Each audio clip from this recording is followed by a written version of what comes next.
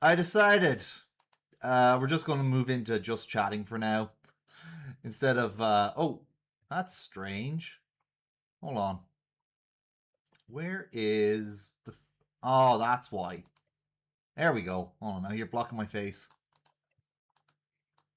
That's better. Easier to smooch. All right. Okay. Everything okay, love? Your model just yap yap yap, and you're not saying anything. Actually, I could make us a little bit bigger on the screen. Hold on now.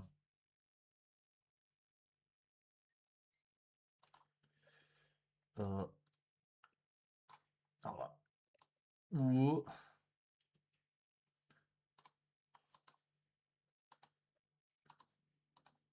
And oh, perfect. I think. Nope, that's not you. That must be you. That's better. And we're not maxing out the size of the space, but yeah. We're going to be back with Ace Attorney. I'm hoping to finish it tonight. The plan is to try and finish. We still technically have 2 parts to go. Because we're on investigation. We're on investigation 3-2, and I think it's like it goes up to 3-4. I'll double check. But yeah. Also, Yin, this will be something that'll interest you. I could not get the Hildebrand quest to work, and I think it's something to do with the lag on the servers.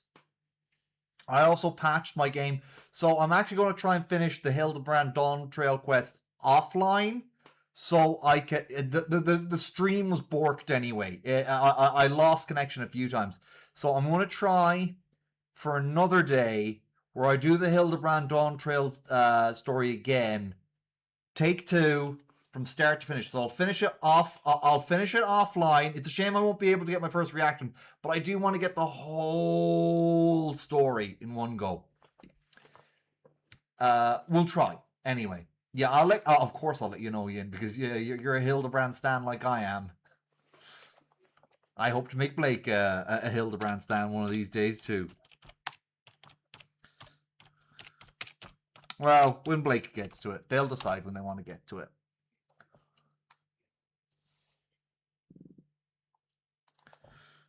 Do.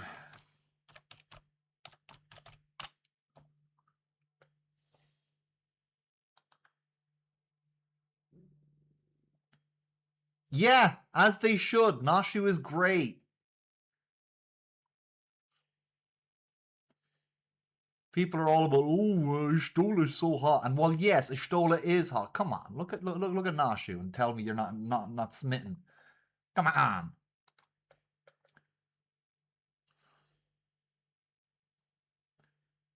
All right. Oh yeah, I think were we ready to move to the detention center? No, wait. Oh no, that's the wrong one. Hold on now. Yeah, there we go. I believe. Let me see. How much more do we have left? Oh boy. Yeah, we have 3, 2, 4, 1, and 4, 2 of this case left. All right. So yeah. Oh, it's actually time to start the case. So let's move over to video game stream. Here we go. 22nd of March, 9:14 p.m. Gatewater Hotel, Corrida's hotel room. Do you want to read for Pearl tonight, love? Oh, wait. Is that you?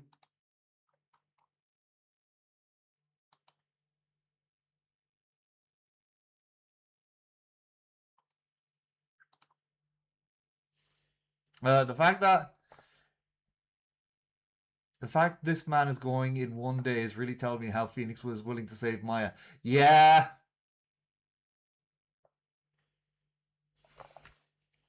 Well, we're going to try. At least. All right, I'll read for Pearl then if you're not able to love it, so I'll go for it. All right. It's past 9 p.m. already, isn't it? I wonder. I wonder if Mr. Edgeworth has already found Mystic Maya. These things take time. I'd say probably not. The police are professionals, Pearls. They'll find her, so don't you worry. And if we can win a not guilty verdict tomorrow, then everything will be okay. You're right. That he is right. Phoenix right. I'm not apologizing. All right, let's talk to Pearl. The real killer. So the real person who killed Mr. Kurita was that assassin, Mr. Shelley the Killer, right? And the card Miss Andrews found at the scene of the crime scene seems to be proof of that. But if that's the case, then a new question comes to mind. Who was the one that hired the killer to begin with? Who is his client? You mean who asked for the murder? Yeah. Whoa. That person didn't want to dirty their own hands in blood. But whoever this client is, they're still a killer. The assassin's client. Who could have hired the assassin? Do you think it was Miss Andrews? I wonder. But if she was the client, then why go through the effort to stab the knife into the corpse herself? But if Miss Andrews wasn't the client, then no, it can't be Matt Ungard himself. Was it Matt? If Mr. Ungard really did hire the assassin, then he is not innocent at all. Far from it. He would be guilty of the crime. But it can't be Mr. Ungard, right? I mean, when we first talked with him... Mr. Ungard, I'd like to ask you one more question. Did you kill Mr. Juan Corrida? Alright, just so we're clear, dude. I didn't kill anyone. And that includes Juan Corrida. Okay? I didn't see any Cyclops at the time. Actually, that reminds me. Did you remember something, Mr. Nick? Yeah. Something Miss Andrews said at the trial today. She said something interesting. So what is this interesting thing? Oh, that's right. You didn't hear it, did you, Pearl? Yeah, because she was channeling Mia. Juan had bet everything on the Jamma Ninja this year. Pearl, I love pathetic men, but not too sauce. Yeah. And if he lost the Grand Prix, he was going to make sure Matt was going down with him. That's what he thought anyway. It looked like somehow Juan had in his hands a secret so powerful that it would destroy Matt's acting career had it been revealed. Mr. Ungard's secret? What is the secret? I don't know yet. But for now, let's think about it this way. Mr. Corrida was going to reveal the secret. That means Mr. Ungard had plenty of motive to have Mr. Corrida silenced. Which means we have to meet with Mr. Ungard. There's no way around it now.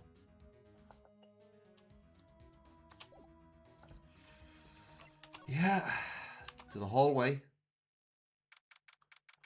22nd of March, Gatewater Hotel hallway. Wow, it's really getting late, isn't it, Mr. Nick? Yeah, it's past 9 p.m. already. But we still have some things to prepare for tomorrow's trial.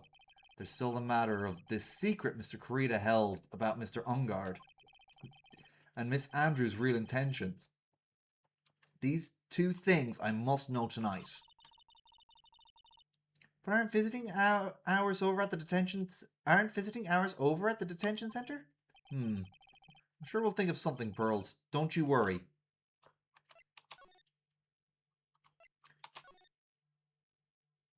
Or are we going to get dialogue for every room we have to backtrack through? Oh, it's Wendy.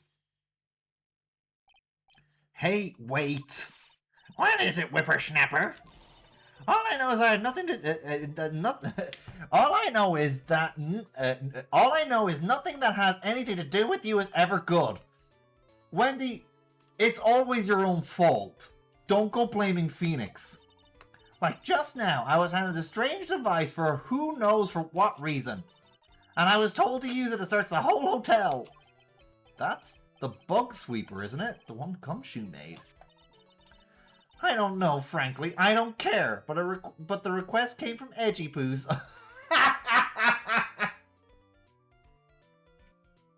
Edgeworth did it to get her out of his hair. Edgeworth. And he said, if you feel angry, direct your anger at that unsophisticated lawyer. So I'm going to feel free to direct all my anger towards you. Jesus Christ, Edgeworth. Why are you and Phoenix being so petty towards each other? Jesus Christ. Get a room and sort it out already. God. Ugh, gee. Thanks a bundle, Edgeworth. What a pal you are.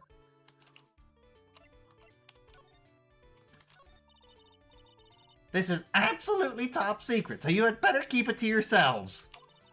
I heard they found a spy camera hidden in one of the presents. Very interesting.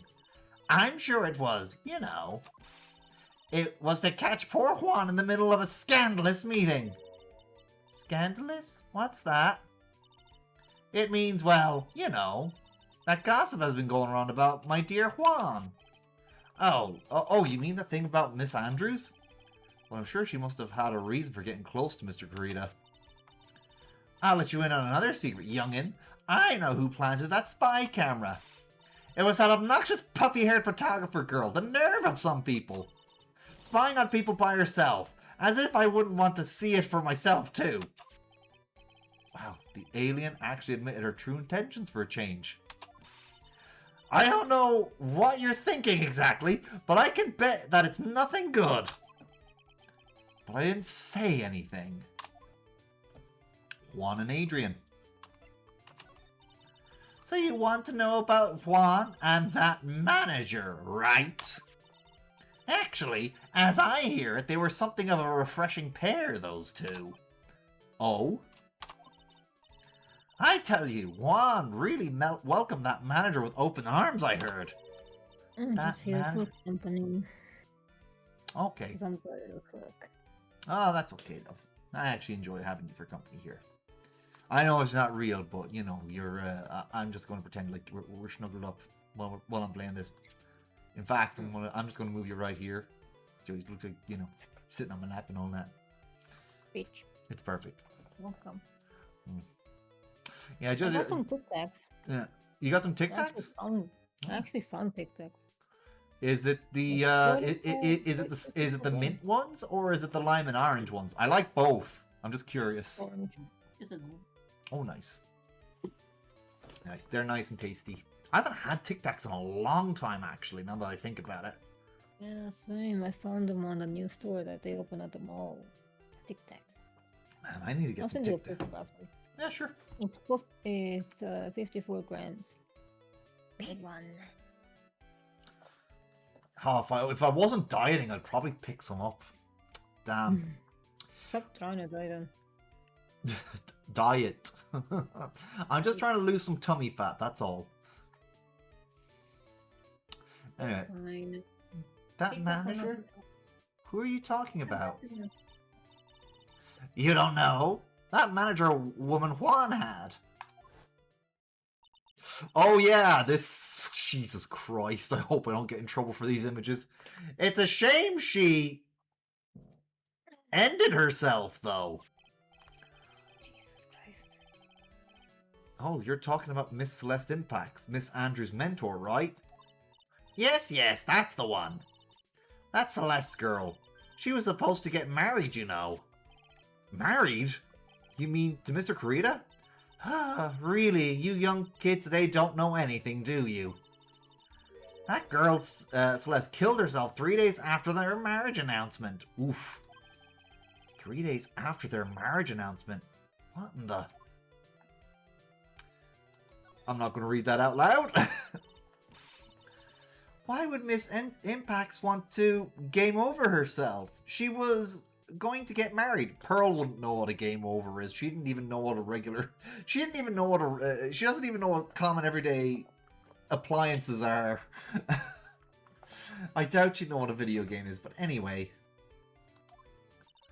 Well, that's because she was thrown away, you see, by Juan. What? But they were going to get married, right? They promised each other, right? Oh, they held a grand announcement session, but 3 days later, Juan suddenly canceled their marriage. Is that true? It was in the weekly magazines. But why? Why would he do that? That is not in the magazines, unfortunately. I see. That night, after Juan called off the wedding, that manager, Celeste Impacts, shuffled off that her mortal coil. How terrible.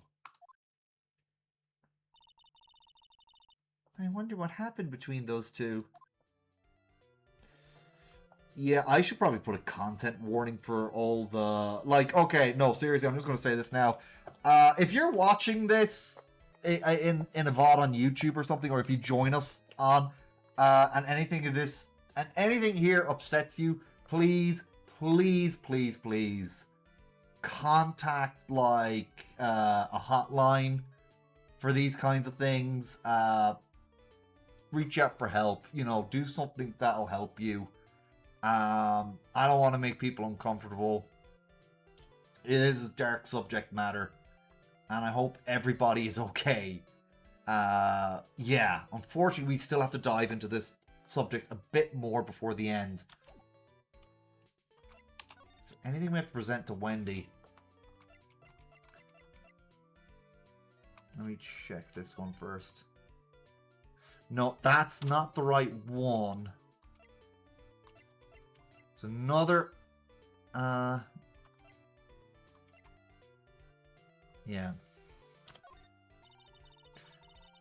Okay. I guess we have to come back to her because she didn't disappear yet. Unless, let me check something.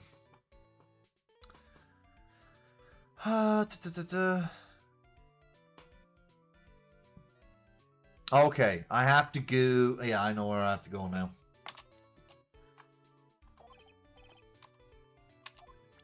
Poor Phoenix. Poor Phoenix, poor me. Ah, poor you too, love. I'm sorry for your arm.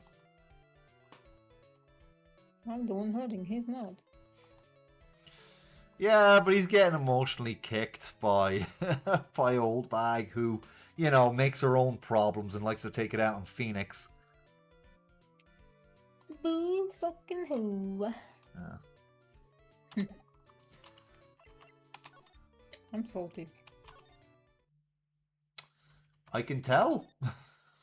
I'm okay. I know. Just in pain. Oh, I hope you feel better soon. 22nd of March, Gatewater Hotel, hotel lobby.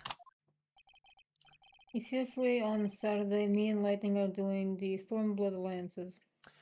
I would, but I won't. I might be able to join you in game, but I wouldn't be able to join you in call because We're doing the alliances because we weren't able to do it last week. It'll depend because my goddaughter's first birthday is that day.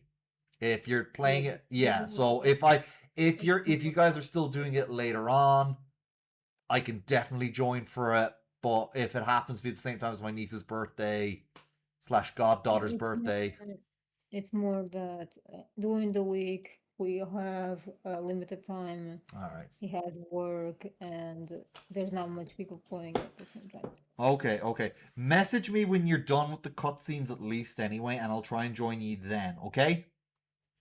Yeah. Alright, I better I'm continue on. streaming at 4 p.m., so. Alright. Depends if the birthday party is done or not, but then... so yeah, it's my niece who's also my yeah, it's my niece who's also my goddaughter, so I have to... I will, Yin. I will let her know. Like what? Yin wants me to tell my niece happy birthday from them. Oh. Yeah. Anyway, I have to continue reading. I guess the police are done with their questioning, investigating. It looks like things here in the lobby have finally calmed down. All right. Well, we can't go. We'll have to go to the criminal affairs department if we're going to try and interview.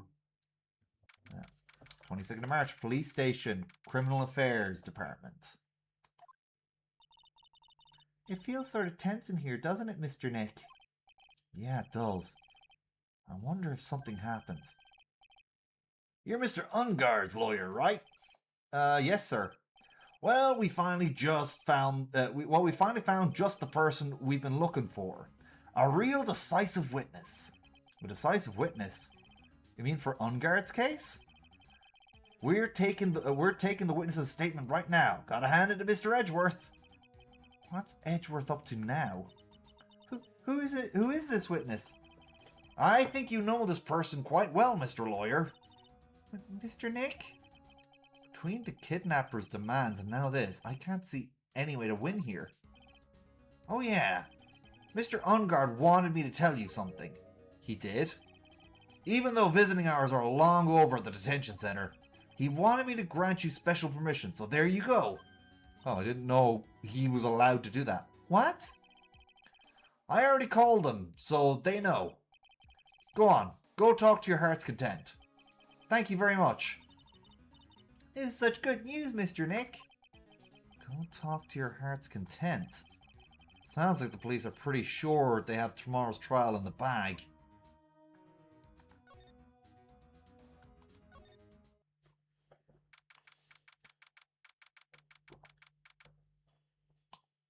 "22nd of March, detention center, visitors room. Sure, they must have transferred Miss Andrews here by now. So that means that both Mr. Ungard and Miss Andrews are in this. Mr. Ungard and Miss Andrews are in this detention center. Now then, whose story do I want to hear? Let me see. Talk to Matt first. All right.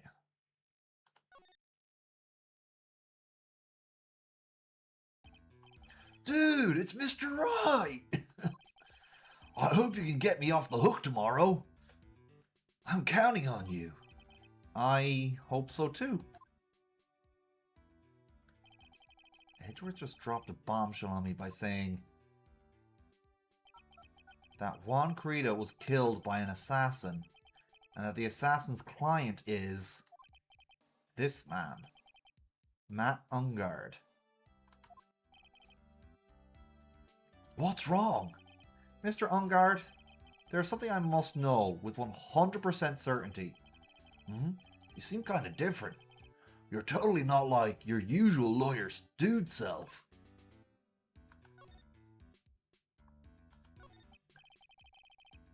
About the press conference. You mean the one where Juan was going to dress up as the Nickel Samurai? Yeah, I heard a little more about it from Miss Andrews.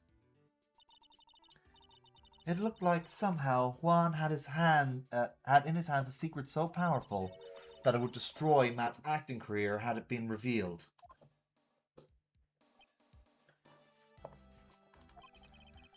Could you please fill me on what that secret is, please?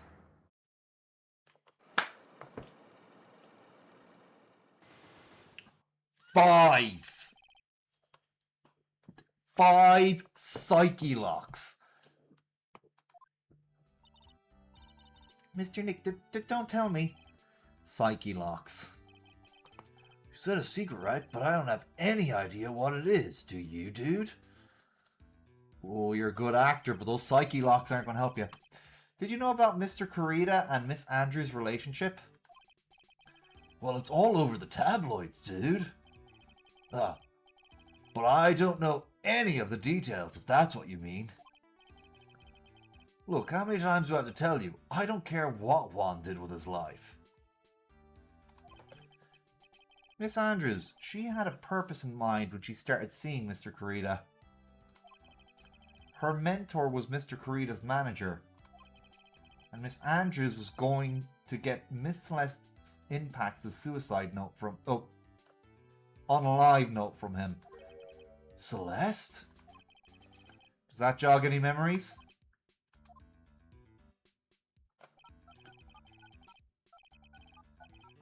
Dude, I suddenly just got totally hungry. You up for pizza? My treat. Trying to change the subject. Mr. Nick, what's a pizza? Is it like a pea? Like green peas? Okay, I've changed my mind. Morgan was... okay, I don't know. Actually, it just reaffirms. Morgan was an awful, awful, awful mother. How dare you deny this precious little angel pizza? Evil! Get Phoenix better get Pearl some pizza ASAP. Let's go eat. Good. Good. Phoenix, you're a better parent than Morgan ever was.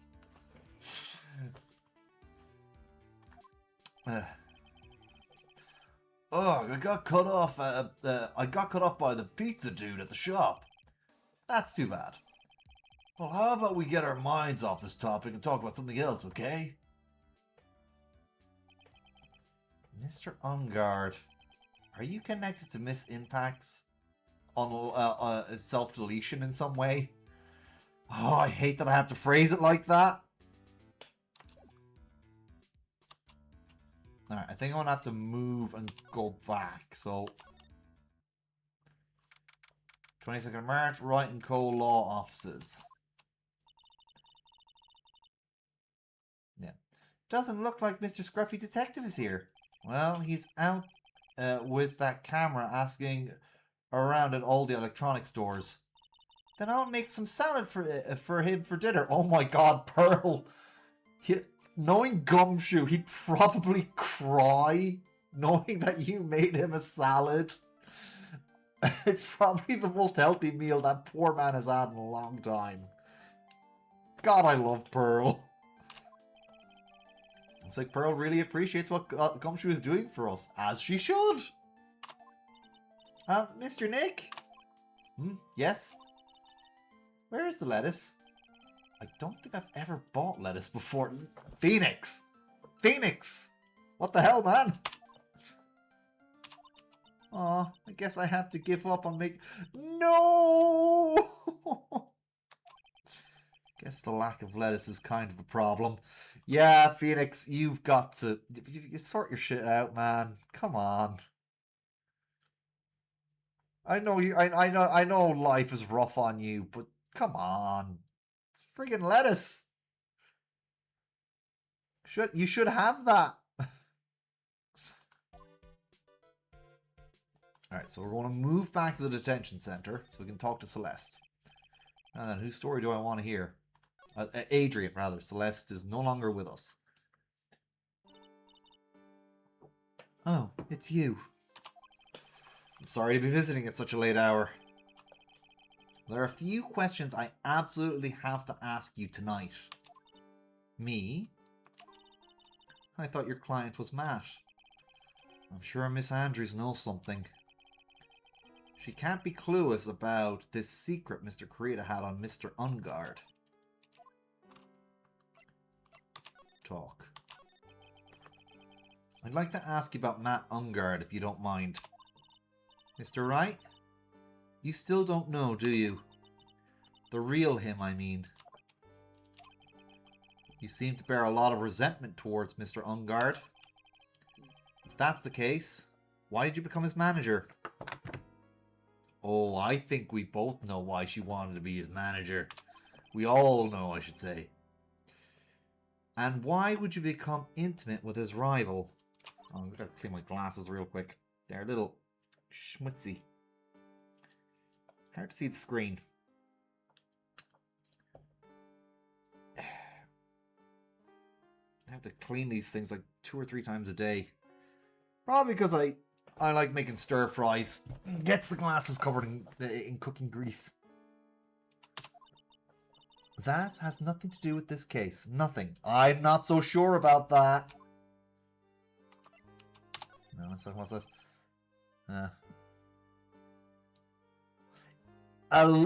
It's that, and I don't think she trusts us because we're Matt's lawyer. She's kind of against him. So, yeah.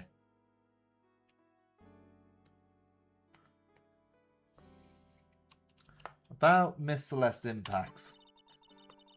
I had finally put her death behind me. And now, thanks to you, it's all come back to the surface. Yeah. I'm sorry. Yes, I was shocked by her death. And it's true, when I heard the rumor that Juan was the one who had hidden her death note, I began to draw close to him.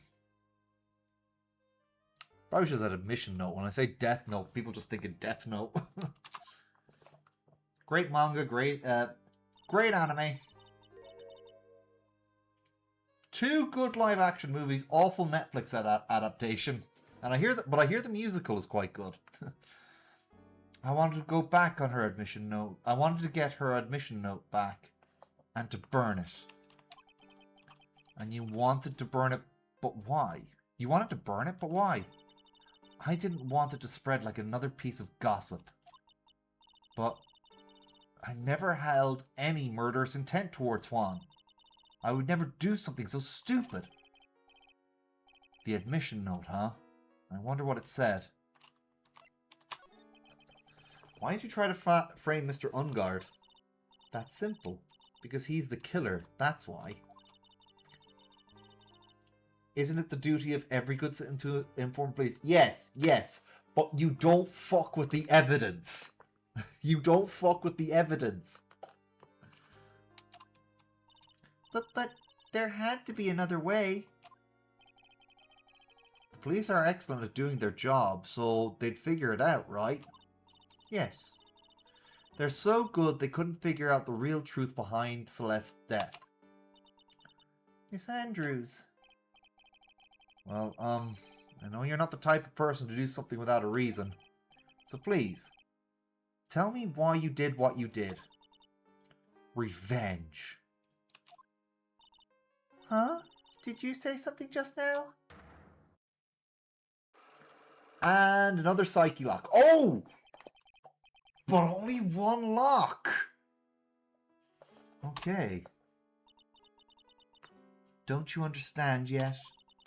You're not my lawyer. To be honest, you're more like my enemy. I can understand why she feels that way. But I'm sure I just heard Miss Andrews say, revenge.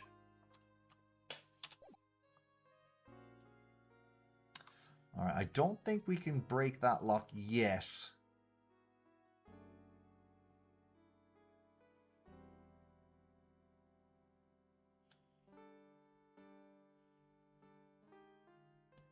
Alright, we're going to go to the Criminal Affairs Department now.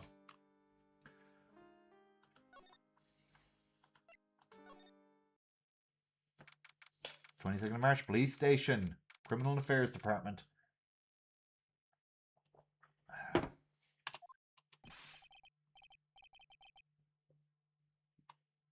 Oh, Mr. Wright, please, you have to help me. I don't know who this is supposed to be. Uh-oh. Oh! It's the himbo himself. Mr. Powers!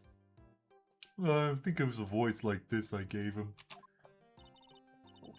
What happened? Why are you here? You see, I got roped into this somehow. What? And now I'm going to have to testify at tomorrow's trial. So the decisive witness is Mr. Powers? I was talking with a detective until a little while ago, and I was on my way home. When all of a sudden, you there! You're under arrest, and I was brought back here. Oh. He said my face and whole self in general looked suspicious or something. Well, I guess I can see how they thought you looked suspicious. I'm just a normal guy on an exercise show for kids. Is that a crime? So about this testimony you're giving, what are you going to talk about? I really don't know yet. But it sounds like I saw something pretty important from what they tell me.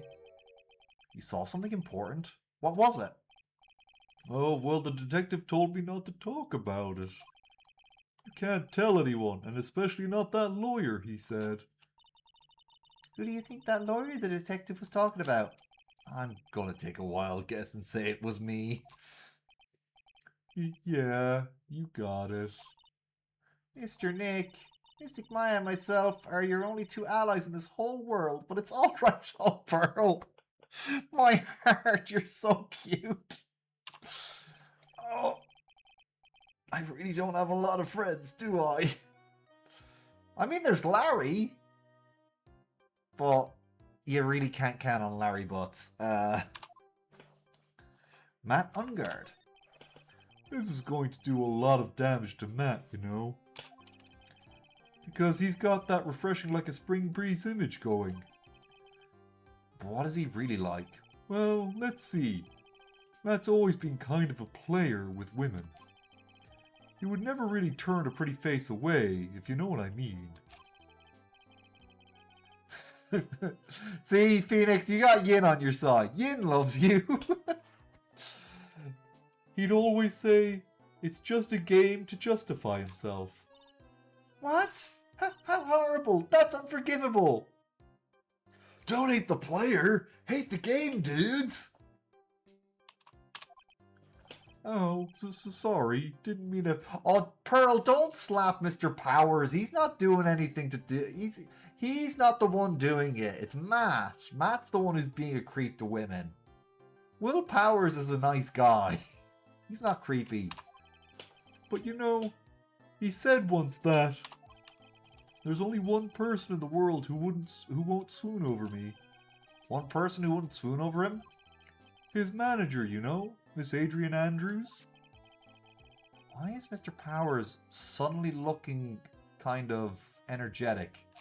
Oh yeah, because he's got a massive crush on Adrian. Oh, you see, I'm actually a sucker for gossip. I mean, celebrities and their world have this dazzling sort of image, right? A dazzling sort of image? But aren't you part of that dazzle, Mr. Powers?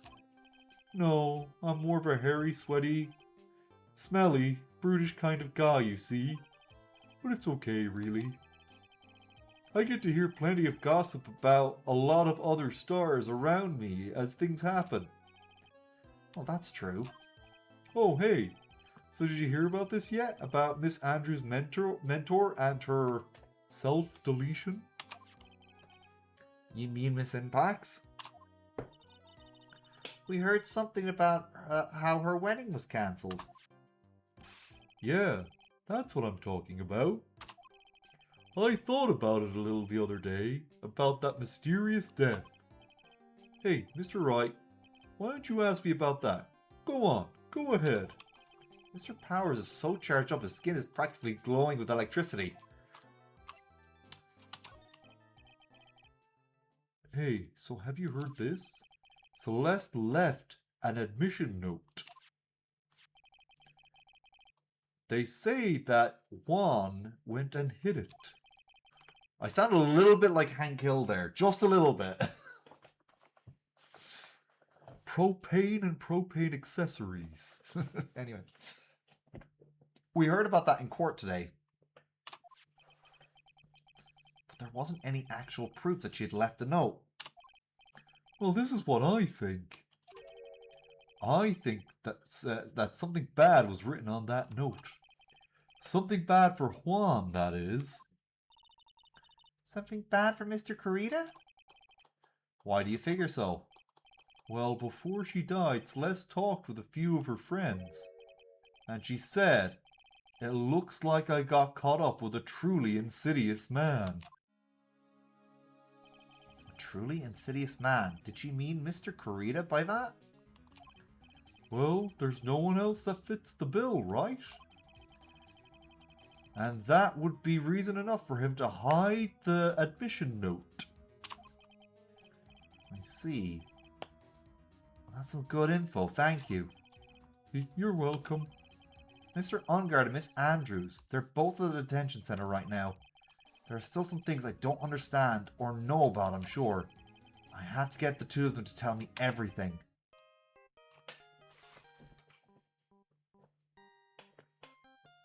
Sorry, I'm just vibing to the 8-bit version of the Steel Samurai theme.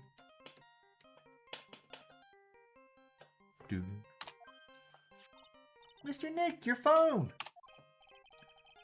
Hey, that's the Steel Samurai theme song, isn't it? I don't like the sound of this ringtone right now. Sounds kind of ominous. Yeah, I know. Hello? We're in trouble, pal! I'll be back at the office really soon. What's wrong? Something really unexpected just happened. Mr. Edgeworth, he... Edgeworth? Anyway, hurry up and get back to the office, pal. I don't know what's going on anymore. It's no good. The end, Beep. Hello? He got cut off. What's going on, Mr. Nick? Gumtree said we need to go back to the office right away. Then we should hurry back. I'm scared to go back. What are you talking about, Mr. Nick? Pull yourself together.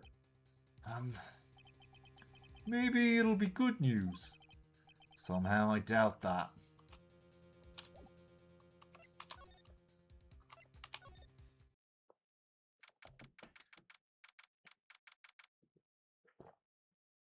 "22nd of March, Writing Co Law Offices." What took you so long, pal? Mr. Edgeworth couldn't stick around forever and had to go. Well, what happened? We got him. We know who bought that spy camera. Eh? This quickly? And the bear's what gave them away, pal. The bear? I figured it out, pal. I figured that we should have been looking into the bear instead of the camera. I think Edgeworth's the one who figured that out. But wasn't it Mr. Edgeworth the fish sprouts? And, go on. There's only one person who bought one of those bears who's related to this crime. Who is it? Who would be so rude as to spy on another person in their room?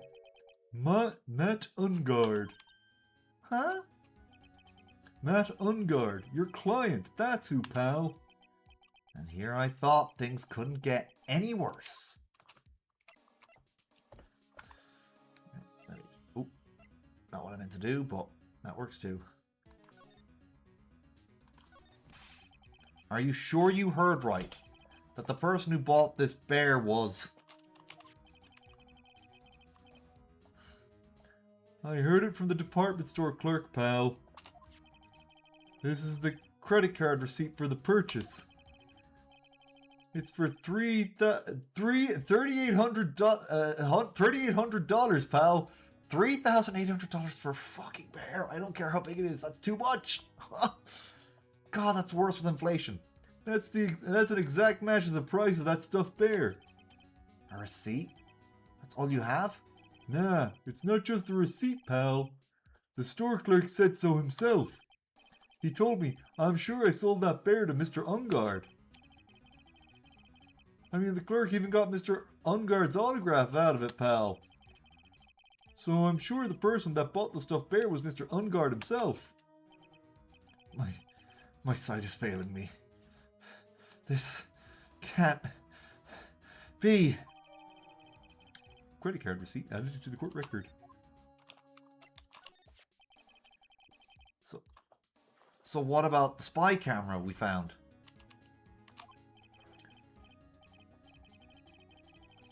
That was a dead end, pal. I mean, you can get this kind of thing from anywhere.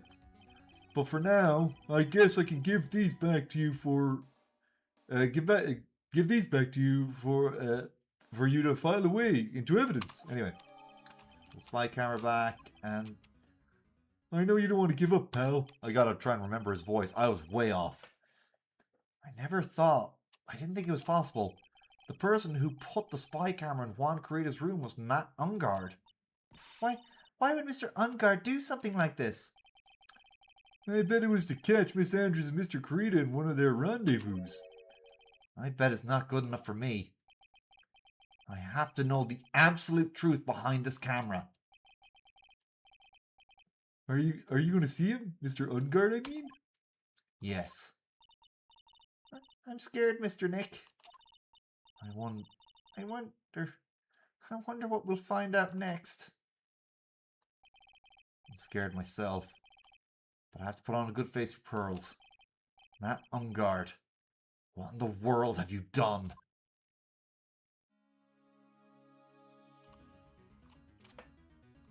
Yeah.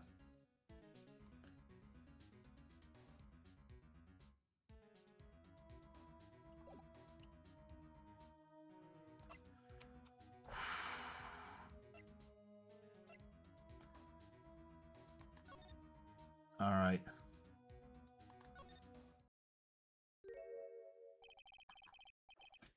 You're working really late, you know. It's already past 10 p.m., dude. I think it's time you told me the truth. Relax. Don't you know that ignorance is bliss?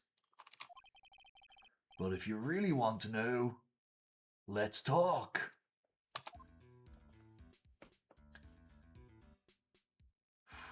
Time to...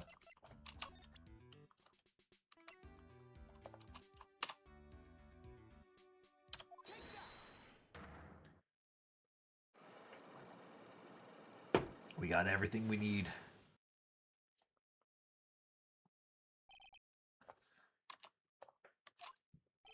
Now, let's hear what this secret of yours is. What if Mr. Carita had been successful in his plan? What would he have disclosed? I told you, dude. I don't know. I don't know anything about Juan, okay? Look, Mr. Wright, I can't keep on saying this until I'm blue in the face, but I totally didn't pay any attention, pay Juan any attention the whole time that night. I mean, come on, I was in the middle of a nap. Yin, 5 locks is the maximum, and it takes 1 to 2 pieces of evidence to break a lock. So, 5 to 10 pieces of evidence to break 5 psych locks. Yeah.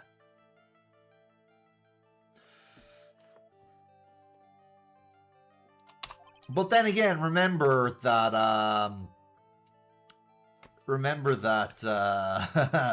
Wendy Oldbag had 5 psych locks and only took 1 piece of evidence to break 4 of them. Don't lie to me. Huh? I know you paid close attention to Mr. Carita, especially on that night.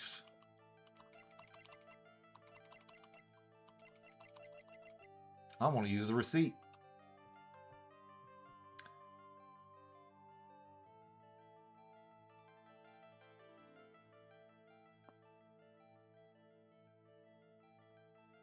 Oh no, I have to use the camera. I'll use the transmitter. That should also work.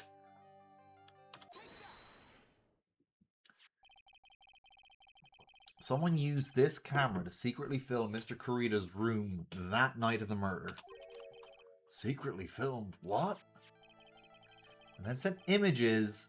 Then sent the images the camera took with this transmitter. Wow, but dude, where was this camera you're talking about hidden? It was in a bear. spy camera was hidden in this bear's eye. A bear that was supposed to be a present from a fan.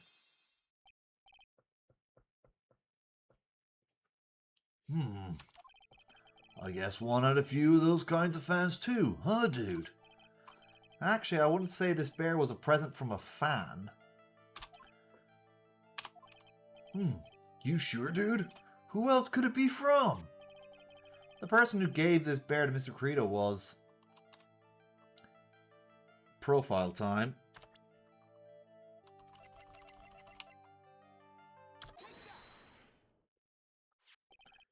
Mr. Ungard, don't you know this bear from somewhere? I don't think I've ever met Mr. Bear before, dude. Oh, but he says he knows you. How could you forget such a great friend? What else did the bear tell you? He says that the one who put the camera in his eye was you, Mr. Ungard. If I didn't know how you work in court, I'd think I was in serious trouble. Come on. This is all a joke, right, dude? You're just pulling my leg. Looks like you're not ready to give up your secret yet. Well, do you have any proof that you want to show me first? Here's the proof that it was you who put... Yeah, so that's easy enough. Back to evidence. It's the fucking receipt.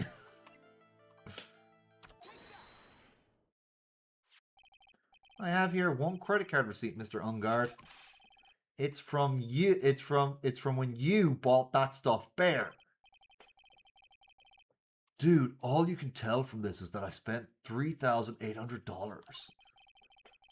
I go to that department store all the time, okay? This $3,800, this could be the toothbrush I bought that one time. $38,000 toothbrush. It's ivory. And it's got elephant hair for bristles. Fuck this guy. Fuck this guy. Fuck this guy. That's the most evil thing. That's the most evil, heinous thing he's done yet. Ew. Elephant hair? Is that what rich people use nowadays? Anyway, the store clerk clearly remembers you and your purchase. After all, you even gave him an autograph, did you not? Dude, you should have said that earlier. So can I ask you one thing? Yes. You're my lawyer, right, dude? So if you are, then why are you looking into stuff like that? Because if I don't know the truth, I can't help you. Sounds more like stupid lawyer talk to me. Hey, let's stop talking about this, okay? No, not yet. I haven't asked you why you set this camera up yet. And what your secret is. Of course, it would be strictly confidential. So, what are you going to do now? I'm going to find out what I want to know because I must. The reason you hid this camera in Mr. Corita's room and filmed the secret is...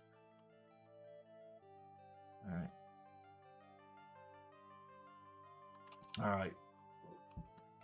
There's two things I can present, but... I'm going to stick in evidence and use this. Adrian Andrews? There's a rumor going around that Miss Andrews and Mr. Creator were having secret meetings. You, who was keeping tabs on Mr. Corita, you were going to reveal this as fact and turn it into a scandal. Isn't that right? Dude, you can be such a moron. Huh? Oh man, Mr. Lawyer Dude. That kind of scandal. That's the good stuff. That's what we call in the industry that's what we in the industry call juicy. The good stuff? Juicy? Look, we can get publicity without spending a penny with that kind of stuff. I mean, if people stopped paying attention to us, it'd be the end, dude. Too bad that wasn't your intention. What are you talking about? I wish your reason for spying was something so innocent, which really isn't innocent, but it wasn't. You didn't spy on Mr. Creative because of Miss Andrews. There's only one reason I can think of for you to do such a thing. The real reason you set up the camera in Mr. Creative's room was...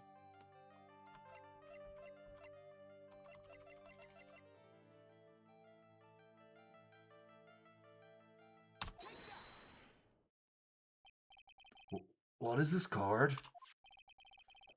Maybe he doesn't know about this card. This is a certain man's calling card. The man's name is Shelley the Killer. And I'm sure you know of him, don't you? Shelley the Killer? That's ridiculous. Why would I know some shady scumbag like him? If you really don't know him, why are you acting so jumpy all of a sudden? This is it. I'm finally starting to get the truth. I can't afford to make any more mistakes now. Mr. Ungard, I know why you know Mr. Killer. It's because...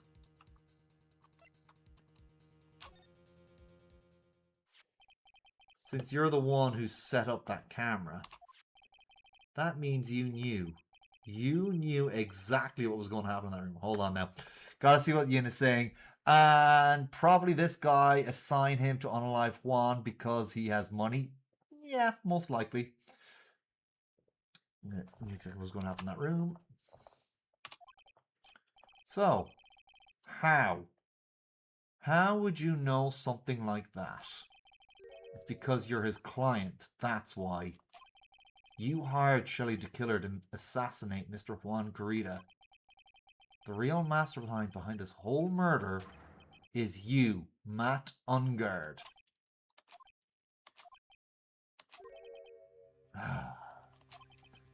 And here I was, trying to be a good boy for you, dude. I thought if you didn't know, you'd be able to do your job without feeling bad. Well, that's what I thought anyway. Mr. Ungard? You really did hire? Hold on a sec. I'm going to consult myself, okay? Consult myself? Well, I guess it's probably about time anyway. About time for what? I think it's time for you to meet him now, Mr. Lawyer Dude.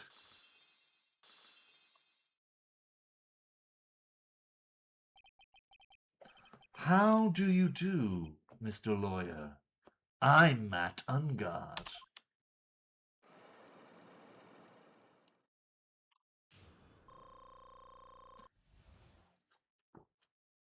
He even has a villainous scar across his eye and everything. Well done, Mr. Wright. I bet it wasn't easy to gather as much information as you have. So you really are Shelley the Killer's client?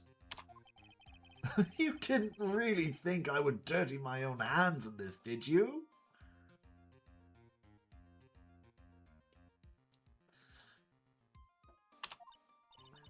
What do you mean? And that woman, Adrian, was quite brave herself. Yeah, actually, yeah, funny story about that. Canonically, Capcom says it's juice. Because in Japan they have strict laws about depicting alcohol and stuff like that, but not, self-harm, which is weird. But apparently, canonically, what he's drinking is some sort of juice. But the director says, what kind of drink do you think is that color in that kind of glass? So, yeah. Officially, it's juice. But the games director is like, yeah, no, it's something worse than that. Don't know how he got it in the jail cell. Trying to stick the crime on me. I didn't think she had it in her. But all I care about is that Juan is dead. Isn't that right, Mr. Lawyer? That's... You're lying. What a terrible... It's way past your bedtime, little girl.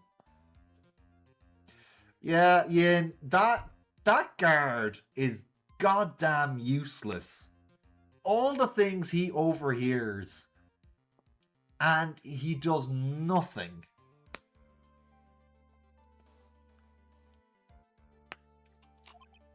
Go on, and let us grown-ups talk about more adult things. But why? Why did you hide the video camera and... A weakling soon believes the words of others, just like that pathetic Adrian. He knew about Miss Andrews' secret? But I'm no weakling. I don't believe anyone, least of all assassins. What?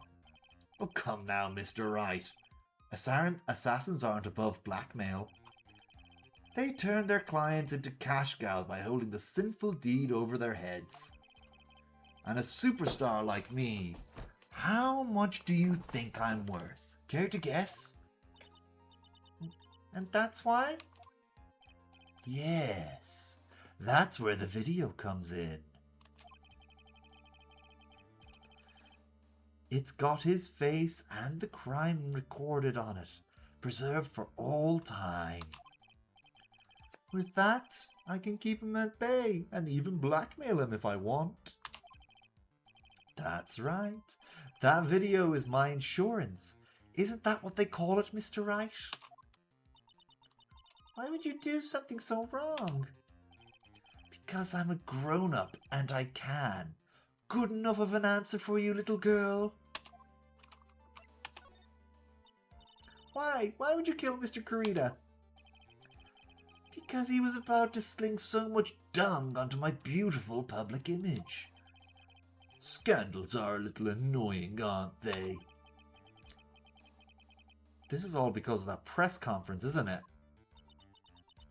If Mr. Kurita had been able to give it, then Mr. Ungard's secret would have... Ah, well, that's what we call taking advantage of the situation, you know. I had no interest in doing it really, but bit by bit it crept up on me. And then the situation just presented itself perfectly. How beautiful, I thought.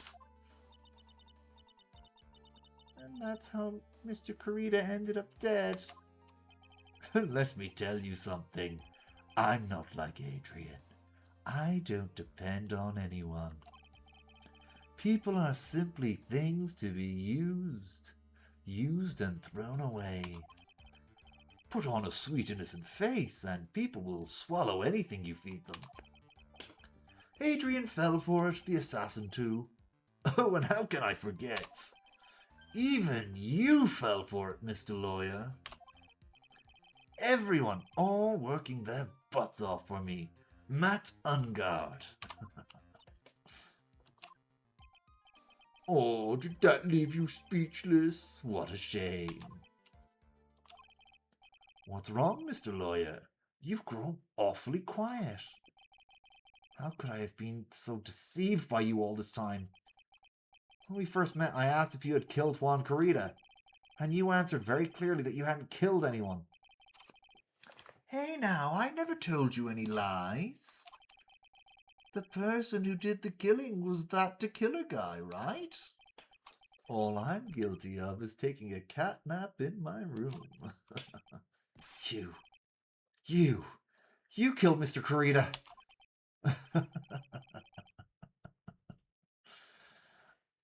I dare you to say that in court tomorrow. Oh, you're that far into, that's where you are right now, Blake, huh? Yeah. Grr. Oh, but too bad. You can't. You're my lawyer after all. aren't you? The Warrior of Darkness. You could always drop my case and refuse to represent me. How does that sound? Oh, but you can't, can you?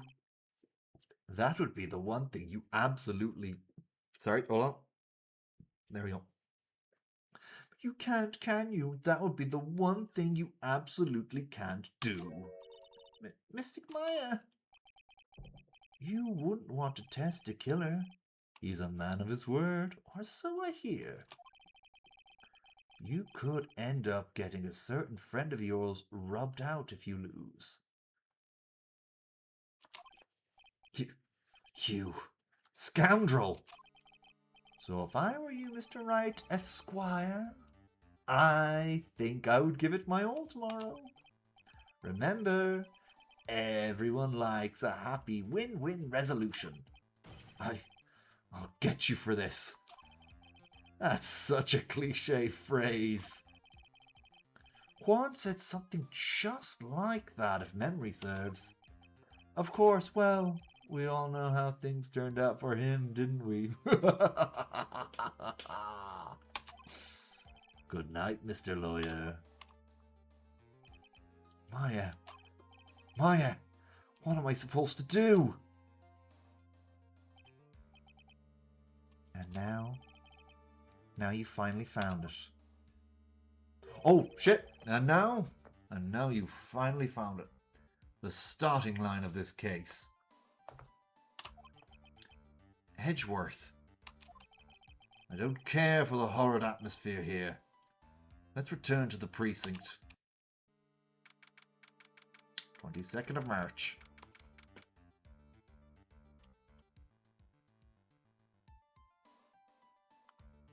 Yeah. Oh my god, yeah, that makes sense, Yin. You're right. Shu got Matt in the eye.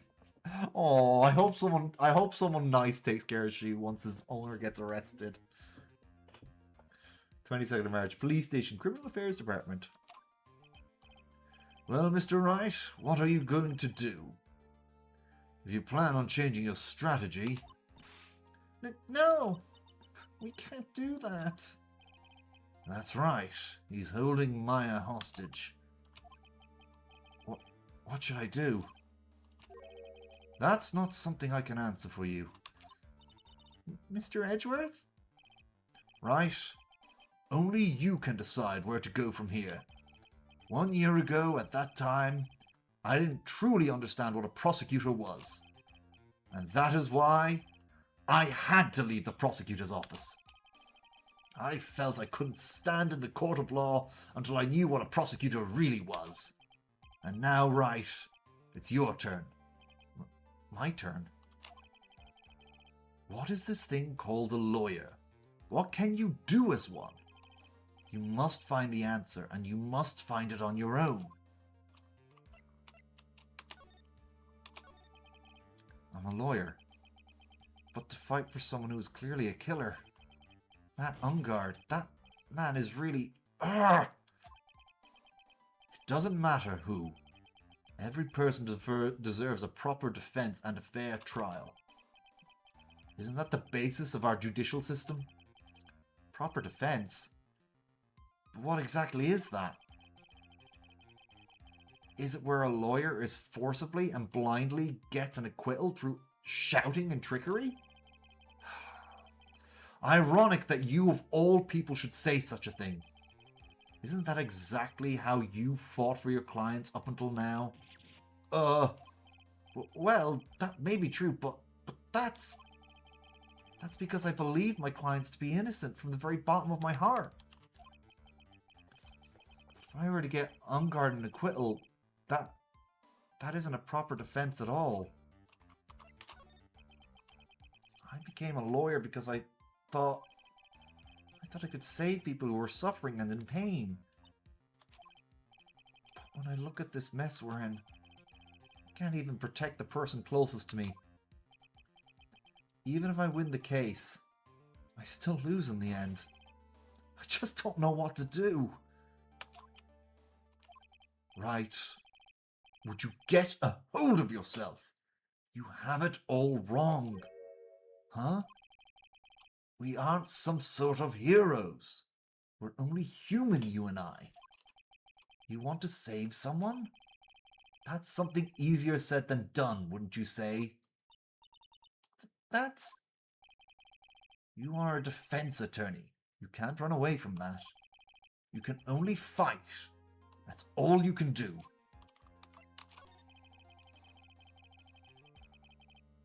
People like you and Franziska von Karma are always using all you have to pin me down. You fight to the very end, even when you know the truth is not with you. But I'm not like you. I can't fight for a false verdict for a man I clearly know to be guilty. Franziska. She fights for herself. The only thing she fights for is her perfect win record. That's all. And? Isn't that the same as you? Isn't that why you ran away a year ago? Because your precious win record was destroyed? You are so petty. I see. Now I understand why you despise me so. However, you are mistaken. What do you... Thanks to you, when you sealed my path to a perfect win record, I began to realize the error of my ways. I realized that things such as a perfect record were meaningless. What? I don't believe you. Are you saying that that is why you left the prosecutor's office? But then why? Why are you here now? The answer to that is something you will find out on your own. I have faith you will see it before the verdict is read tomorrow. But if you can't, then you will be powerless to change the ending of this story. Mr. Nick, the transceiver! I'm sorry for what happened earlier. Now then, Mr. Attorney, do you wager you can obtain an acquittal tomorrow? My, what is the matter, Mr. Attorney? I don't sense your usual anger this time. Tell me, please. Why are you holding Maya hostage for Mr. Ungard's sake? Why are you doing this for that cold-blooded killer? He says to the cold-blooded killer. Right. Please don't misunderstand things. He is my client. Don't toy with me. A man who hires an assassin is just as much of a killer himself. I believe you were asking me for the reason as to why I am doing what I am. Yeah. This is what I like to call my aftercare. What the heck is aftercare? Oh, right. Do we really need to have the talk about aftercare? I don't think we're ready for that stage in our relationship. Sorry. Yeah, we are. That's what got you to talk? That's what got you to talk? Yeah, we are. Why? Aftercare. My name carries a certain amount of honor and dignity, Mr. Attorney. I take great care to ensure that no suspicion falls upon my clients for my handiwork. That is what is called client relations and is a part of an assassin's duty. Oh, don't worry, love. I know what aftercare is. Shut up. It's Phoenix who doesn't know. An assassin's duty? We were unlucky this time, and my client was arrested as a suspect. As a result, I did what I had to do to enlist your expert help, Mr. Attorney, and to ensure that you would do everything in your power to the very end. What is your name? I believe I told you once before, however. You did, but... My name is D. Killer. Shelley D. Killer. You're Shelly the Killer? Please keep in mind you do not have much space to maneuver with me. As a killer, I always finish what I set out to do. If you fail to keep up your end of the bargain, Maya, it would be my duty as an assassin to see she receives a nice long nap. No! Now then, if you'll excuse me, if someone were to trace the signal back to me, it would be quite troublesome.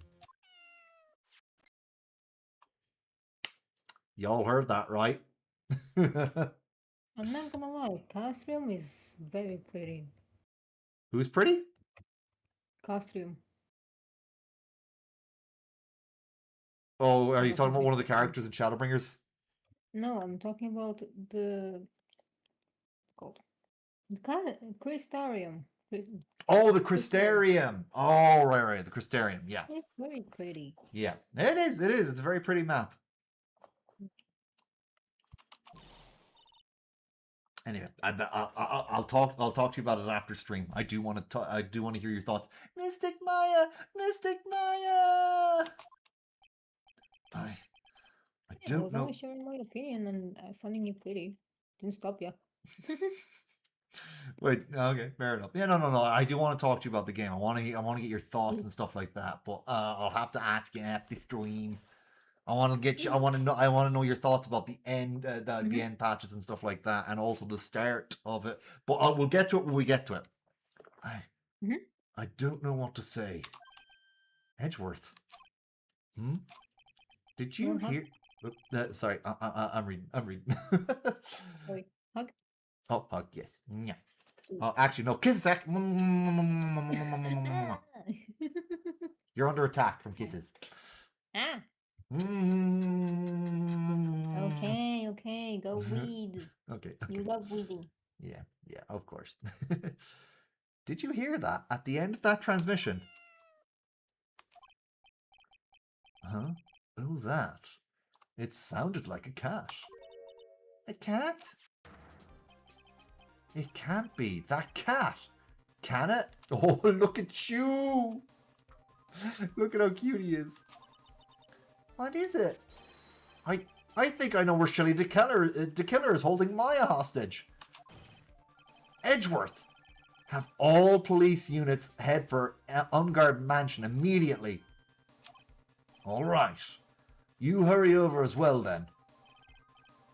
Don't lose hope yet, Pearls. The fight has only just begun. Yeah. Alright, oh no, it's near the hotel.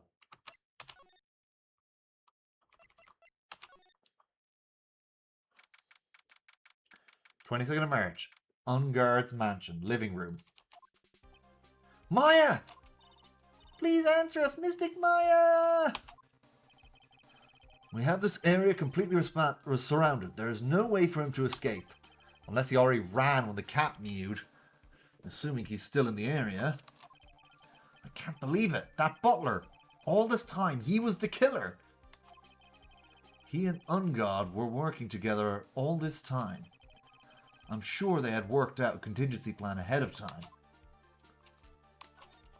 Alright, actually, there's something here that I need to check out. Oh, it's a figurine of a bear. But there are a lot of cuts in it for some reason. Added to the court record. Bear. Isn't that more of a thing for Mr. Kurita? Why would something like this be here? Right, look down. There is a little pet door installed here. I'm sure that's for Shu. Do you think that this came through that little door? Oof, this door. It's locked. Well, I'm pretty used to breaking down doors by now. Let's go, Edgeworth!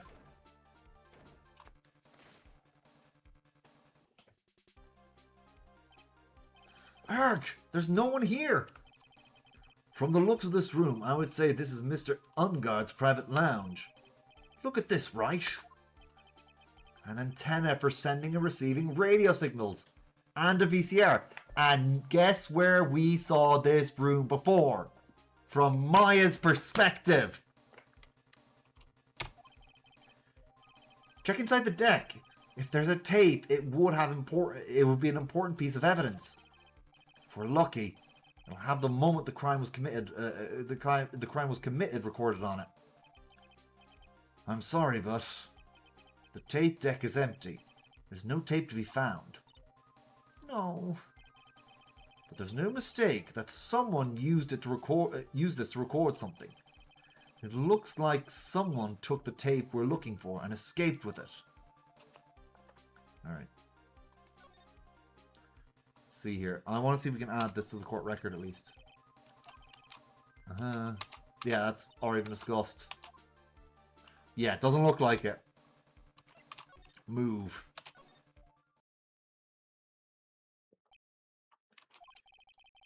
We've searched all over, but looks like he got away. I'm sorry. It looks like he slipped out from our grasp this time. Now we've lost our only lead. Don't give up yet. That little girl is looking to you to be her pillar. Oh, Pearl. Yeah, you're right. We're close, I can tell. We've already set up checkpoints along every route leading out of this district. Leave the rest to us. Maya.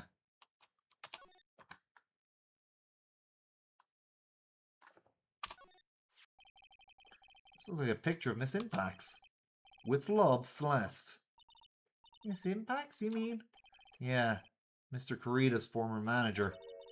Why would a picture of Miss Impax be here in Mr. Ungard's mansion? And why does it say with love? This might be a clue.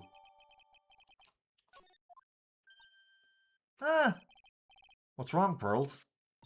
But please let me see that picture frame. Huh? What's so special about the frame? On the back! There's something written on the back of the frame. Maya. It's Mystic Maya. She left us a message. What?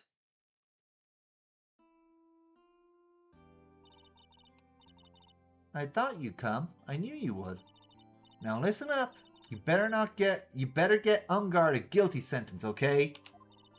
If you get that creepy slime bag and not guilty, I'll never forgive you. Ever. I'm fine, so you don't need to worry. There's so much I want to write, but I don't think I have a lot of time left. Pearly? You're there too, right? Make sure you help Nick, okay? Someone's got to watch out for the helpless lunk. That's it for now, Nick. I guess I'll talk to you guys later. Oof. I know! Mystic Maya! Right. What's wrong? Why the blank stare? Oh, nothing. We've searched the house. This is the last room. It looks like he eluded us. Edgeworth. Yes? As far as clues go, I think this is about all I'm going to get. But I'm still short one last thing. And what is that? Miss Andrews! Miss Andrews' psyche lock. If I could just find out what secret she's holding, then I think I stand a chance in court tomorrow. To blow this case wide open and expose the truth. I think I know what you're thinking. Oh, honestly, you spend a lot of time with Alfino. I say go for Alize first. That's what I did. I went for Alize first because we didn't get to at that point, we did not get many adventures with Alize, and we had a lot of adventures with Alfino. Yeah. I think it's fair to give Alize a fair shake first. That's what I did. Alize it is then. Yeah. Alright. Anyway, yeah. I think I know what you're thinking. I'll contact the detention center. Thanks, Edgeworth. Well, let's go, Pearls. It's time to open that last lock. 22nd of March, detention center, visitors room. Motherfucking game. Swear to God. Did it crash? Yes. Oh, yeah. They're This supposed is to be... the second time that it has been happening ever since the patch, man. Yeah. The screen just goes completely black. They're and then the supposed to be patch. doing a hot fix for it sometime tonight. I think it's tonight. Yeah, that's what I Night heard as 7. well. Yeah. They're going to do a hot fix for it, so we better get that installed tomorrow. Yeah, the patch is legit like crashing the game. Yeah, Like, it's shows caused a a lot black of screen. problems. Yeah, with you included, because you really want to finish the Hildebrand and you can't. Yeah. I'm going to finish it probably off fix stream that and too. then do a new stream once they get it fixed, so I can do the adventure from start to finish. I'm sure you'll be able to fix Yeah. to do it tomorrow maybe. Yeah.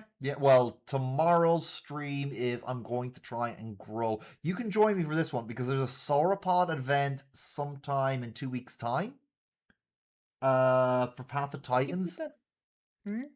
Yeah, A I think sauropod? I think I put it on at 7 o'clock tomorrow. I'm going to try. I think I put it for tomorrow night. On my tomorrow night I'm going to try and grow a Yeah. sauropod. I'm not sure which sauropod yet, but if you want to join me, you can. Okay. Join you. All right. I will be resting before because of I've been course. waking up a lot Yeah. soon. And Yeah, love. Get if you want to take naps, I fully encourage you to do it. I I would. know. Yeah. I've been waking up like 7:30. I'm not even joking. 7:30. I catch the bus at 8:20, and my thing is at 9. If you wanted, listen. If we were living together and you want to take a nap, I would tuck you. I would tuck you in. If we were living together and you wanted to take a nap, I would tuck you in. I give you a forehead smooch so you have a nice sleep. And go back to read. All right. Yeah. All right. Good evening, Mr. Wright. What's wrong? You look ill, Miss Andrews. I'm ill of love and pain. Okay.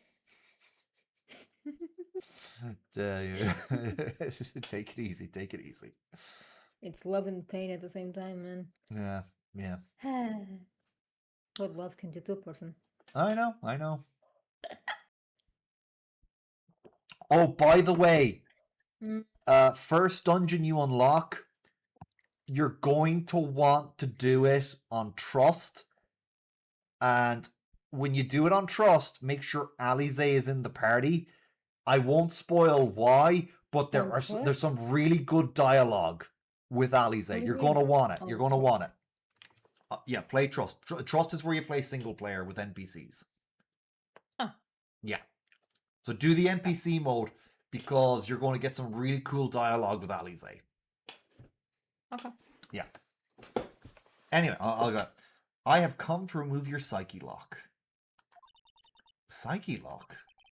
I want to know, and you will tell me, your secret. Fine, go ahead and try and break me if you can. Trust the Dragon's Blake, yeah.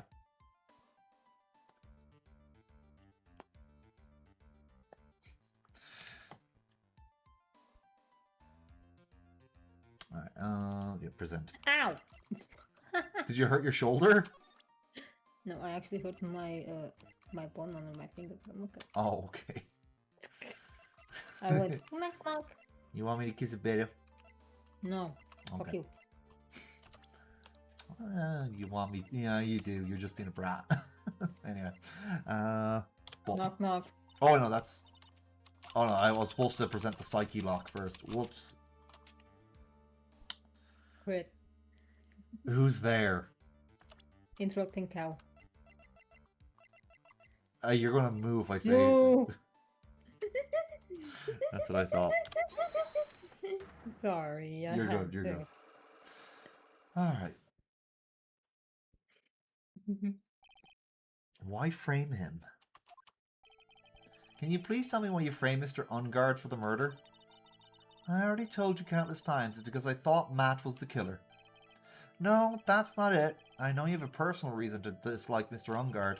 Miss Andrews, you may think I didn't hear it, but I know you said something earlier. You said revenge.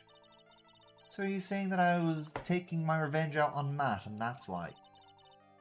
What an absurd idea. I don't have anything I want to take revenge for. Miss Andrews, a woman who lives by being dependent on other people. There is something or someone in her past that would make her want to take revenge.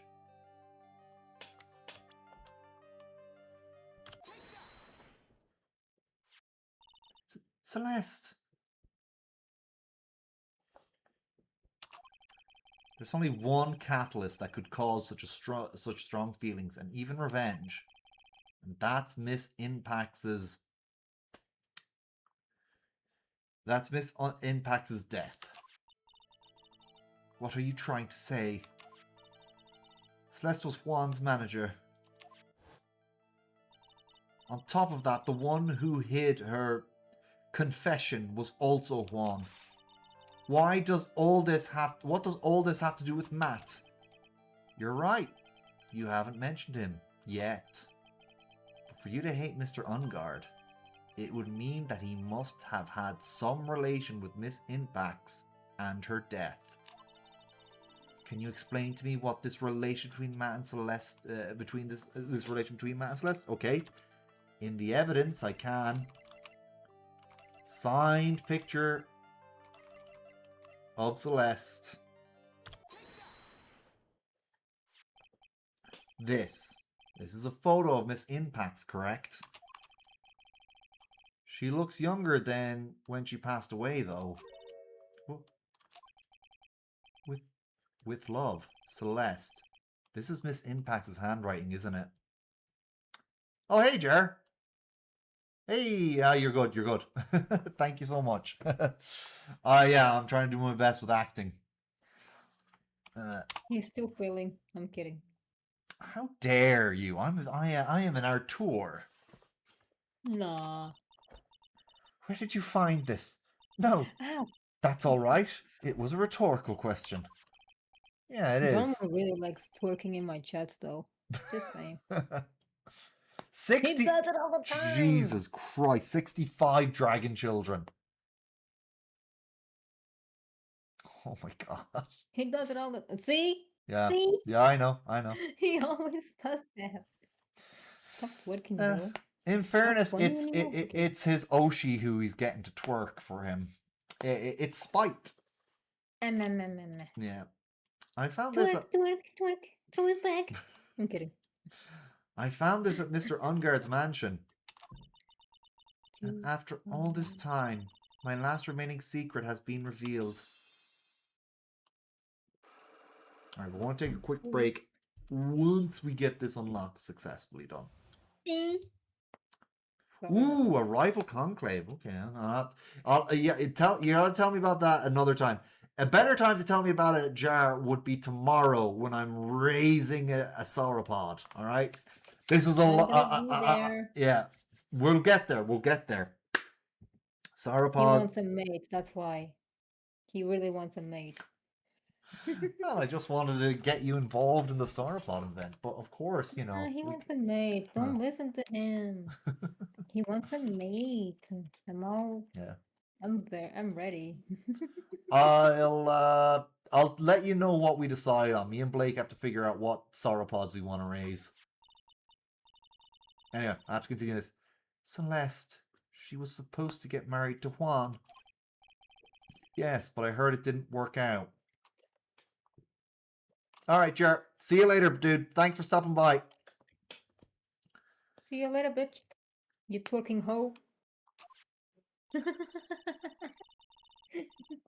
Because Mr. Kurita didn't want to get married to her anymore, right? Yes. Because of Matt. Because of Mr. Ungard? What do you mean? I think I can see where this is going. Downhill, maybe. Oh, very downhill. That scared the shit out of me. I'm not even gonna lie. Oh, sorry. Did I growl a little too much? Yeah. Sorry. Yeah, that's just how my voice sounds when No, when I take a sip of water. you're fine. I love you. I love you too. All right. Celeste. She was Matt's manager for a long time ago. She was the happiest woman in the world at the time. I was working part-time back then, and I often saw the two of them together. So that's why, with love, Celeste is written on the frame of that picture. They were a couple. They were a couple, weren't they? It wasn't anything as splendid as that. Celeste was being used, toyed with until she was thrown away. That's so horrible! Matt's entire image is built around how nice and wonderful of a man he is. A scandal would have destroyed that.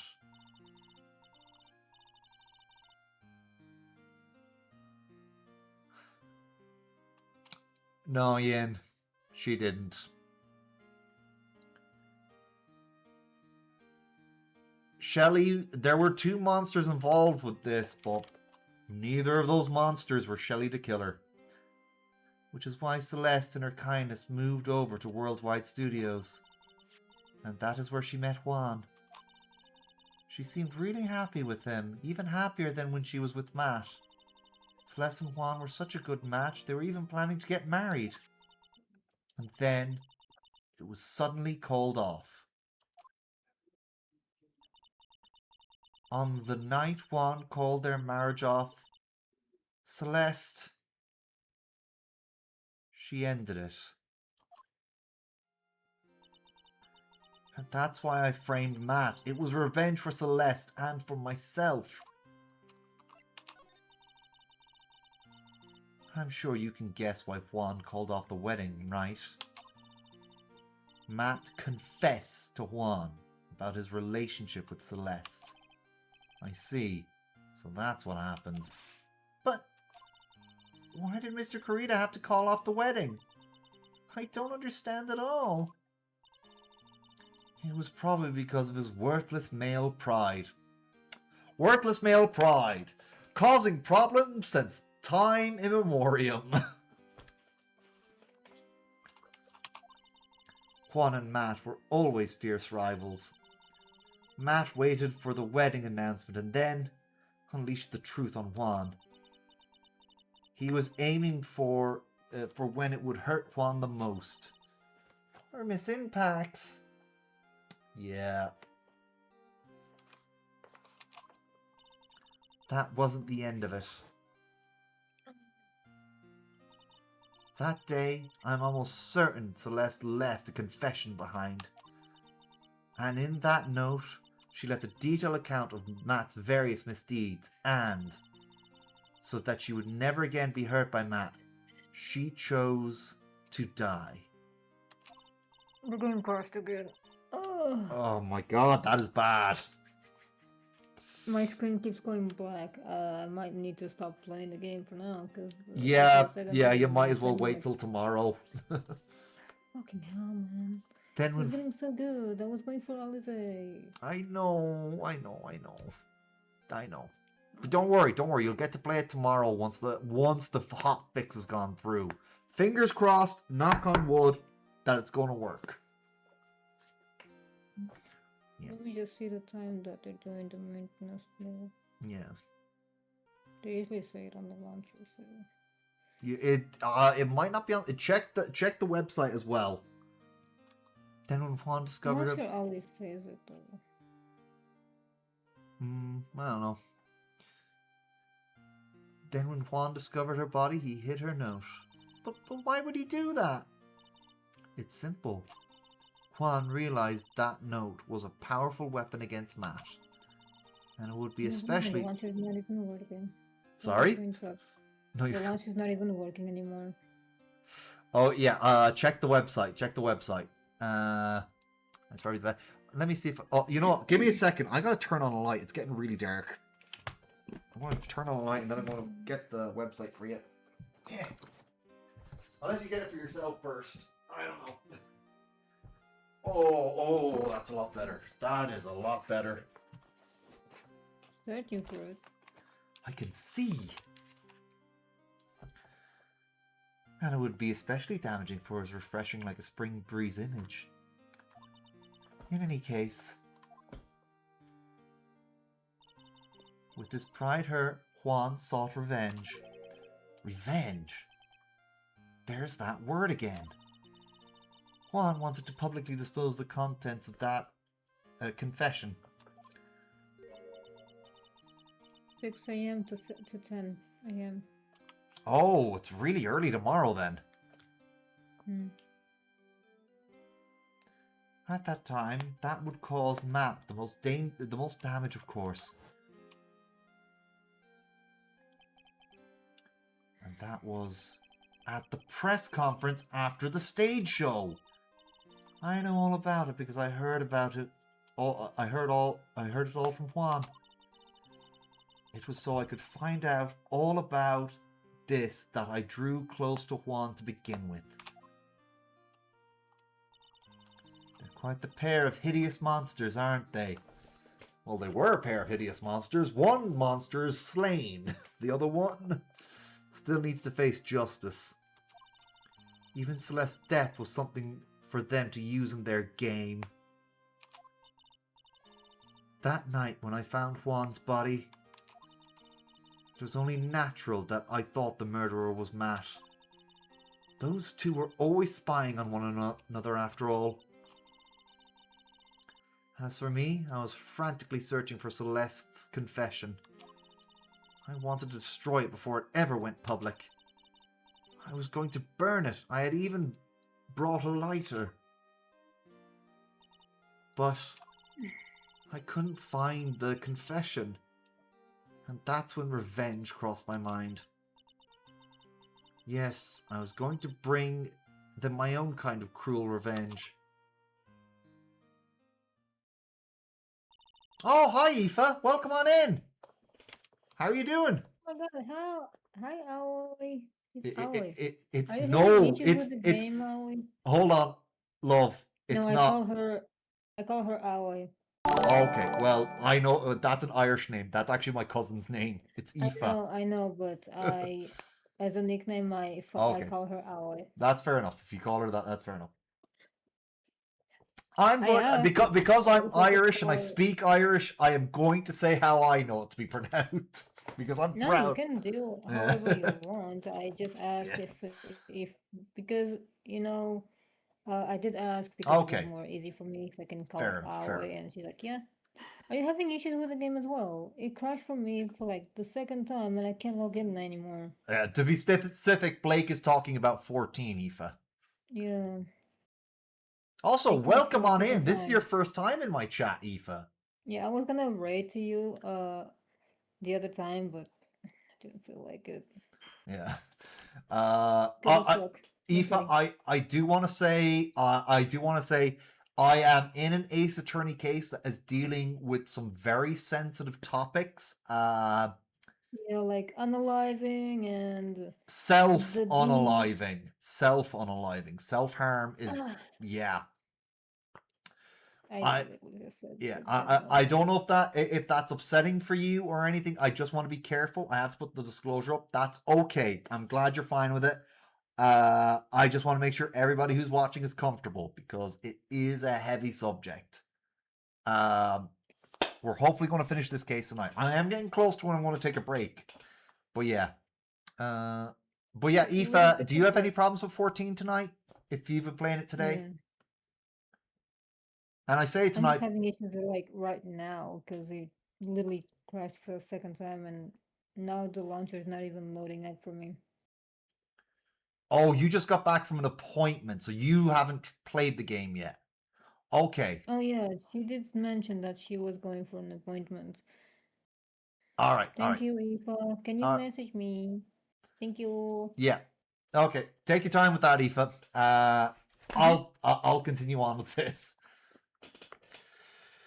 Okay, I read that line already. Let's see here. So when I stab. Nerd. Wow. Nerd. Wow. So when I stabbed Juan's body with that knife, I didn't feel a single shred of guilt. That's a heavy line. Ooh, Pearl is shocked. And that's all I have to say.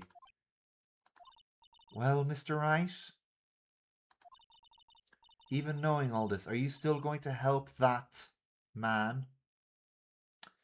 I know my Australian friend had problems earlier. Yeah, you know what, Aoife? I was trying to finish the 7.4 quest for the Hildebrand Adventures, and I could not. He Every wasn't time able I to tried, the finish. cutscene wouldn't load. Yeah, he wasn't able to finish his own quest.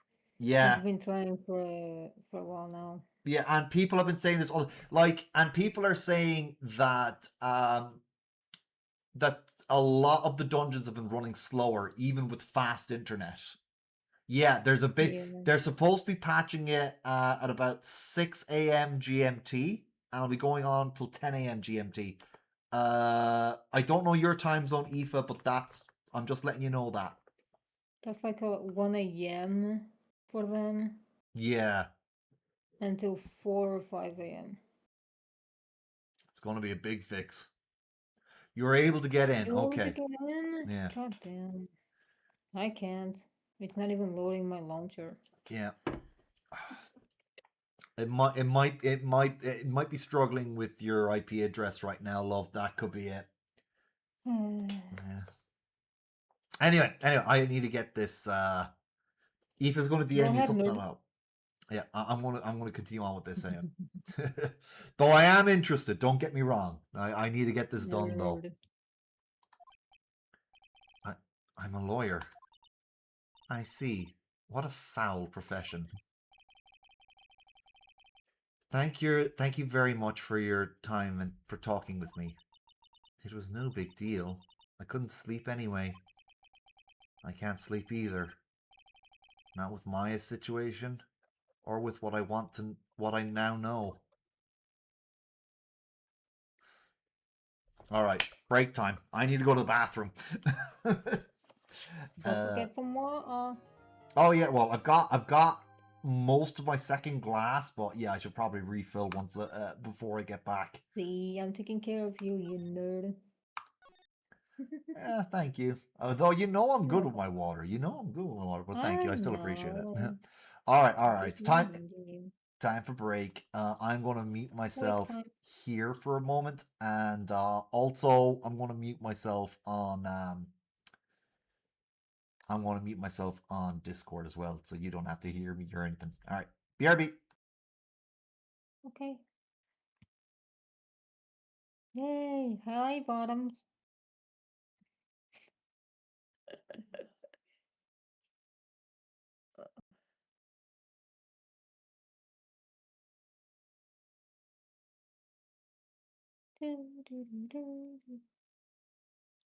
Knock on wood.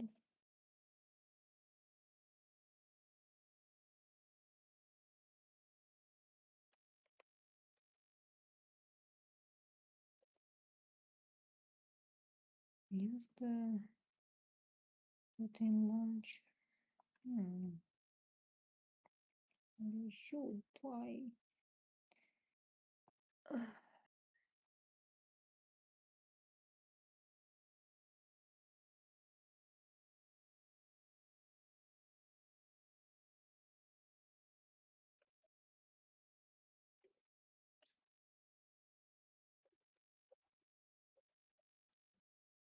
Interesting. Let me see if this works.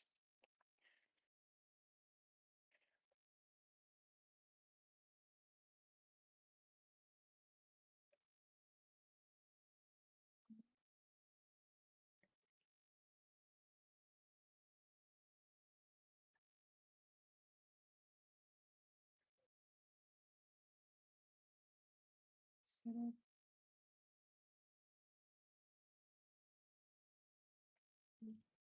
Which one was it?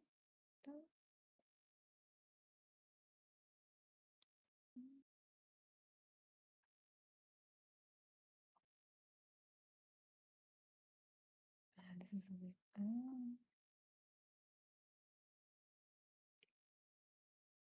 bit.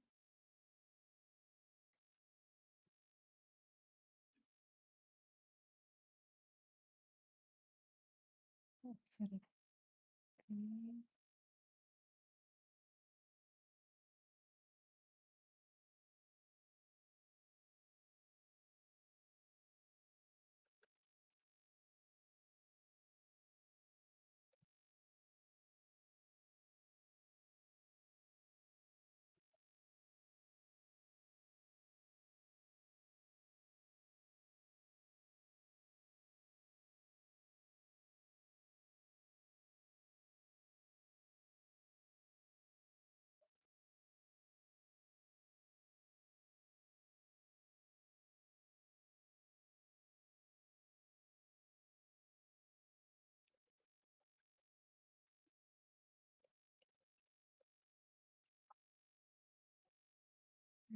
Okay.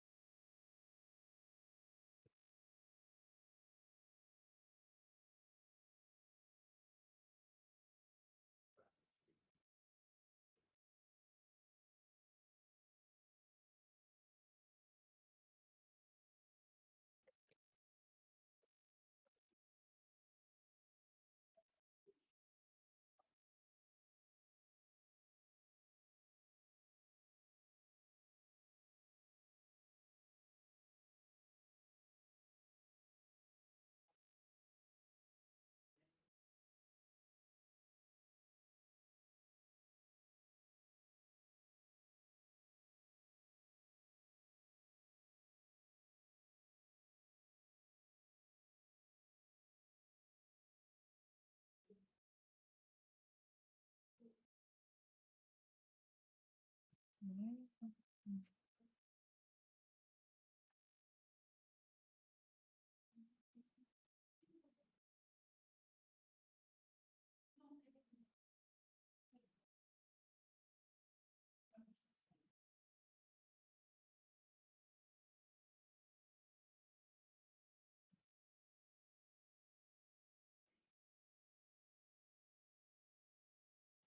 Mm.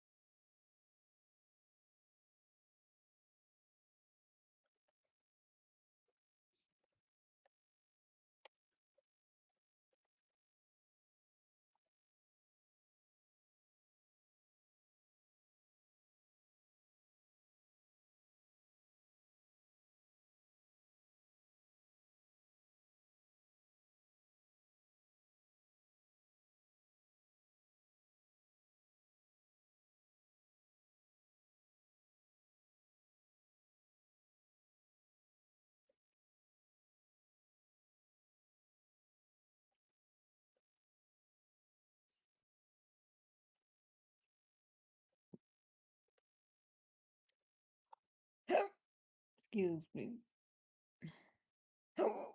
Jesus.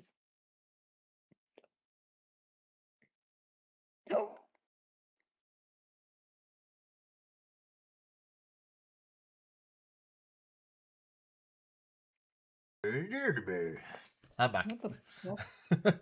I was doing that caveman cook thing. Ridiculous. I'll show you. I'll show you the caveman cooking thing. It's No. very Fuck funny. you. Sometimes. No. It's just a guy who's doing like one of those. You would find it funny. You would laugh. Okay. Such a brat. No, I'll have to bend you over my knee later. Anyway. Eat peanuts, bitch. I'm actually eating peanuts. Oh, hold on. Oh, this is grr. How did I get into this mess? I'm trying to load the game with this thing that AOE gave me, which is a Final Fantasy 14 launcher. I have to read this real quick. It's You can't run away working forever, now. Mr. Phoenix Wright. Sorry, I can't stop it. What have I done wrong? I cannot allow you to go on like this. But I'm just a simple defense attorney. Silence. Are you? It's auto-playing. You are no longer worthy of your title. I had to read it. It's auto-playing. Sorry, love. That was the nightmare that we got at the start of the game. I've had this dream before, someplace, some time ago. As if this day was written into my destiny. Today, I'll stand in court as a lawyer. To prove a killer innocent. Okay, sorry, that was auto-playing. I had to read it as fast as I could. What were you trying? Aoife helped you get something that would help? A Final Fantasy 14 online launcher. For now, it's working. Okay, For now. that's good. That's good. I jinx myself. Fingers I'm crossed. in, Fingers crossed for but you. fingers crossed that the game doesn't, Yeah. crash again. Ow! Your shoulder? Yeah. Oh. I can see better. Thank you. Be- Hello, this is Phoenix Wright. You don't look so. Why are you barking at me? I think I need to put Blake on a leash.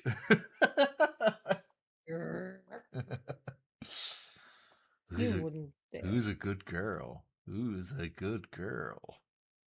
You know what happens if you put me in a leash, though. Yeah. I'm getting one too. Yeah. Anyway, I have to read. I have to continue this. I have to continue this. Yeah. That's what I thought. Foxes are just dogs running on cat software. Oh. I mean, you're not Can't wrong, get it over Aoife. my You're not ego, wrong, why? Aoife. You don't look so well, dude. He's putting on the persona again. You're going to prove me not guilty today, right? What the fuck are you doing?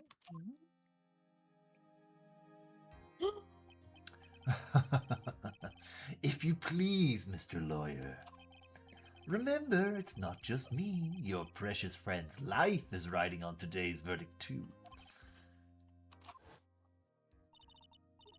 Jealous. Ah. You okay, love? No, Lightning just sent me a picture. He's going to the Mako concert. It's making me jealous. Did you say main skin concert? Miko. Oh, Hatsune Miku. Okay. Miko. You can call me Miko. Blue hair, blue eyes. Living in your life. Okay. Yeah, I actually don't know her discography very well. Miko. Oh. You can call me Miko. Blue hair, blue eyes. Living in your Wi-Fi. Sort of. Yeah. Yeah. I love Miko too, Wowie. Join the club. I Yeah, think yeah. you love Lightning. Hey, you know what? There's some other famous people who I know that like Jaden Animations and Kairyu Crocodile, who are totally different people. Both love Hatsune Miku. Yeah. And they both have parakeets. Weird coincidence, right? right? Okay. Now listen up. You better get on guard. A guilty sentence, okay? If you get that creepy slime bag and not guilty, I'll never forgive you. Ever. Maya. Oh, I think I know this. Phoenix? Phoenix? Mia! Maya, how's Maya? I don't know. You don't know? She hasn't tried to channel me since yesterday. Mia, what am I supposed to do? Well, like I said, for a lawyer, the worst of times are when you have to force your biggest smiles. But you can't give up. There's still some hope left. Stop it, please. There's nothing left. Not here, not anywhere. Arg, it's that accursed Ungard again. No, it's not. I know who it is. Will you leave me alone? Look, don't call me anymore. I mean it. You're really mean, pal. Gumshoe! I'm really, really sorry. Where are you? They let me join the investigation team and we're chasing after the killer, pal. Then you have some sort of lead? Sorry, but right now we've got 0 leads on the guy. But we're not going to give up. Gumshoe. Until the trial is over, until the verdict is handed down. We're going to do everything we can to find the killer. If we can get Maya out, then you can get Ungard the guilty verdict he deserves, pal. That's true. I could do that if they found Maya first. You got that? So you have to do whatever you can to make the trial last longer. I have to make the trial last longer. You have to. If you have to go at Mr. Edgeworth with everything you've got, then you two can draw it out. Oh, now I get it.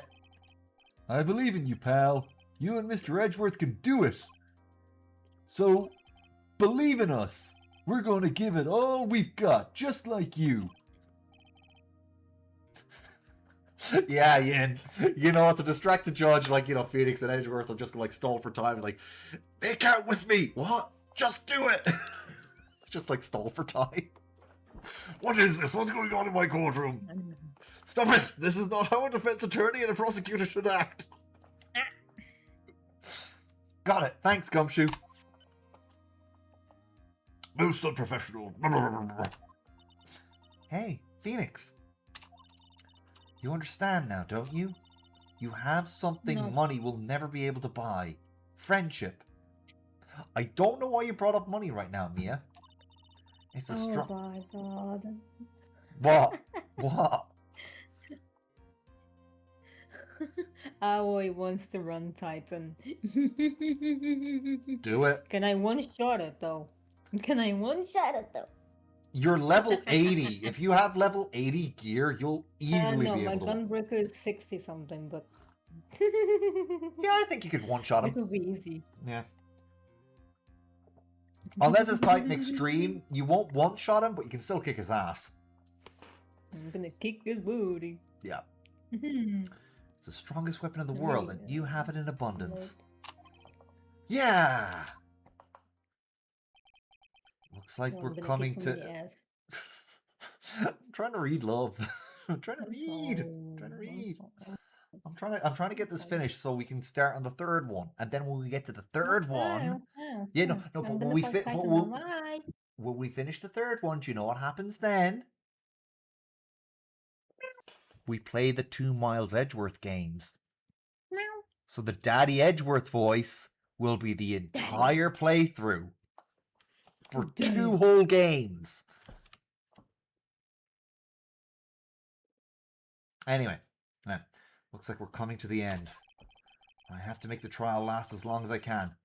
Gumshoe will come through. I know it. God, imagine staking your life on Gumshoe.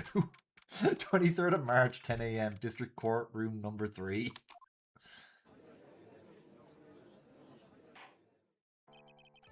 Court is now in session for the trial of Matt Ungard. The defense is ready, Your Honor. The prosecution has been ready for a while, Your Honor. I know, Yin, I know. I'm just teasing him. Now, as I recall, we concluded yesterday's session with a big mystery on our hands. The mystery being, what exactly was Miss Adrian Andrews' role in this murder? That is to say, is she really connected to the crime itself? Mr. Edgeworth, if you would, please inform the court of today's proceedings. Adrian Andrews. She forged evidence that threw suspicion onto Mr. Ungard, and then proceeded to escape the crime by wearing a nickel samurai costume. The guilt of these actions are those from which she cannot escape. Then you're saying she is guilty after all? I'm not finished, Your Honor. Miss Andrews has nothing to do with committing the actual murder. I would like to direct the court's attention to this card. What is that? What are you laughing at, love? You're giggling away at the background. I'm giggling because we finished Titan in 55 seconds. Yeah, you're over leveled for him. The Icon Slayer indeed. It looks like a shell. This is the calling card of a certain assassin. Assassin, you say? Yes, Juan Corrido was killed by a professional assassin. And the person who hired the assassin, his client, so to speak, is Matt Ungard. What a surprising turn of events! There's cocky Edgeworth. I would think it's become commonplace by now, Your Honor. I know what's going on this time. Oh, actually, love, you know what I'm going to love? It's going to take us a while to get there, because we have 4 games to get through first. We have 4 games to get through. But in the 5th Ace Attorney game, which, you know, we still have the 2 Edgeworth games in between those, we get to see a time skip Edgeworth. And he's doing well. He is doing well. This place Phoenix quick confuses me. flirt with Edgeworth. So I know that This place really confuses me a lot, man. What confuses you? This map confuses me because I need to get to the other side for the fairy dogs, but I can't find the way to go. Okay. You'll get there. You'll get there. Don't worry. Phoenix, quick, flirt with Edgeworth. So I know that everything Edgeworth has said is true, but we still have to hold out as long as we can. At least until Maya is safe and sound. I wonder how the trial will turn out today. Now then, please call your first witness, Mr. Edgeworth. The prosecution calls the defendant's mentor, Mr. Will Powers, to the stand. The mentor is in quotation marks. Now then, witness, your name and occupation, please. Oh, okay. I'm, Will Powers. I'm a poor, underpaid action star. And what is your relation to the defendant? Well, I guess I'm sort of a lousy mentor to him in a way. Yeah. Mr. Powers, please, you don't need to put yourself down so much. Seriously, dude, get some therapy. You seem like a nice man. Get some confidence. Oh, sorry. Well, but I'm just a kind of nothing sort of guy. On the night of the murder, you visited the defendant's room. Is this correct? Yes. I didn't know that. But you know, I didn't actually get to see Matt when I went. All you need to do is answer what you're asked. Oh, I get it. Edgeworth knew something was up. So he arranged for a witness to buy time in case they needed it in court. I think so. I remember doing this years ago, but I think that's the whole purpose of getting Powers here. Like, he is trying to get to the truth of the matter of the trial, but the main reason why, yeah. Now then, I would like you to please testify about when you went to Mr. Ungard's room. Oh, okay, sure.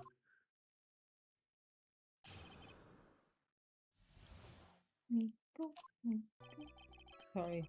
No, you're good, you're good, you're good. Now I have the fucking music in my head. Hey, I know when a catchy song gets stuck in my head too. It happens, it happens. After the award ceremony, I went by myself to Matt's room. Matt was standing there in front of his room, still in his nickel samurai costume. He was talking with someone. At first I thought it was the bellboy. I watched the two of them for a while, but then I gave up and went back. I had guests with me that night, and I couldn't make them wait for me. Nothing sounds out of place in Mr. Power's testimony. Talking with the bellboy is no big deal. If one assumes that person Mr. Ungard was speaking with was an ordinary bellboy. What are you implying? Well, Mr. Wright, let's have your cross-examination, shall we? Looks like we're in another sticky situation. Huh? A trap. Can't you smell it, Phoenix? But for us to find out more, we're just going to have to charge in head first, right?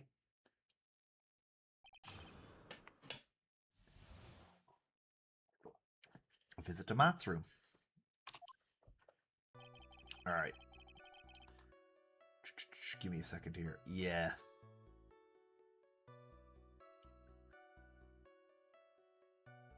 Alright. So, we're just going to speed things up with a little bit of help, shall we say.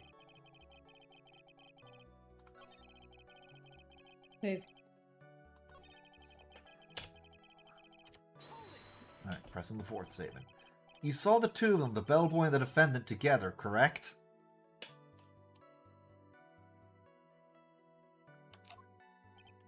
Yeah, the bellboy just wanted to say congrats. Now, while you were watching to do them, did you notice anything strange? You know, I did feel something weird. I think it was because Matt, well, he gave the bellboy a tip. A tip? That's a perfectly normal thing to do. So how long did you watch the two of them? Not more than a minute or two, I think. Alright.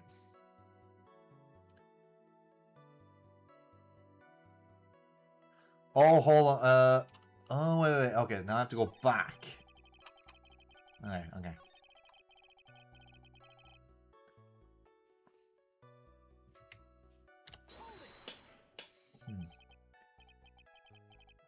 At first, what you mean by that? I didn't think he was a normal bellboy. And why was that? Why did I think that, Mr. Wright? How am I supposed to know? Hey, wait a second. Actually, Mr. Powers, only a few minutes ago you stated... You know, I did feel something weird. I think it was because Matt, well, he gave the bellboy a tip. Could it be that you felt something strange about the tip incident itself? Oh, yeah, that's it. You really know your job. Mr. Edgeworth? Yes, Your Honor? This bellboy, he wasn't an ordinary one, was he? Perhaps we should let the witness tell us. Very well. Mr. Powers, please amend your testimony. Alright. Okay. You mean about the bellboy, right? I gave the bellboy a tip, so I gotta press this, I think. So he gave the bellboy a tip. What's so strange about that? Well, you see, Matt's not a penny pincher like me. I was trying to figure out how much because the tip really shocked me. How much it was. But that's when something even more... But that's when something even more surprising happened. the bellboy was putting the tip he got in his pocket. And that's when I got my first good look at the guy's face. I was really shocked. I'm afraid I don't follow at all. Sounds like Mr. Powers was surprised twice by this event. I wonder which of his shocking moments I should ask about. Yeah, the tip. The defendant is a huge star. He can afford to give generous trips. Wouldn't you agree? I'm sure, but giving him that much was maybe a little too much, I think. A little too much. Would you please clarify for the court, about how much would you say the defendant gave the bellboy? Honestly, I don't know. I can't even begin to guess. And why is that? Because he gave the bellboy a really, really fat roll of cash. Oh my god, Shelly the Killer can make it rain. Yeah. A roll of cash?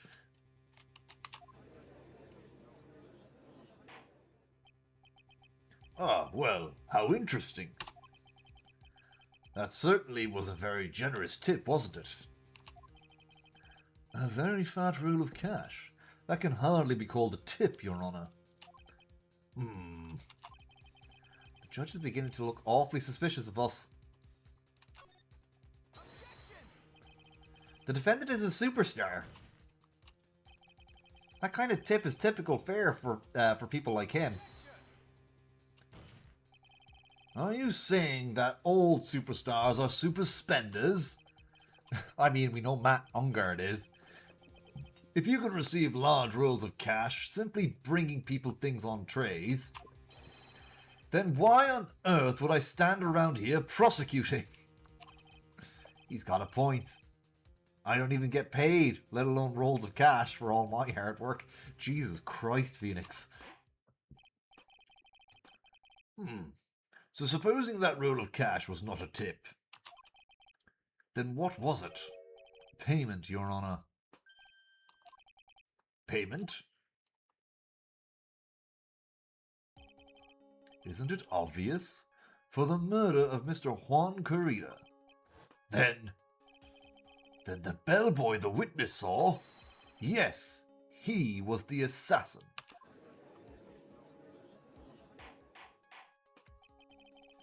Hold your horses now, Mr. Edgeworth. You don't have any proof of this, do you? Have I ever been unprepared to support my claims, Your Honour? I have here the card Shelly the Killer left at the scene of the crime. Shelly the Killer. What's up, love? You're giggling very cutely. I just ate a mushroom and my character's like, Okay. Alright. I ate everything. Everything. That didn't sound so good though. Okay. I'll talk to you about it later then. It sounds good. It sounds good. I do want to talk about it. Anyway. Alright. Here's the person the police's special investigation team has been chasing for ages. I am certain the person the witness saw was this very assassin, Shelly the Killer. Really? What's wrong, Mr. Powers? No, nothing. Something just clicked in my head and I think I just figured something out. Oh? Actually, I saw that bellboy again later on that night.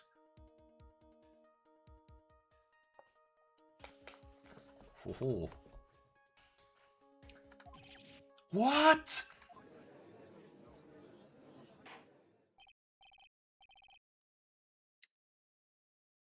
Please, Mr. Powers, please testify. Tell us what you saw. Yes, sir. Right away, sir.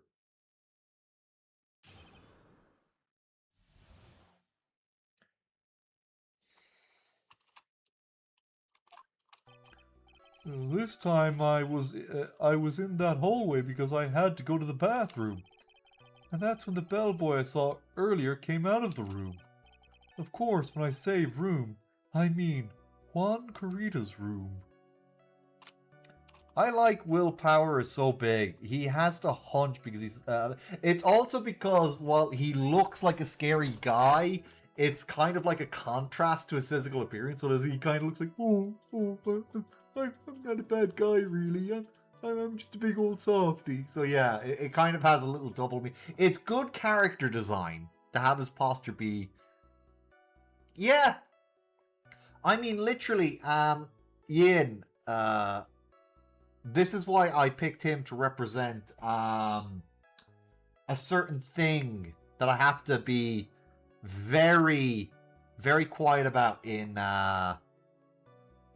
Blake's presence right now. But you know what I mean.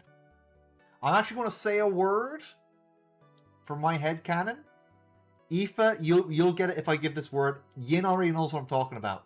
But Aoife, for my headcanon, for my wall, Asm. Asm, okay? For my wall headcanon, Asm, okay? Okay. Can't say anything else. Right.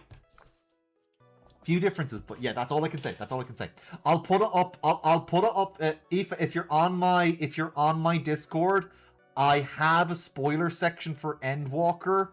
I will post it there. Anyway, I better continue. Of course, when I say room, I mean Juan Carita's room. Nice, thank you very much. Now that I think about it, that bellboy did seem kinda out of place. Yeah, so he had to be the assassin, I'm sure of it. I mean...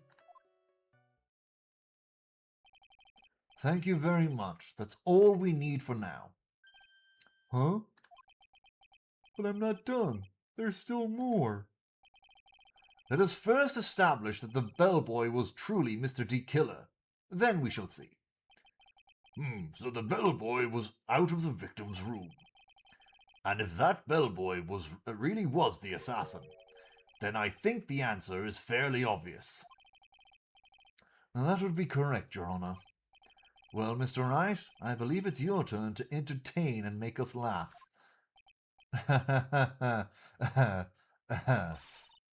This is no laughing matter.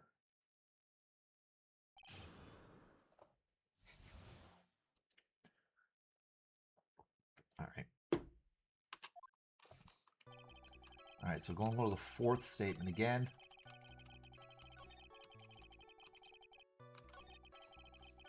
And press.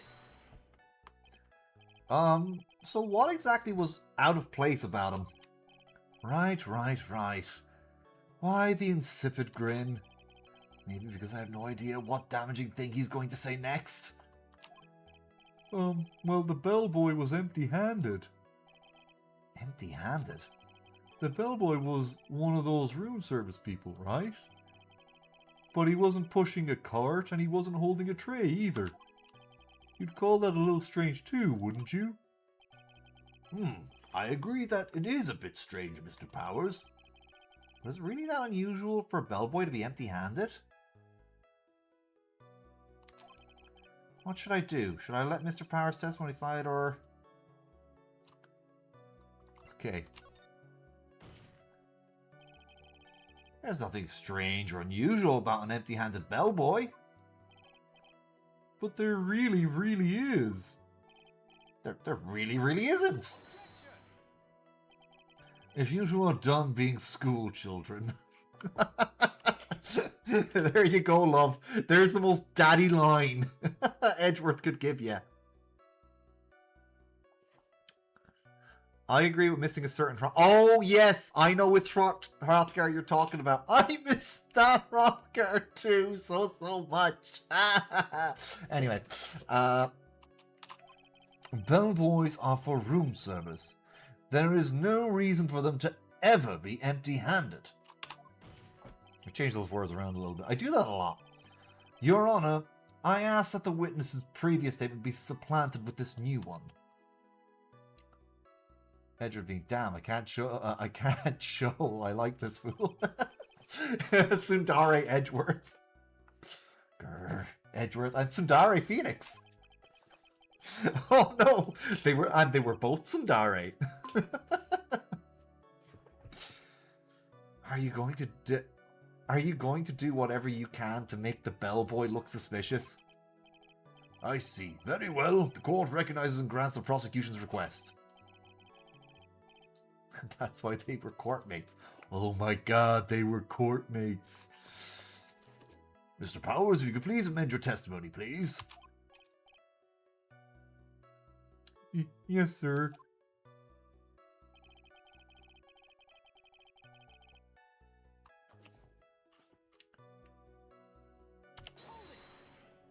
Oh no, I didn't mean to press. I meant to present there. I'm just going to skip past that. I'd read through it, but we need to get this. Yeah, that's what I was going to present. The wine glass. Present. Mr. Powers. Yes? You're easily influenced by other people's words, aren't you? As soon as you heard that the bellboy might have been the killer, you got caught up in believing it must be true. But isn't he really suspicious? He's got all those stitches and... So, a baseball has stitches? Are you saying that all baseballs are suspicious because they have stitches? Well, there's also, I mean... What about him being empty-handed? I would like the court to please take a look here. This is the crime scene. There is a wine glass set next to Mr. Kurita's body.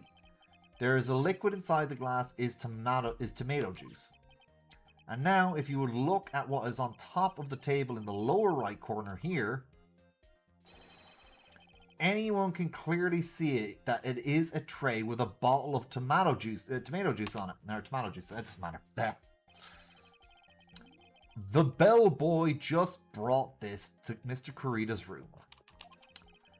He left the tray in the room, which is why he was empty-handed when he left.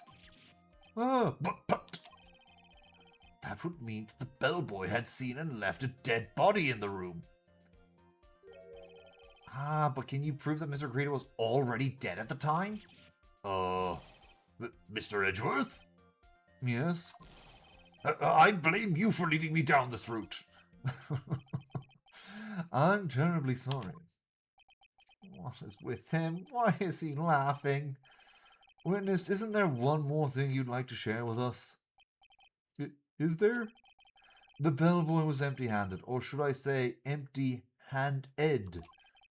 I recall you saying something, you had something interesting to say about his hands.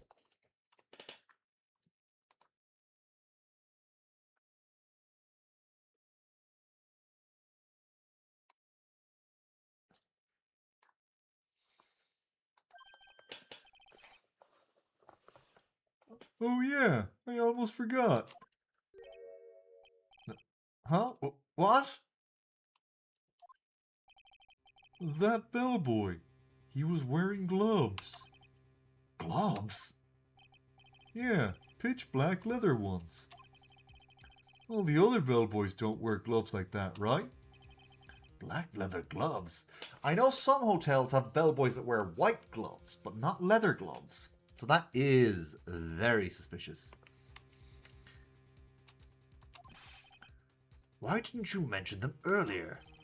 Sorry, it slipped my mind. Arg! Boy, does this make the bellboy look really suspicious. Alright, gotta focus.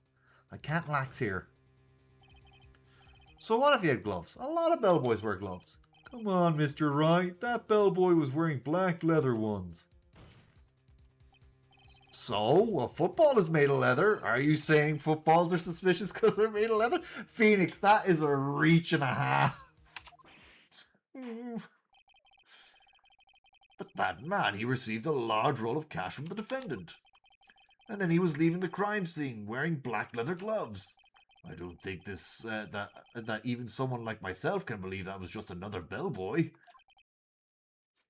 Because there are 3 himbos in one room. Yeah. It seems that we have finally come to an understanding. Wait, Yin, Gumshoe isn't there yet. And Edgeworth is too smart to be a himbo. I mean, he's got the other qualities. He's good looking, has a heart of gold, probably is quite strong. I wouldn't... Oh yeah, he is strong because he helped Phoenix break down the door. He's too smart to be a himbo. I cannot award Edgeworth the himbo title because he's too big-brained. He got too much brain. If he was dumb, I would award him the title of himbo. Now then, witness, please continue with the rest of your testimony. Yeah, honorary mention. I'll allow that. The rest? Oh yes, please tell us more. Okay.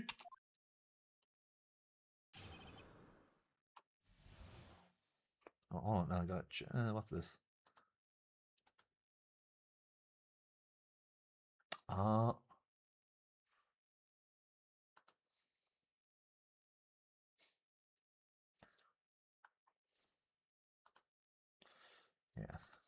Anyway, their second meeting. After leaving Juan's room, the bellboy went and knocked on Matt's door, just like that. He gave something to the person inside the room. And the old guy just left without even going into the room. After that, I went to the bathroom and then back to my seat.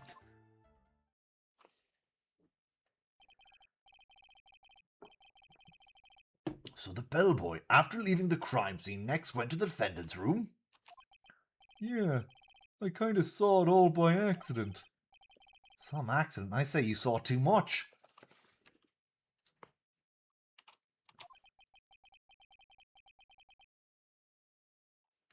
And all of it was suspicious to high heaven.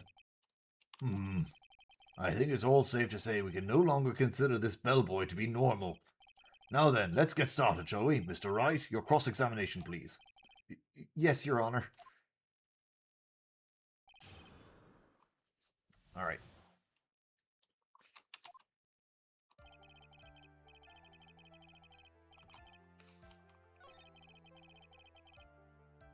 All right.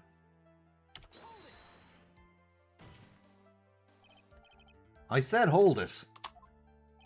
Okay. That's better. Ahem.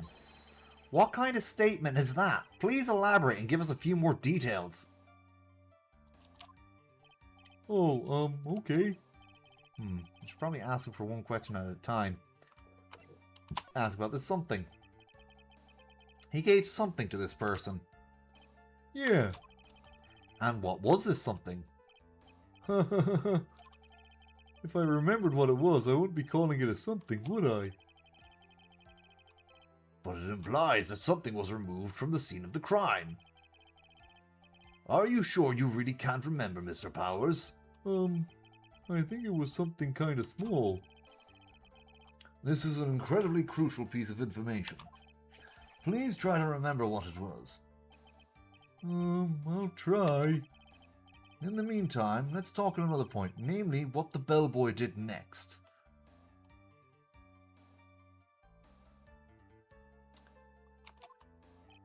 Oh, so after he gave the person inside the room the thing...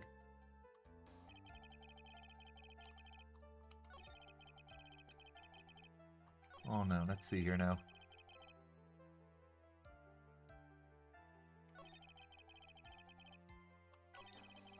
Hold on now. Not too bad, Dragonfate. I'm trying to get through this quickly as possible. I'm going to just try pressing the rest. Where did this bellboy go after he left Mr. Ungard's room?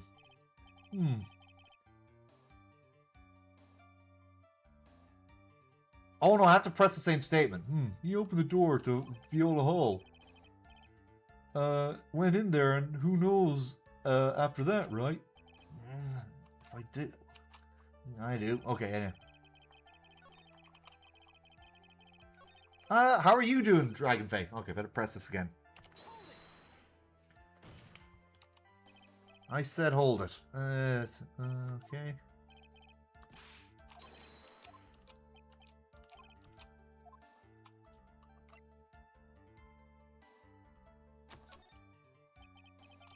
Yeah, that's still repeating.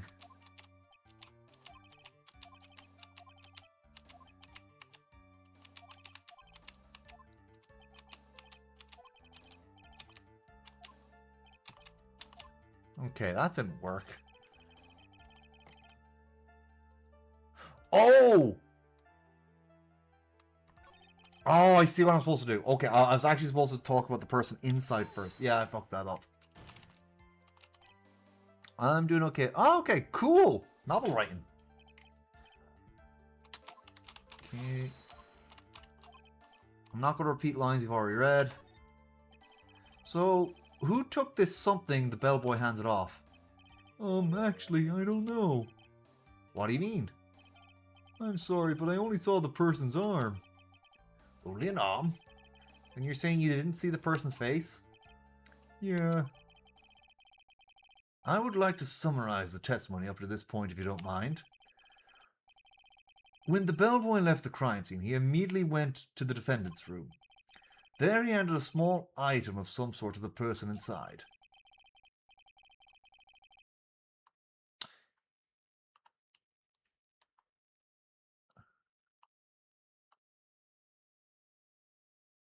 Yeah, same here, Dragonfey. I also went with Alize first because it was nothing against Alfino at that point because Alfino had properly redeemed himself by that point. Well, he redeemed himself about halfway through Heaven's Word base game. So about a quarter way through Heaven's Word. Anyway, it's just we didn't get many adventures with Alize, and Alize was going through a lot, and I wanted to check in on her to make sure she was okay, and also because we didn't get many adventures with Alize at that point. So, you know, I wanted to check in with her first to make sure she was okay. And also, Alize adventure. Can get to the Alfino adventure later. Had plenty of adventures with Alfino.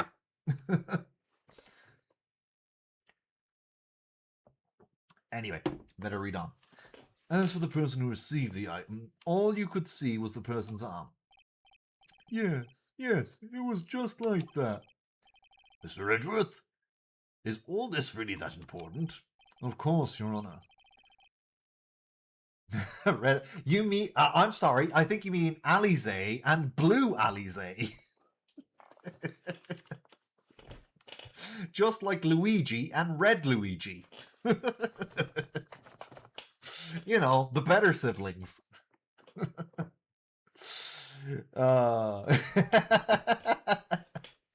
Yeah, I'm throwing Red Alfino and Blue Alize. We're just being silly now. Of course, Your Honor. I think this is of the utmost importance. This is when whatever was removed from the crime scene was handed over to the client. Mr. Powers, please try to remember what it was the bellboy handed off. Well, let's see. I think it was... No. If you remember, please add it to your testimony. Yes, sir. Alright.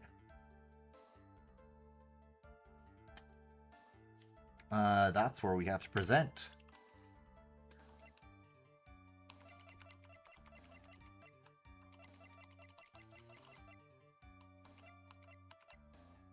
Yep.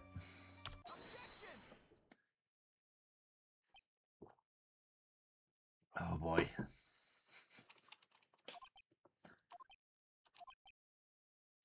A lot of ellipses going around.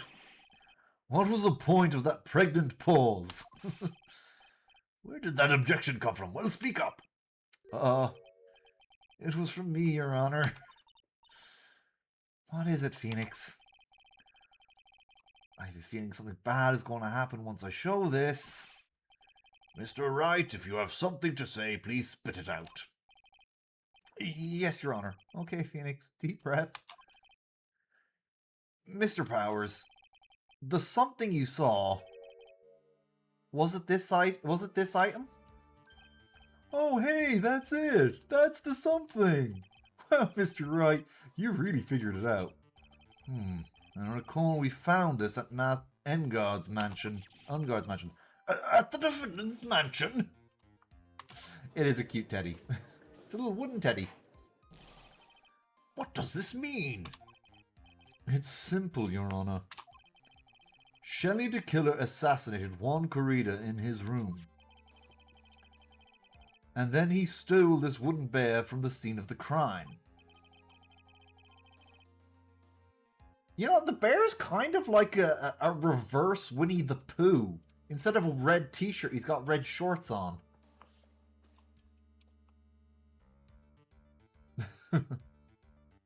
Well done, love. Well done. You're doing a great job as scholar. I'm happy to hear it. Then the bear found at Mr. Ungard's mansion would mean... It goes without saying, Your Honor. Mr. Matt Ungard is the killer's client.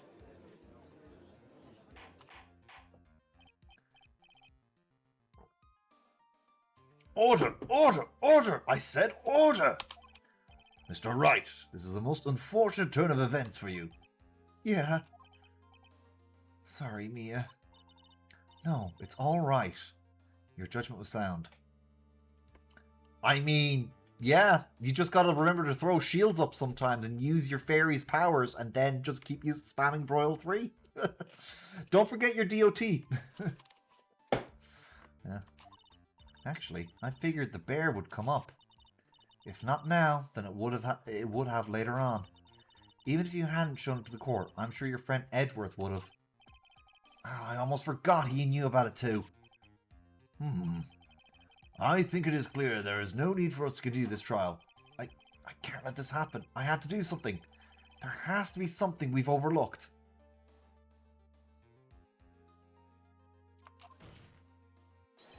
Your Honor, a minute, please. Yes, Mr. Wright? There's still a few points left that we've not fully explored. What are you trying to pull? Oh, well, we can't have that. All right, Mr. Wright. What questionable point would you have us explore further? The person who received the bear. There was one thing in Mr. Power's testimony that was very unclear. And that is the identity of the person who received the bear. Blake, we all know what you're trying to pull on Edgeworth, and it's not his leg. I guess you could say it's his third leg. Anyway. Yeah, sure. Anyway. And that is the identity of the person who received the bear. He gave something to the person inside the room. I'm sorry, but I only saw the person's arm. As long as we don't know who it was that took the bear, we can't... Ah!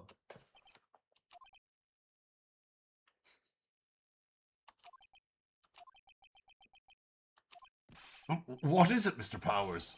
If you're going to scream like that, then at least give us a good reason why. Oh yeah, sorry. Actually, so I remembered. I remembered who took the bear. What? Really? I mean, I only saw his arm, but the arm. It was the Nickel Samurai's arm, I swear it.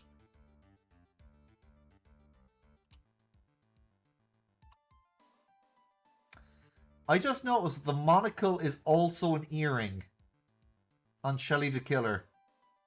Can't get distracted by that. I'll let it linger a second so people can spot it. Moving on. You've got to be kidding! Are you sure of that, Mr. Powers? Yeah, I'm sure it was the Nickel Samurai.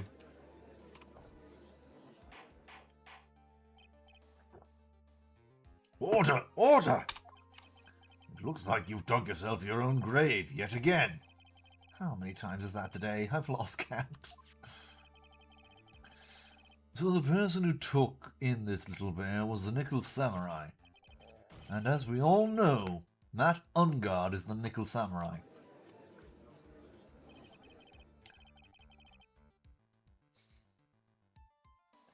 You'll see, Ian.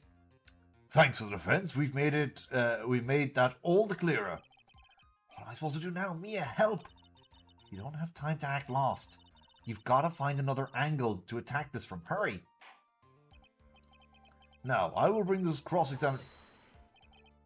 Your Honor! Again, Mr. Wright. We've already removed any and all questionable areas of this testimony. It's about time you were removed from this court, Mr. Wright. I have to find something. Even one more little point will do. There are still questions left unanswered. What are you trying to pull? Deja vu. Oh, well, we can't have that. All right, Mr. Wright, what questionable point do you have? The person who received the bear.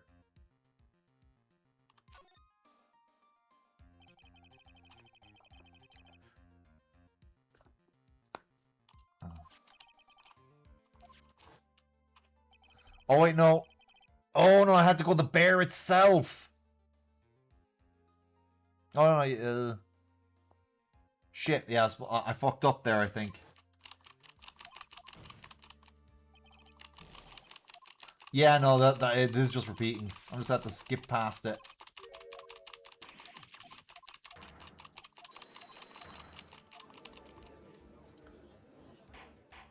Alright.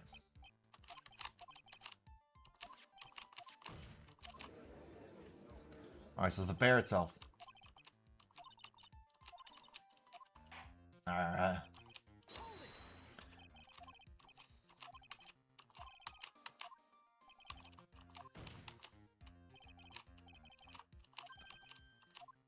Alright, so it is the bear itself we're supposed to go on.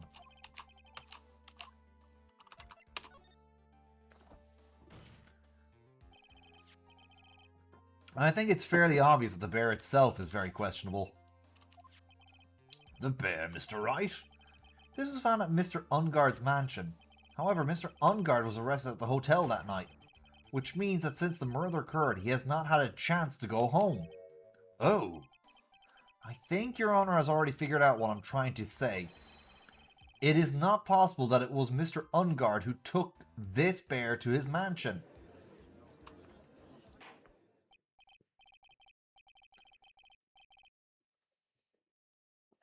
Why, that's very true. We didn't consider that point, Mr. Wright. There was no way time-wise for the defendant to have taken this bear home. Phew. Disaster averted. You haven't gotten the best of me yet, Mr. Wright. Huh? I remember it as clear as day. I remember what you muttered to yourself at Ungard's mansion.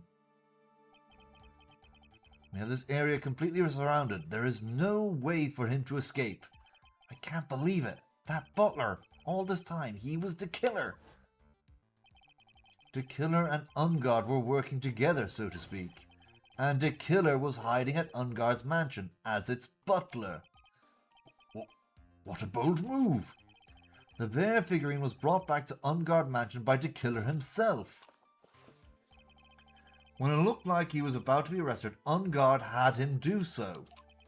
I assume because it would have been bad. It would have been bad had the police found it during their investigation.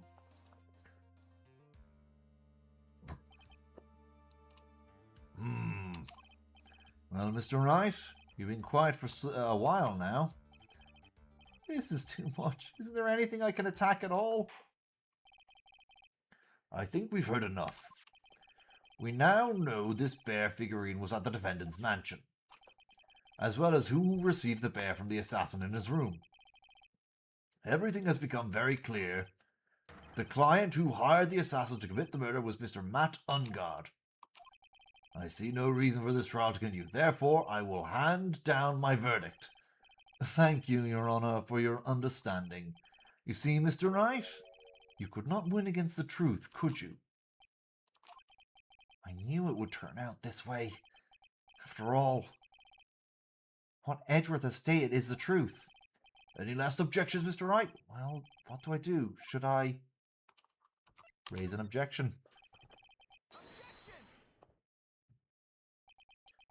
There's only one way for me to drag this trial out. The only thing I have to do left is this one dirty trick. Your Honor, right now we have two reasons to believe my client is the assassin's client.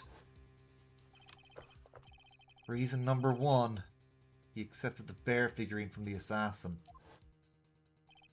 Reason number two, that very same figurine was found at Ungard Mansion. However, It's possible this is all the work of a certain other person. What are you saying? What I am saying is, it's possible a different person is the killer's real client. You're going to see, Yin. The real client? Yes. Tisk tisk. Is this all you have? Now then, Mr. Wright, let's hear your theory. Who do you say is the killer's real client and therefore the real murderer? Unfortunately, we have to use Adrian as a scapegoat for now. This is Phoenix's low point. Adrian Andrews? Yes, we already know that she tried to frame Matt Ungard for the crime by wearing a spare nickel samurai costume. Oh, then the nickel samurai's arm that I saw. That could very well have been Miss Andrews. But what about Mr. Ungard? If you would please recall yesterday's testimony, the defendant was taking a nap during the break period. That's right. Then, Finding this figurine at Mr. Ungard's mansion, it was a well-laid trap set by Miss Andrews. Mr. Edgeworth, what is your opinion on this? I can't even begin to count the flaws of the defense's logic, besides which there is no evidence to support it. However, I can't fully discount its possibility either. What is with this trial? Come on, anyone can tell Ungard did it. I can't believe the defense would go this far to pin the guilt on someone else. Yeah, unbelievable. It's not something petty, it's murder of all things. This is to save Maya. This is to save Maya. Even if the whole world turns against me, this is one fight I can't give up on.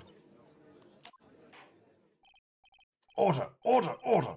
All disruptive parties will be forced to leave the courtroom. Your Honor, for the benefit of the defense, I am willing to play along with his what-if game. His what-if game, Mr. Edgeworth? The prosecution is prepared to challenge the defense's theory. Mr. Wright, even you must have thought it strange and wondered, why would the criminal want this little wooden bear? He's right. The killer did especially bring that bear to Ungard's right away. Why do you ask? Is there something special about it? Absolutely. And I'm sure the court knows its significance. The true killer's identity will become crystal clear. Your Honor, the prosecution calls upon a witness who will clear all doubts against Miss Andrews. And who would that be? It's quite simple, Your Honor. Miss Adrian Andrews herself.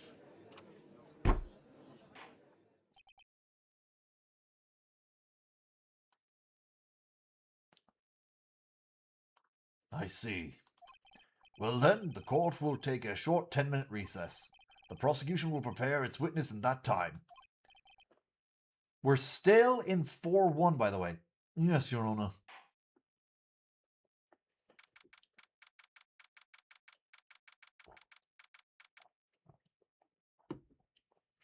23rd of March, 11:54 a.m. District Court, Defendant Lobby number 3.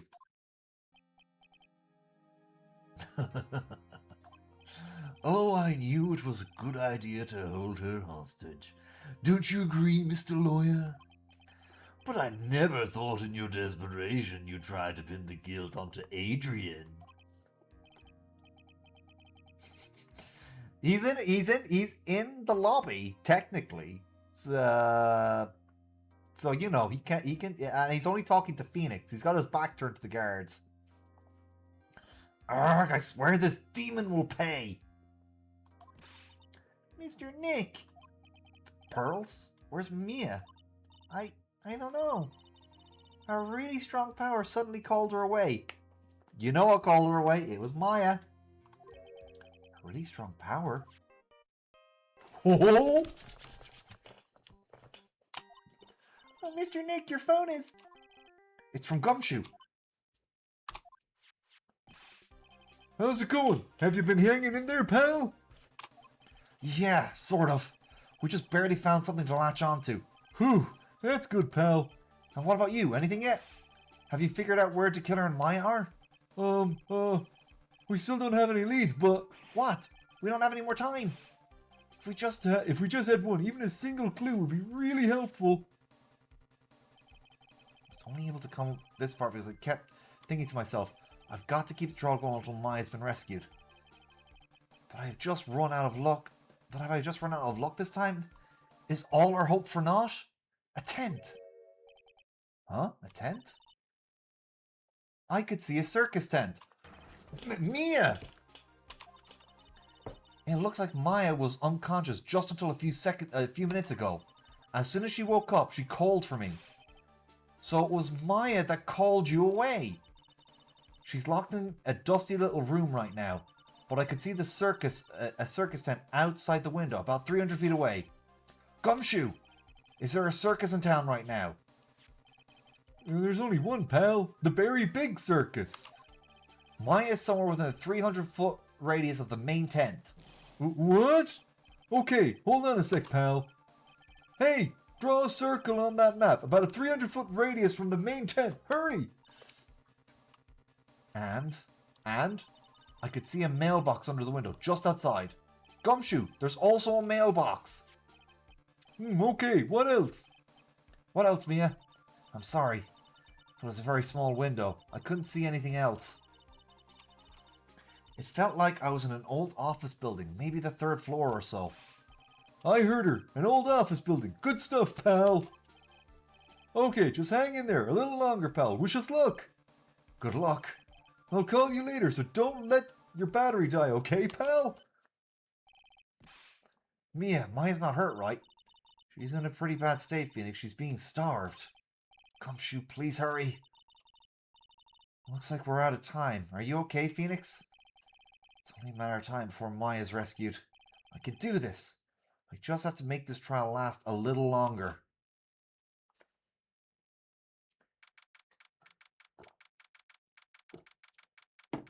23rd of March. 12:05 p.m. District Courtroom number 3.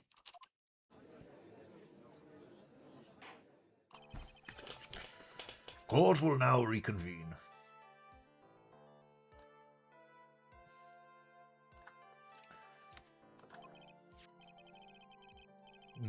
The killer, the man who murdered the victim, handed this to his client. From this, one obvious question arises. Why this particular item? I believe the answer to that question will provide us with the name of the real culprit. Now then, the prosecution calls the defendant's manager, Adrian Andrews, to the stand. Currently, the witness is accused of tampering and obstruction of justice. However, you have been called to the witness stand today to ascertain who exactly is guilty of murder. I understand. Very good. Now, have you ever seen this bear before, Miss Andrews? Of course I have.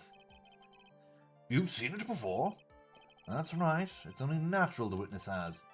Miss Andrews, could you please enlighten the court to this bear's secret? All right. Why does she... We're going to have to press her entire thing. Actually, this is an elaborate puzzle. If you know the correct order, it can be taken apart one piece at a time. At its center is a small cavity, with just enough room to store a small item. Because of its complexity, if you don't know the order, you can't open the bear. You really can't tell that it's a small jewelry box just by looking at it. So this figurine, it's a container of sorts, is it? Yes, looks can be deceiving, wouldn't you agree? Yes, this is superb craftsmanship. Oh yes, I nearly forgot. You may begin your cross-examination, Mr. Wright.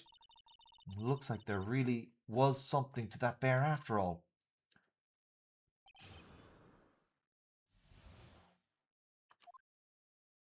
Right, we gotta press everything.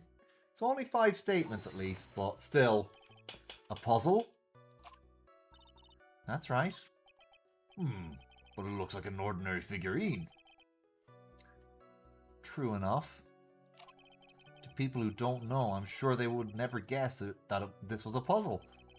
So what kind of puzzle is this exactly?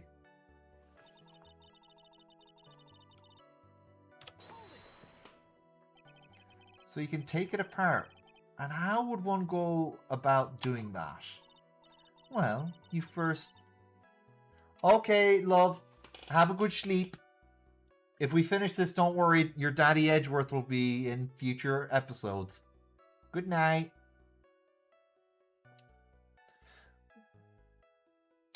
Also, you can watch the VOD. Good night. Sleep well, love. I'll try. I No. need to wake up early. Okay. Yeah, you gotta get to your appointment. Yeah. All right. Also, thank you again, for the thingy. Yeah, thanks for Bye. helping her out, Yeah. Eva. Goodbye. Bye bye. Mwah. Love you. Love you too, Bye. Bye bye. Anyway, Whatever. you little shit. All right. Well, first you turn its tail to the right and then push it in. Oh, yes, I see. After that, the arms and legs are free to move and can be removed. Oh, this is most interesting. A boy and his new toy. It's like he's 5 all over again.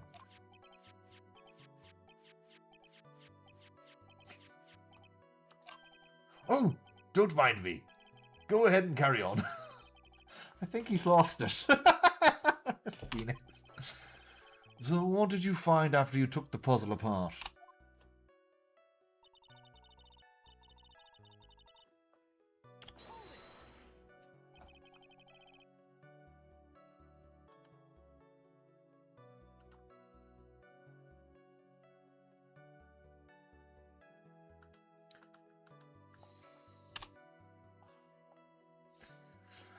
Oh, sorry. I had to take care of that. Yeah. And how do you know about this? I know because I was the one who bought it. Huh? It was a souvenir when a friend and I went to Switzerland. Then this was a present from you? That's right. It was the puzzle in the shape of a bear, so I thought it would be perfect for Juan. So it was a present from Miss Andrews. Witness, let's continue with your testimony.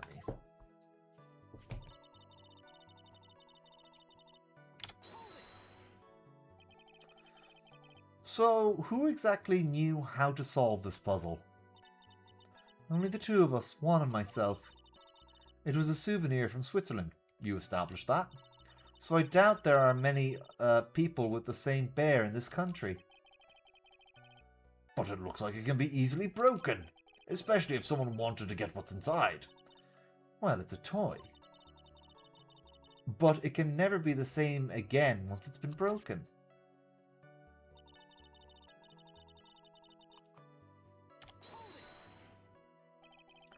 Who else knows that this bear is actually a small container or jewellery box? I never told anyone. And as long as Juan never told anyone either, then only the two of us knew. The two of you, huh? And of course that means Mr. Ungard didn't know, right? I think this is all I'm about to get for now. Alright.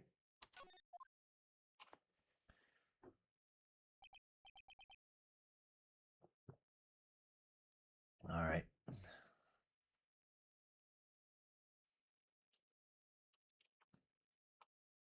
Well, Mr. Wright, I think even you have come to realize that there is one very important fact we have uncovered, and that is this. The bear is actually a jewellery box. Now that we have agreed to this point, There is only one logical question that can come next, and that is this. What is inside this box? What's inside? That's right. That's where we are going to what we're going to find out next. Witness? Yes? You are the only one who can open this. Please.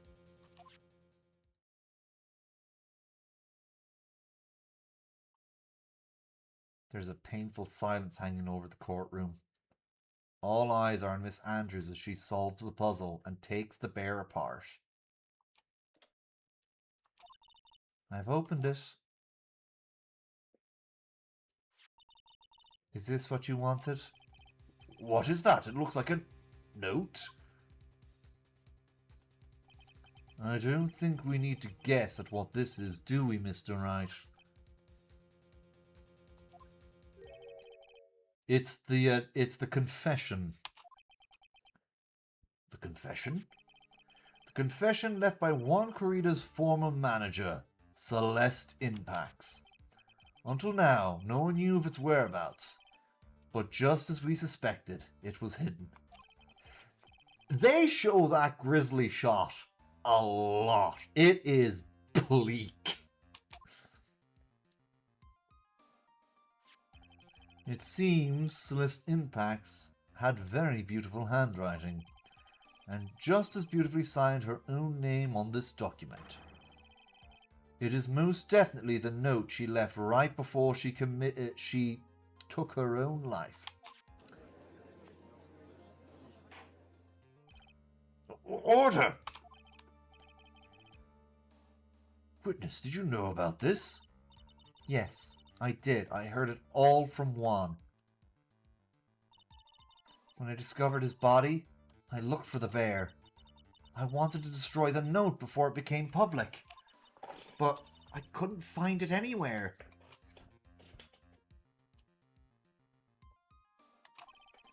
Because it had already been taken by the killer. Everything is going to at Mr. Edwards' base. So now that the confession has been found, what's the next logical question? What is written on the note? That's right, at least that's what I would think. Now then, I believe it's only appropriate that the contents of this note be made known. I can't stop you, can I?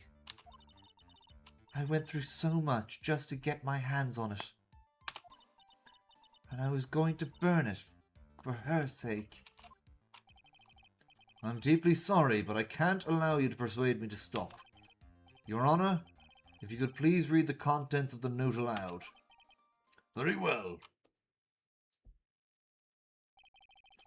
The judge's voice rang loud and clear through the deathly silent courtroom.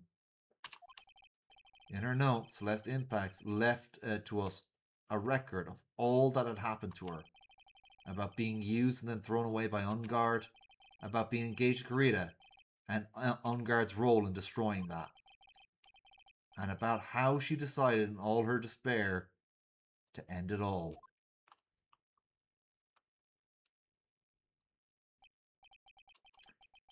And that's all Miss Impax had to say. There is one thing I would like to say here. The prosecution has no interest in slandering Mr. Ungard. Then what? Our intention, Your Honor, is to establish motive for murder. Isn't that correct, witness? Yes. And on the night of the murder, Juan was going to make the contents of the note public. After the post-ceremony show, he was going to hold a press conference. My word! Matt Ungard values above all else his refreshing like a spring breeze image, which is why he had to stop this note from being made public. At any cost.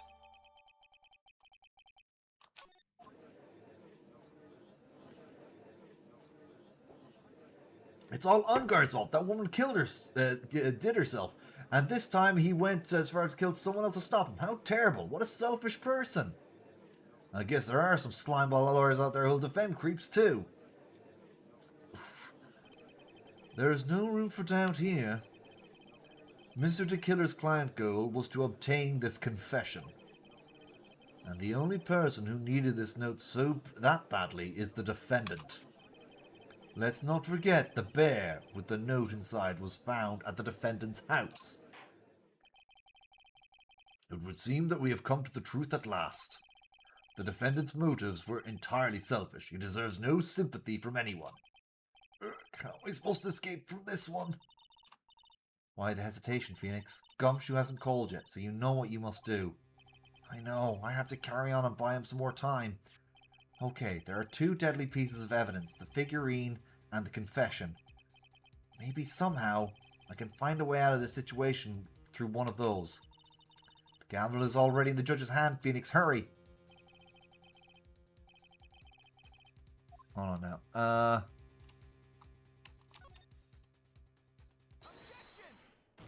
Yeah. Please wait, Your Honor. Yes, definitely the note. Oh man, look at that lawyer. He's still going at it. It's like he doesn't care that he's going to get a killer off the hook. I think Your Honor believes that Matt Ungard killed in order to obtain this note. Yes, that is correct. But that seems a little strange. In fact, I think there is a contradiction here. This note was hidden by Mr. Kurita until the night of the murder. If that's the case, I say that Matt Ungard could not have known what was written on this note. Oh, I didn't think of it that way. Exactly. But I did think of that way, and I thought it was rather strange. No one in their right mind would kill for a note without first knowing what it said. Order, order, order! You make a valid point, Mr. Wright. Mr. Edgeworth, what is your opinion? It's just a flash, but I think I did rather well on this one. Unfortunately, I think he believes differently.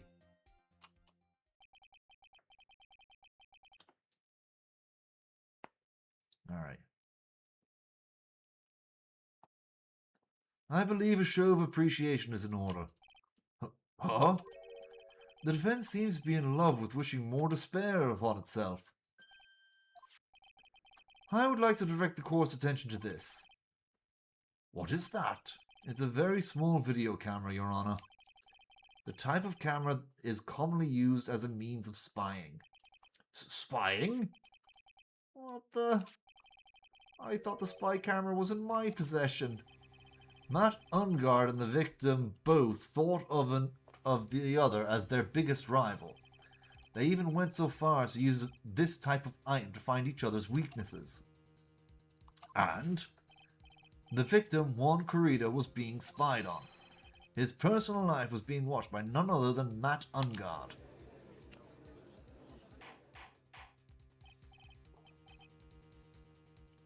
Order, order, Mr. Wright. Yes, Your Honor? You don't tell me you knew your client's spying activities. Well, yeah, slow burn of enemies to lovers. Well, sort of. Sort of is not an acceptable answer, Mr. Wright. I see you're confused, Mr. Wright. You're probably thinking, but I have the camera that was in the stuffed bear's eye.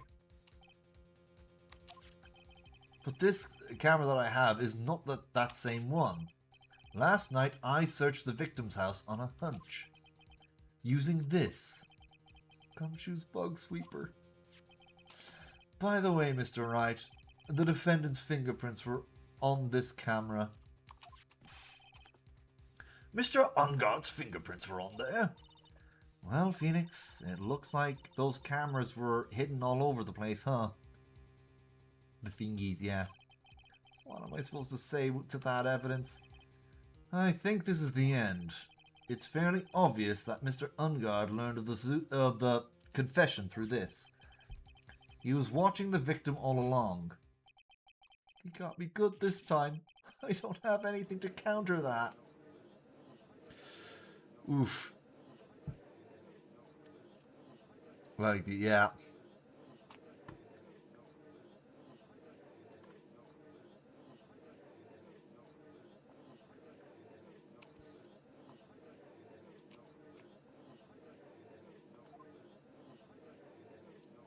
Hey, now what's that lawyer thinking? Mommy, is that man the bad killer guy? Shush, stop, don't look at him. The way he's sweating just now, ew, nasty. Phoenix?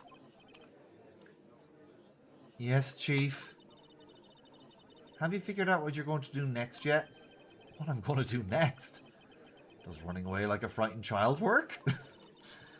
I know it seems like Mr. Edgeworth is very close to putting the lid on this case, but in his eagerness to prove his point, he forgot one very important thing.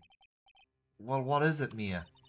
There's one piece of evidence that he should really investigate. Something he should really investigate.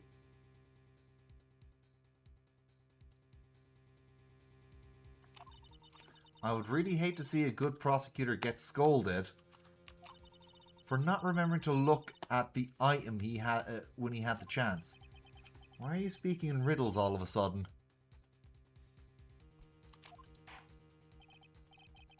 Alright, I think it's time we finally understand everything.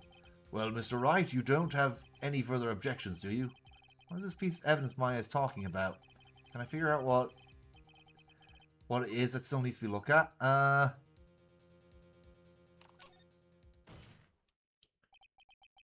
Okay. I have an objection, Your Honor. That was about the weakest objection I've ever heard, Mr. Wright. Your Honor, the defense has no intention of letting this go so easily. You're beginning to sound desperate. That's just your imagination, Your Honor. Mr. Edgeworth, this is not like you at all. In your eagerness to prove your point, you've forgotten one very important thing. Hey, isn't that what I just said? So you're telling me that I forgot something? You're so close, Mr. Edgeworth. But there's something you really should examine about this piece of evidence. It's the confession, because we just got it.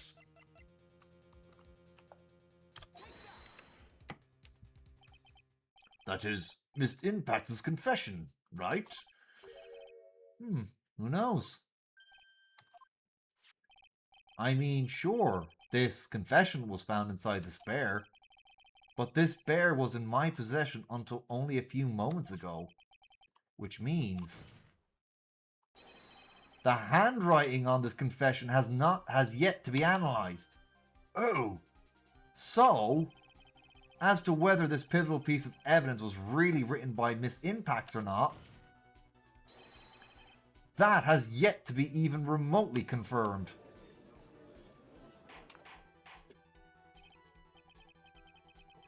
Mr. Wright, you can't be serious. Mr. Wright, are you saying that this confession note is a fake? Miss Andrews, you were the one who tried to pin this murder on Mr. Ungard. Who's to say you didn't create the fake confession and put it into this bear? How dare you? Your Honor, the defense is indiscriminately accusing the witness again. There's no evidence linking the witness to this confession whatsoever. But if this is a fake, then the witness is the only person who could have made it. What? Recall the witness's testimony concerning this figurine. The only person other than the victim who could solve this puzzle is the witness herself. Ah!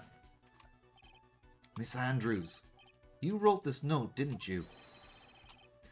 You wrote it so you can use it to frame Matt Ungard. I did no such thing. Right, if you're going to pronounce this confession a fake, then show this court some evidence to support your theory.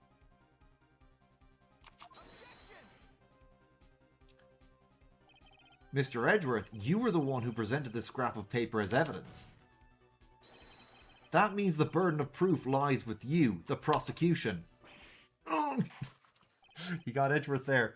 That's enough. Mr. Edgeworth, can you confirm the handwriting on this confession?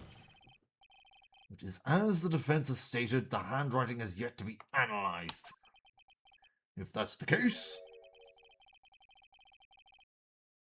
It seems that yet again we have reached a point where the verdict is impossible. That's impossible! This isn't good, Phoenix. The judge is going to carry this trial over one more day. I don't think Maya will be physically able to make it another day. I didn't want to have to do this, but I don't have a choice. I request that both the prosecution and defense further investigate. Handwriting analysis, my butt. That's just the lawyer trying to buy more time.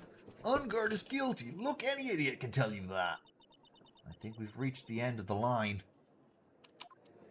Guilty, guilty, guilty, guilty, guilty, guilty, guilty, guilty, guilty, guilty, guilty.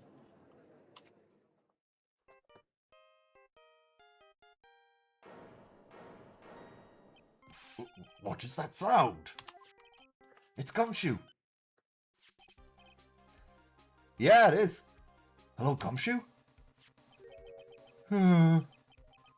What is with them, and what's with that sigh? Where's Maya? What happened to the killer? He got away. What? I'm sorry, pal, I really am. I don't know what to say besides I'm sorry.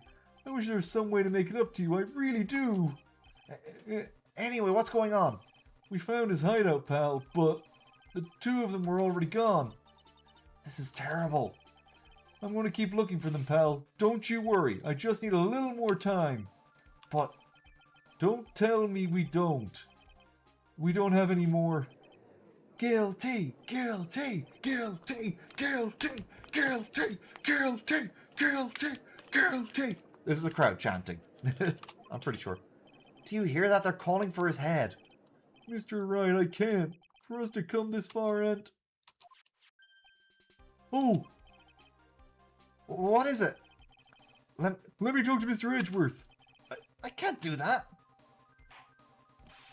Mr. Wright, would you please get a hold of yourself? Yes, Your Honor. I'm about to end today's proceedings. You may take your phone calls after.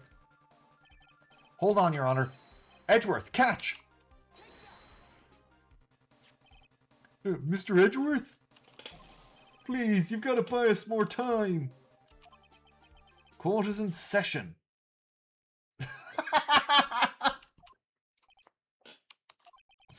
I'm sorry, Your Honor, you were saying... Mr. Wright, this is a court of law. I'm sorry, Your Honor, but... I am reluctant to do this, however. It appears that I have no choice but to suspend proceedings until tomorrow. This time I really can't do anything. Court is now adjourned for the day.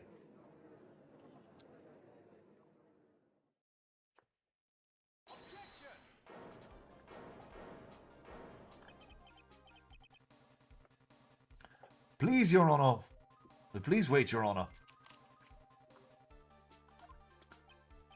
Edgeworth? What is it, Mr. Edgeworth? I humbly request another 30 minutes of Your Honor's time. For what purpose? We can perform the necessary tests on this piece of paper in that time. But can you really obtain your results in 30 minutes? I believe we can, Your Honor. But wouldn't it be better if we adjourn for today and then reconvene tomorrow? 30 minutes, please, Your Honor. That's all I'm asking for. Please, Your Honor. Very well. At the prosecution's request and the defense's compliance, this court will now take a 30-minute recess. But be advised, I will not allow another recess today. I'm not sure if this is helping or hurting us. The court will now take its final recess of the day.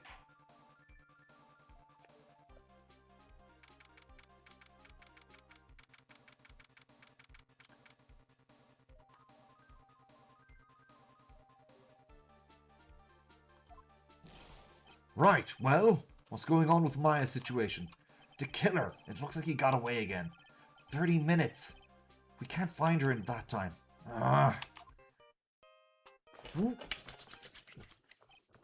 Report. Oh, is that Mr. Edgeworth? We don't have time, just spit it out. Right. It looks like we just missed him, sir. But the killer left a few things behind by accident in his rush to get away. A few things? Can we use any of them as evidence? Ho! I thought you'd ask, pal.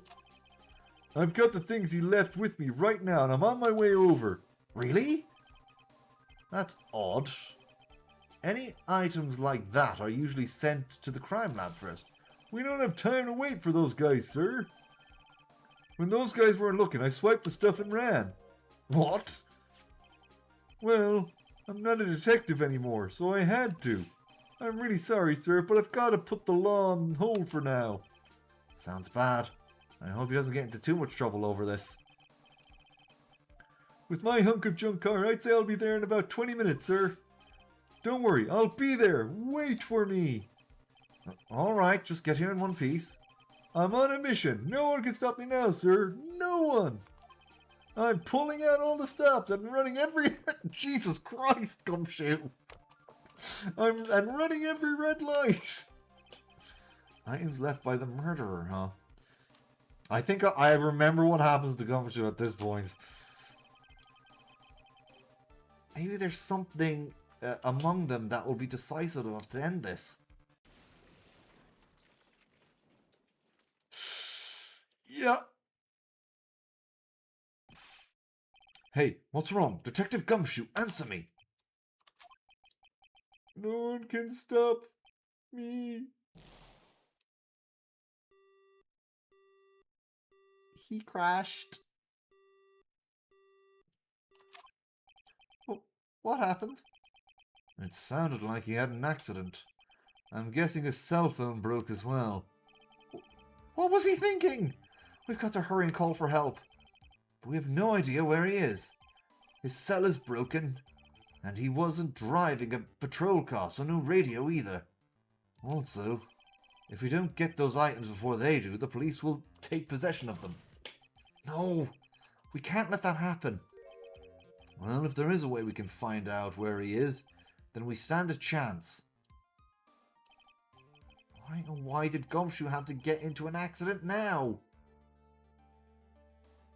Oh yeah, no, Gumshoe is the most broke person in the series. There is no one poorer than Gumshoe in this entire franchise. Except maybe Yanni Yogi, but, you know, he's in jail right now. Why did Gumshoe have to get into an accident now? Is there any way we can find out exactly where he is at this moment? There is a way. That's right, there is a way. What? How? I'm sure we can find out where Detective Gumshoe is through this.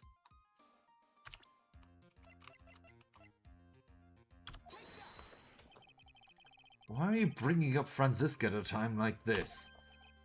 Oh, I see. I'll try to get in contact with her. The chances are slim, but she's all we have.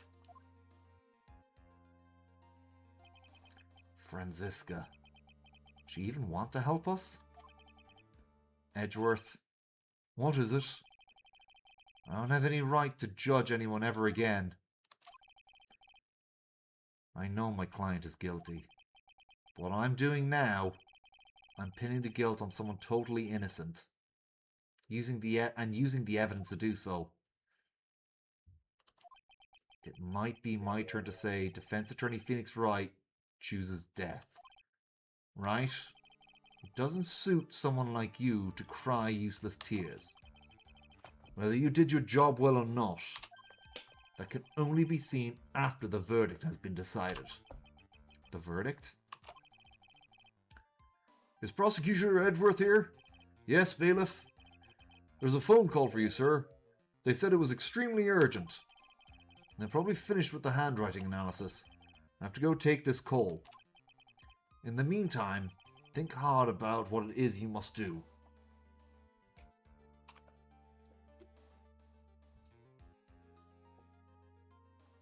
Alright. We're at a point where we save. I'm going to take another quick break to go to the bathroom. No, we're not done yet. We're so close to the end. I'll have to run a little bit late, but we can get this done. Hold on. There's a few things I need to do first. First things first.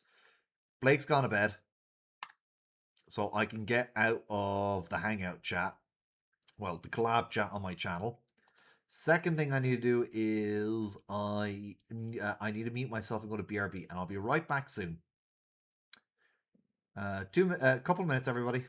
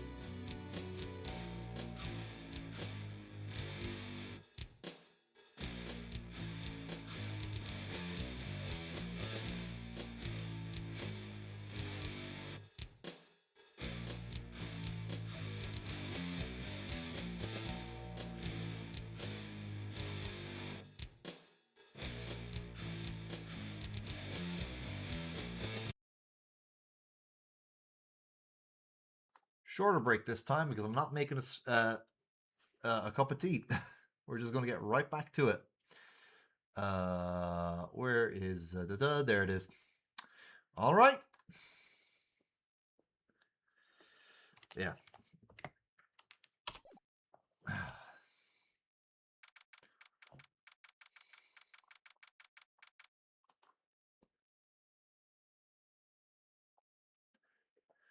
(23rd of March, 2:35 p.m. District Court, room number 3. Court will now reconvene. I assume both sides are ready? Yes, Your Honor. Yes, Your Honor. I can understand the defense acting like this. However, why do you also seem distraught, Mr. Edgeworth? That is... It's nothing, Your Honor. What's wrong with Edgeworth?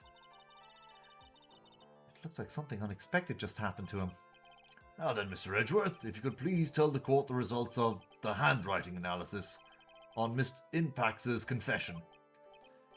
Yes, Your Honor.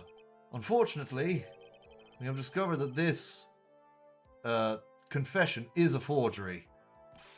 What? What do you mean, Mr. Edgeworth? This note was not written by Miss Impax herself. It is a fake.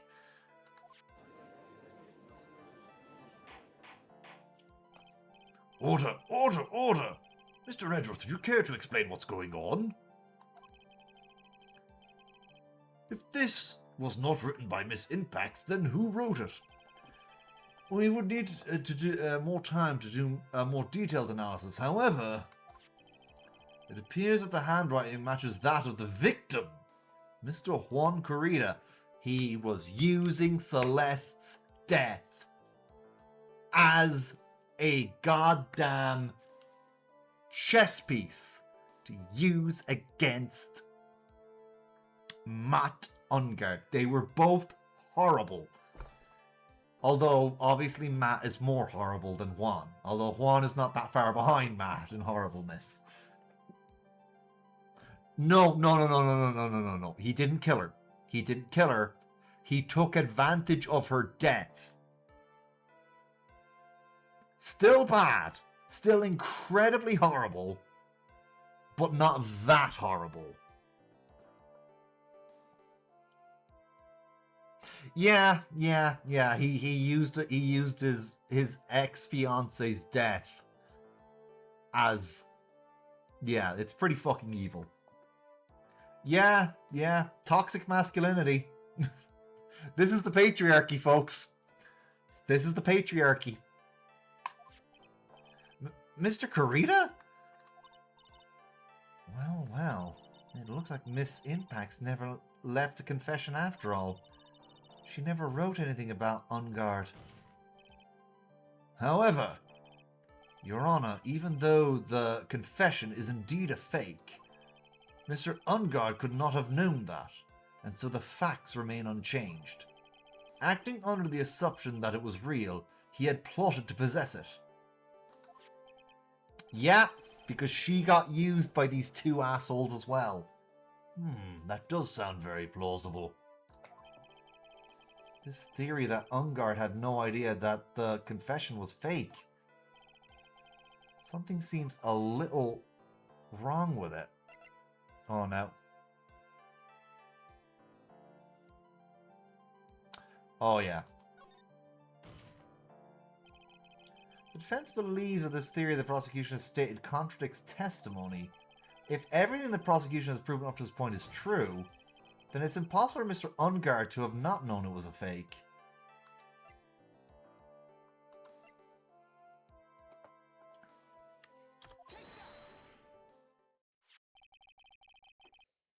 What was this little item called again?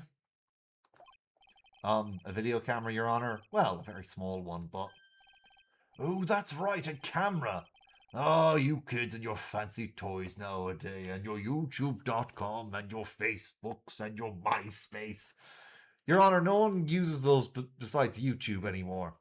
And your DVDs, and your Blu-rays, and your cassette tapes. He's lost it. Mr. Edgeworth, earlier you claimed that Mr. Ungard knew of the existence of this note. Exactly. Because he was spying on the victim, isn't that right? If that were true, then that means Mr. Ungard would have known that the victim had forged the note. Ugh. So then, the defendant knew that the confession was a fake. And if that's true, then the situation has suddenly changed in a very dramatic way. Exactly, Your Honor.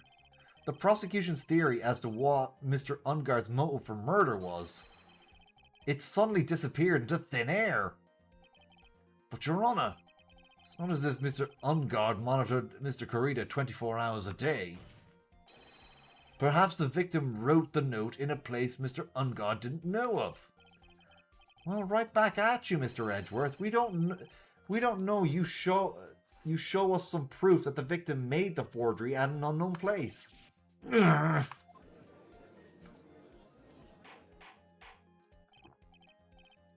Order, Mr. Edgeworth. It looks like this time it is really you who has dug his own grave. As I figured. Huh? As you figured? As I figured, it came down to this after all. Mr. Edgeworth, you are not making any sense.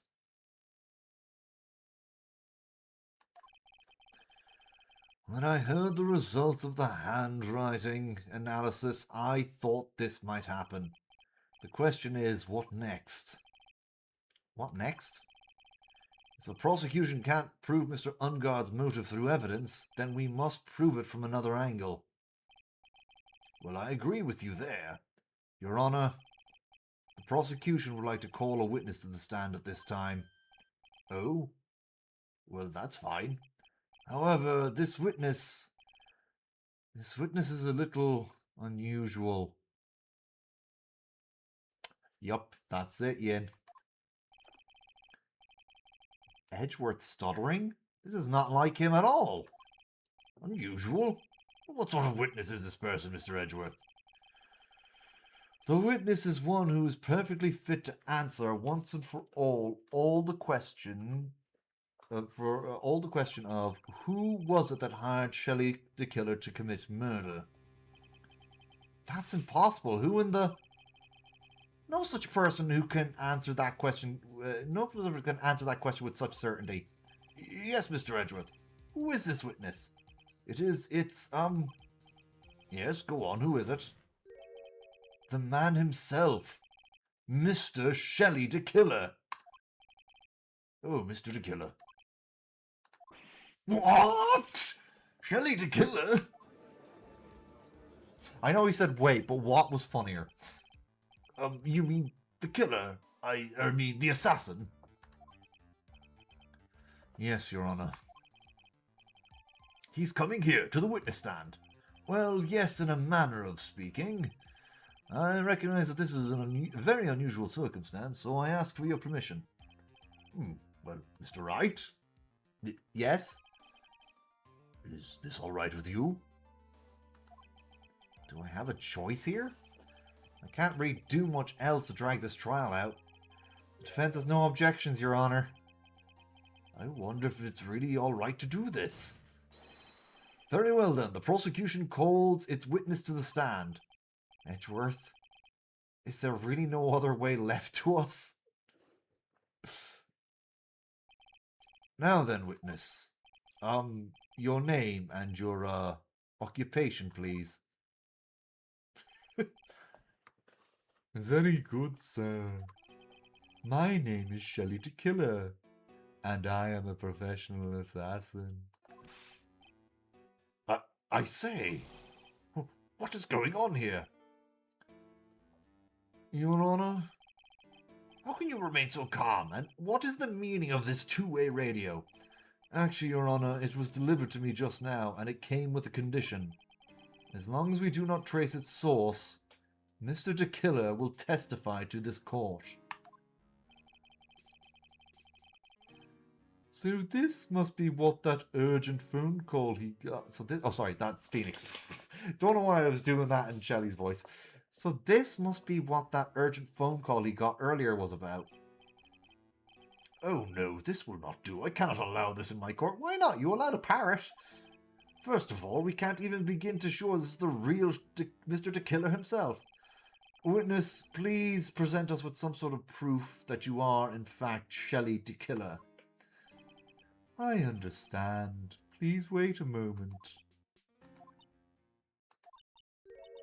I'm so hungry. Maya! Maya! A voice, Mr. Wright, can you confirm anything from this? The defense has no objections to this person. We are satisfied that this man is indeed Shelley de Killer. It looks like we have run into yet another unexpected turn of events. Well, it doesn't seem like we have too many choices under these circumstances, so... Now then, witness. There is one thing I would like to confirm before we speak of anything else. And what would that be? At the request of a client, you killed Mr. Juan Corrida, is that correct? It is as you say. I did indeed kill Mr. Corrida. Now that we've answered that, let us move on to the name of your client. Very well. This is all just a bad dream. Yes, that's it, a bad dream.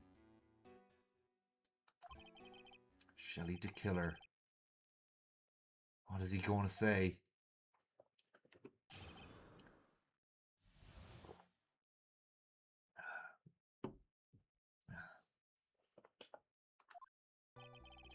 There is something I must first state. To an assassin, nothing is more important than the trust between a client and himself. And that is the reason I am here today, on this witness stand. Yeah, he's speaking through a radio. What the actual hell indeed. He's friggin' creepy as hell. Yeah, the communicator does actually kind of look like him, now that you mention it. Yeah. Creepy. It is my wish that you grasp this concept before I give the name of my client. Mr. Tequila seems to be a very clever man. I'd almost say he seems to be mocking us. While he may appear to be our enemy, Your Honor, Mr. Tequila is only stating the truth. He is no hypocrite and has always stood by this one belief. You mean about this trust between his clients and himself thing? It seems to be a level of trust beyond what people like me can comprehend. Well, Mr. Wright, are you ready to cross-examine the witness? Yes, Your Honor. There's no way to know what's coming next, so stay cool and collected, Phoenix. Yeah.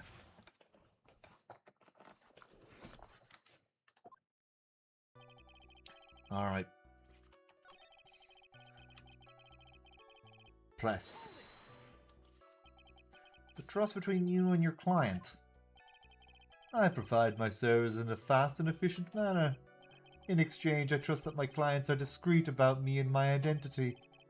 If too many people knew my face, it would be quite troublesome. And that is why you're testifying in this manner. This is the first time one of my clients has ever been accused of murder. I must preserve the Tequila name so my clients can trust me. But couldn't someone stab you in the back and break your trust? It has never happened before, but if it ever did... Yes? That person wouldn't be my client for very long.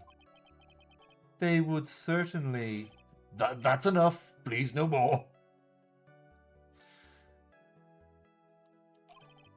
Very well. It was only hypothetical anyway. Alright, now we press this one. That seems a little strange to me. I mean, you're about to tell us the name of your client. I would think that this would be very bad for them. It doesn't matter to me.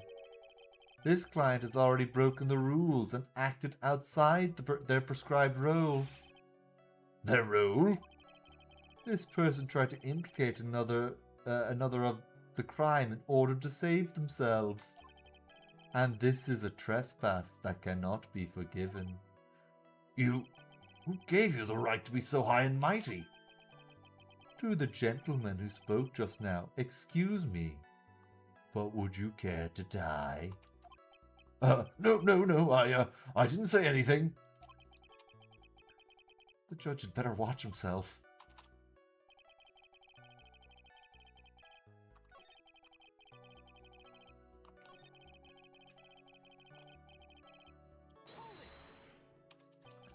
The trust between you and your client.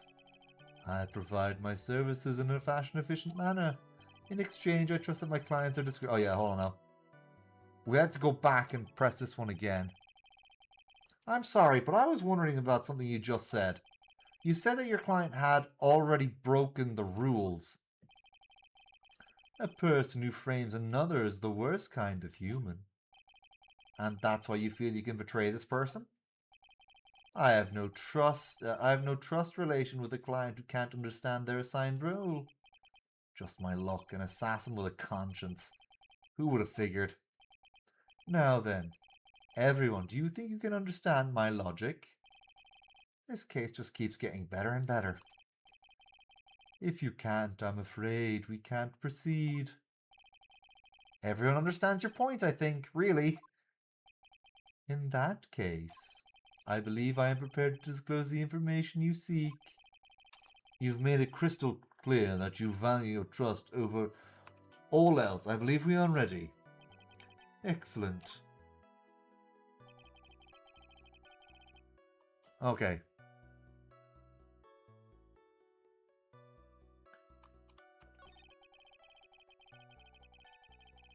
Now to press.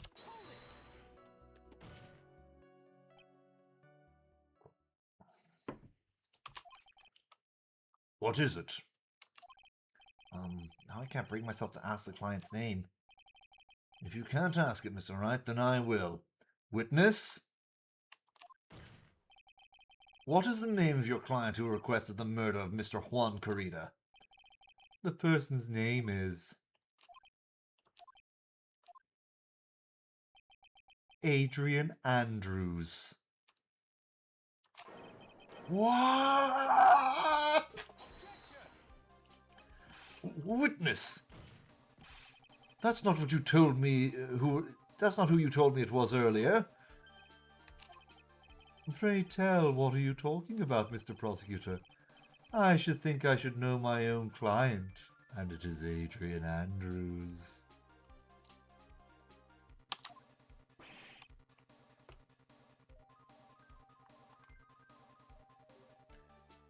Alright. What?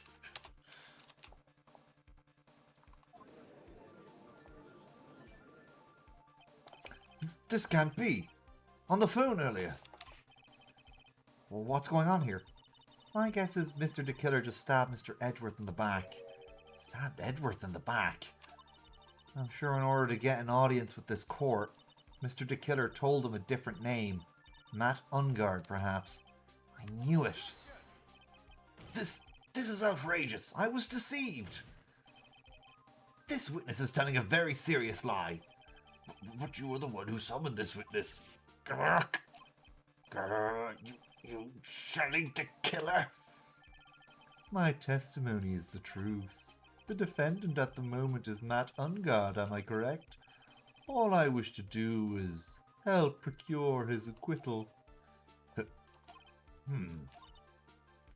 Wow. All of a sudden it feels like we can actually win this. Yeah.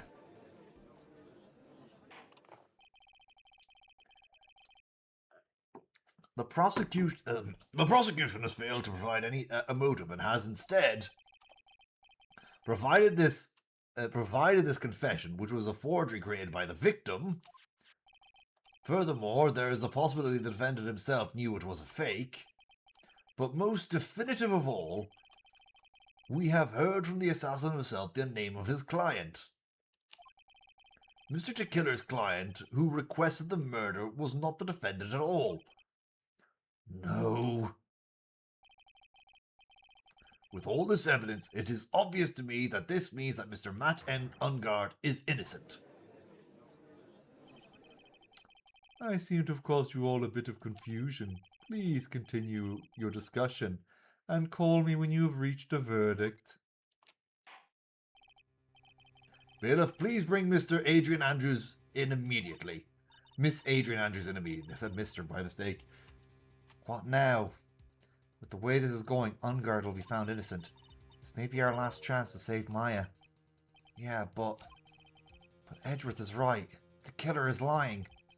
And Ungard, my client, I know he's guilty. Can I live with myself if I win this? Who would have believed the prosecution's own witness would absolve the defendant? Your Honour, the prosecution requests permission to further question the witness. Shelley the Killer is certainly lying under oath. It wasn't me! Listen, everyone, please. This testimony just now, it was all one big lie. Miss Andrews, the confession may have been a fake, but that man, Matt, he's the reason Celeste died. And Juan's death, it was all because he got pulled into Matt's twisted world. That testimony just now, you have to believe me. It was a horrible, horrible lie. But Mr. the Killer himself has testified. He has named you as his client. No, that's not true. Also, there is quite a bit of evidence that points to you. The knife and button, donning the nickel samurai costume. But that's... You even have a motive. We know that Miss Celeste Impax was a large part of your life. You wanted to follow her, and you wanted revenge against the two who had hurt her. I would say you have plenty of reason to want them both dead. No, Mr. Wright. You know the truth. Tell them. Tell them the real story, who the real killer is. Tell them. Please, help me. Yes, I know the truth. Mr. Wright? Yes, Your Honor? I believe we have reached the end of this trial. Therefore, I ask the defense for any final words or opinions. I have to decide. Do I take the not guilty verdict and save Maya? Or do I throw this chance away and wait for Gumshoe's new evidence? What am I supposed to do?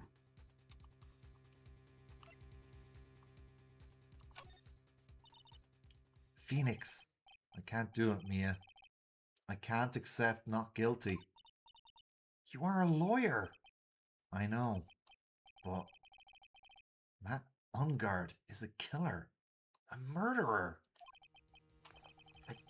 I can't. I can't let him get away with this. I can't let someone else take the fall. If I let Miss Andrews be convicted, then I'm no better than Ungard.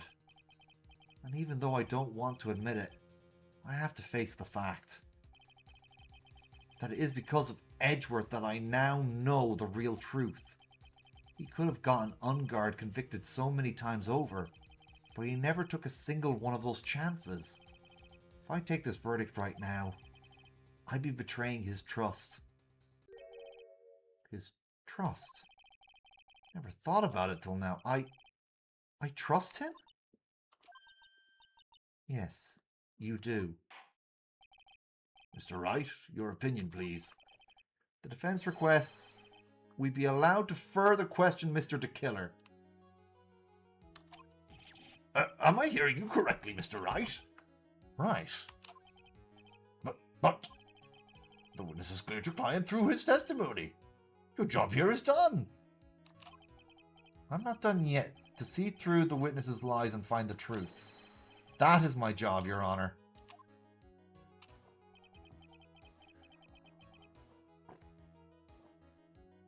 There's still more evidence to look at. And I'm sure that once those pieces arrive here in this very courtroom, a miracle will occur. Alright. Very well, the trial will continue.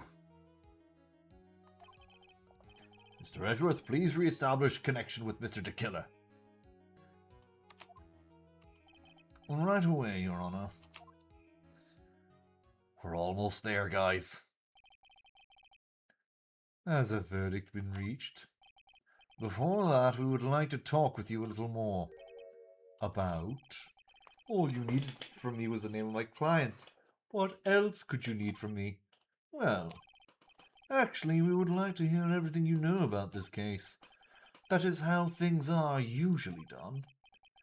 What is he talking about, usually done? I mean, Phoenix is right. This whole attitude of Edgeworth is pretty new. It wasn't until the end of the 5th case of the last game that he got this perspective. But what shall we have him testify about now? Mr. DeKiller, if you don't mind, please testify about your client in more detail. You legal people and your procedures. Is it any wonder no one likes to go to court?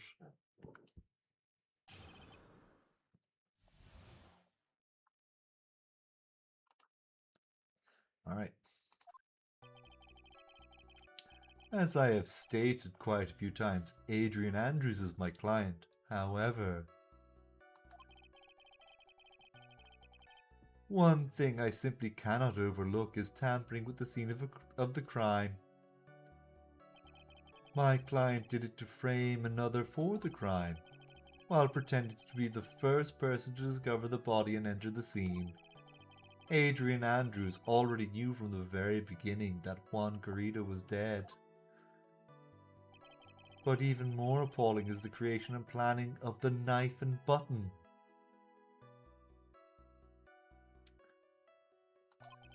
That act was what I was referring to when I said my client had broken the rules. Yeah. Well, she did tamper with the evidence, but she didn't hire him. She didn't break any contract. She had no idea the killer was involved. Probably didn't even know who he was. This is the most unexpected turn of events for the 5th time now. However, this time everything has finally been revealed. Just a second, Your Honor. Yes, Mr. Edgeworth? We still have the cross-examination to do. But you don't need to question testimony like this, do you, Mr. Wright? Your Honor, the defense will question the witness, as if I have a choice here. Huh? Why? What this witness has said has nothing but been beneficial to the defense's case. If you scrutinize the testimony, then I'll expose the lies in that oh-so-beneficial testimony, I suppose. I don't understand what's going on anymore. That makes 2 of us.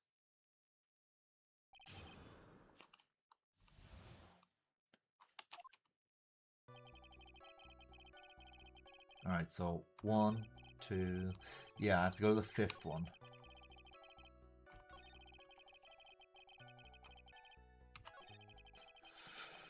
Whoop.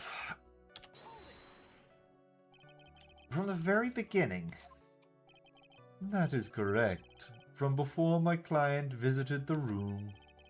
All of my clients know precisely what the situation is at all times. I wonder if that's really true. Well, that's odd. Alright. Oh no, I have to present it. I have to present, not press.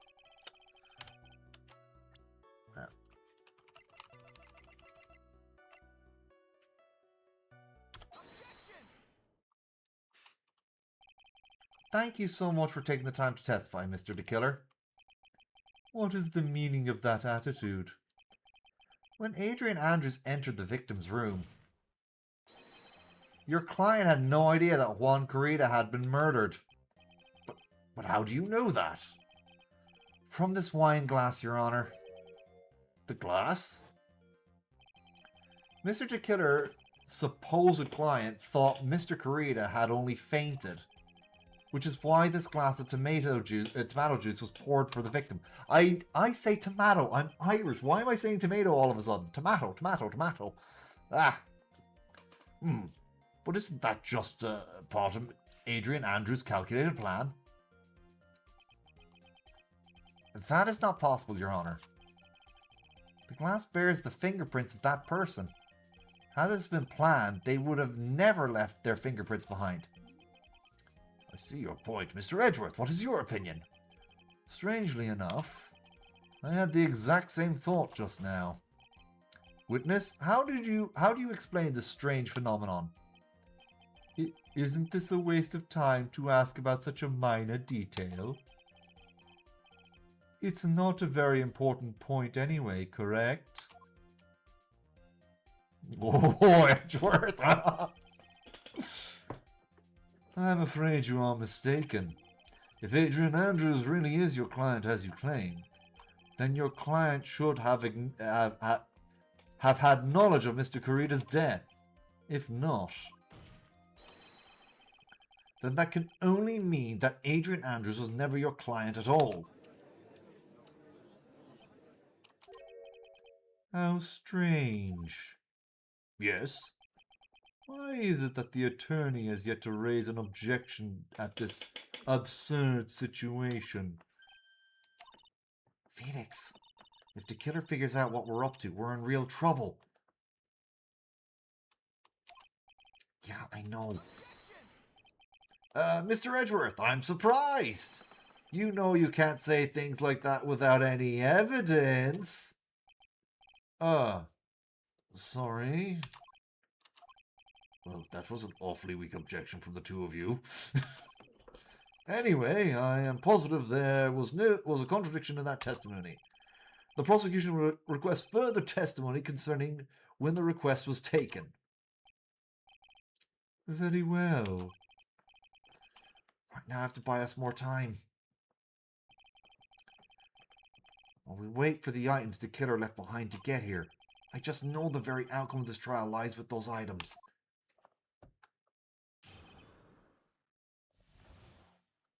Alright. Request taking. A request came to me, about a week ago.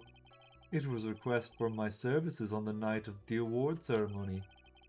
We met at a certain bar to discuss and finalize a few matters. That is what occurred. I trust my memory, and I believe I have made no mistakes.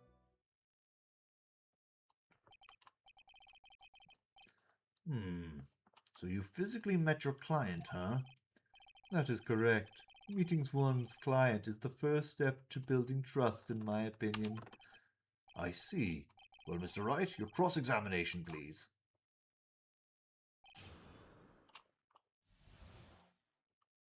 Yeah.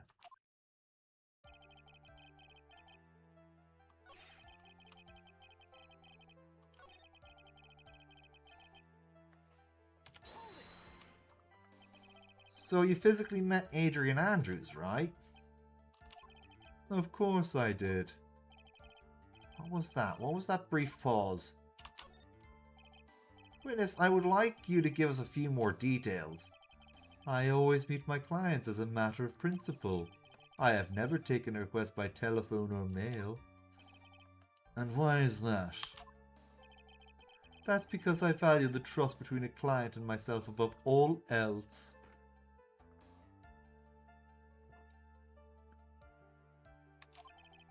And the only way to establish that is to speak to the client while I'm looking them in the eye. Well, Mr. Wright, was that testimony of it was very important? Of course, it was very important, Your Honor. If Mr. DeKiller had met the client before the murder, then it is unlikely he is mistaken. So you're saying that his client really was Adrian Andrews? I guess so. You see, it is just as I said. I'm so lost. What the heck am I supposed to do it's supposed to be helping here? Calm down, Phoenix. Think carefully and relax. Now then, would the witness please continue? Oh, wait.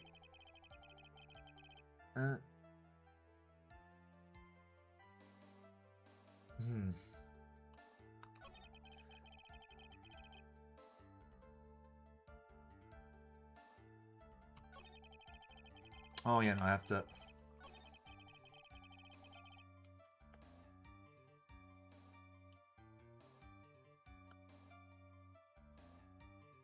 Oh, okay, yeah, no, I think...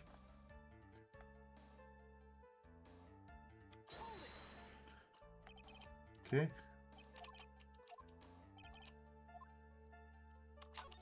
Alright, yeah, I messed that one up.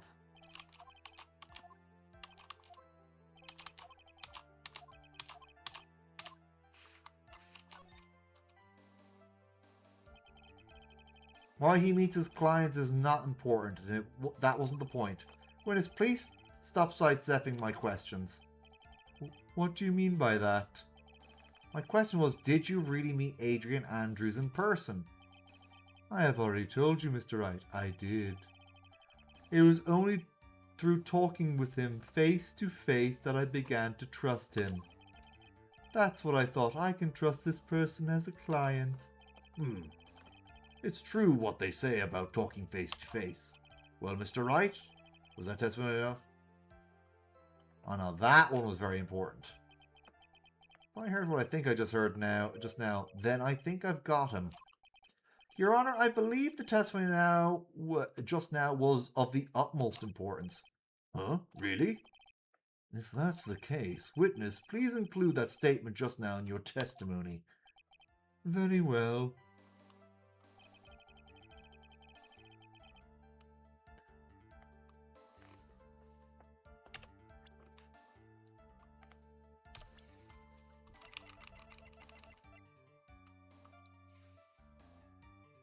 Oh yeah, have a look at this.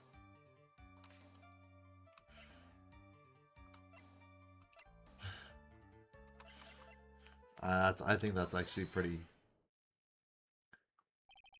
I would like to go over this one more time. You met Adrian Andrews at a bar and took the request at that time. Yes, that is correct. And that's when you thought he was untrustworthy. That he was trustworthy. How many times must I repeat myself? Yes, That is correct. I'm sorry, but that is an impossible tale. What? Shelley the Killer. You have never met the real Adrian Andrews. Why would you say that? Because you made one very big slip-up. About her. So what is the what did you just say now? About her? If you ever met Adrian Andrews in person, one look would have told you that she is a woman. Oh! Order in the courtroom. Mr. Wright, what is the meaning of this? The witness testified to the following. Oh, no. It's not gone for good. That's just, you know, one of those things that, you know, the extreme reactions that they have. Yeah. That he always meets face to face with his clients when taking their request. But he has never met Adrian Andrews in person. Yes, Your Honor, that is exactly the point. That means Mr. DeKiller's client could not have been Miss Adrian Andrews. It's leaking oil.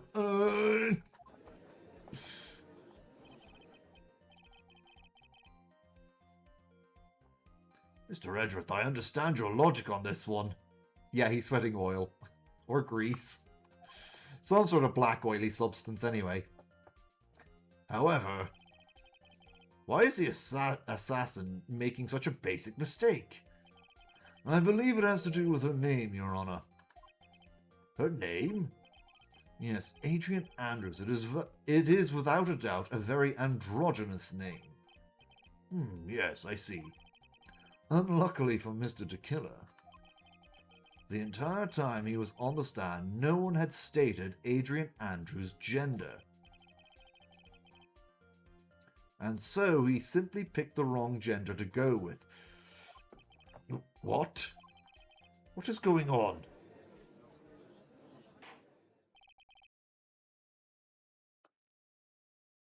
Shelley DeKiller. This court demands an explanation. I think somehow I must have mixed up this client with another. So does that mean you remember something different now? Yes, of course. Please, if you would allow me to testify once more. Arg, I knew he's just going to spit out more lies. Very well, but please, this time please give us the truth and nothing but the truth. All right.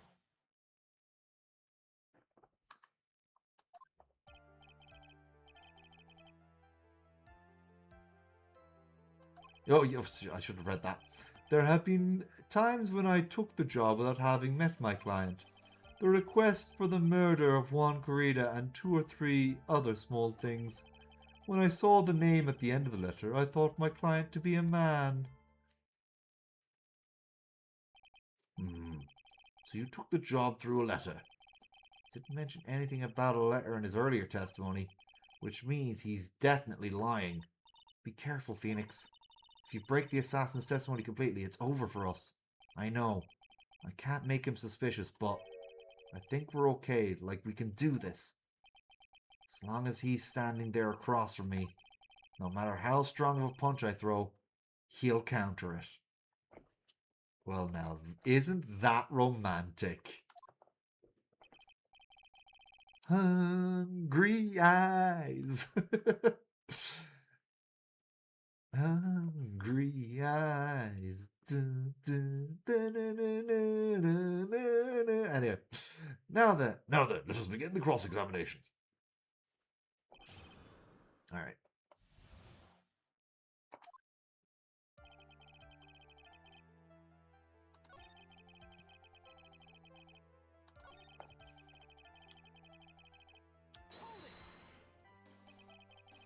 Two or three other things? Yes, And what were those other things?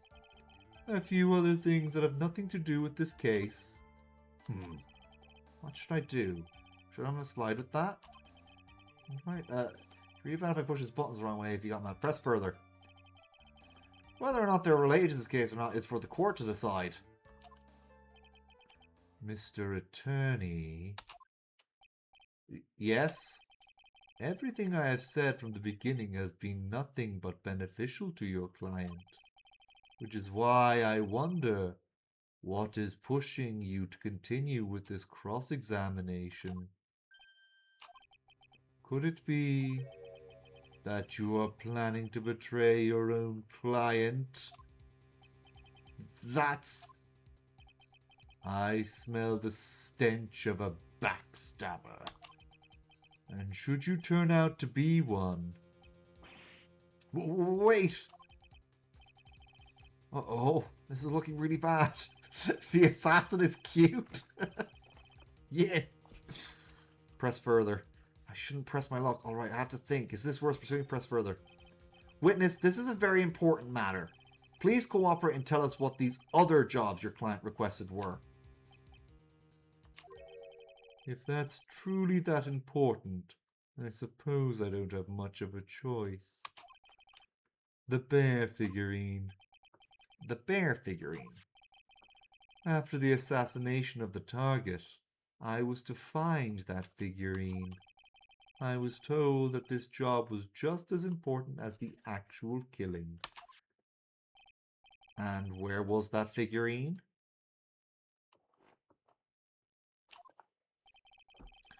It was inside Mr. Kurida's suitcase. And then, what did you do next? I know what you mean, I know what you mean. I handed it over to my client right away. You gave it to your client? Interesting. This information certainly sounds important to me. Witness, please include what you stated in your testimony. As you wish.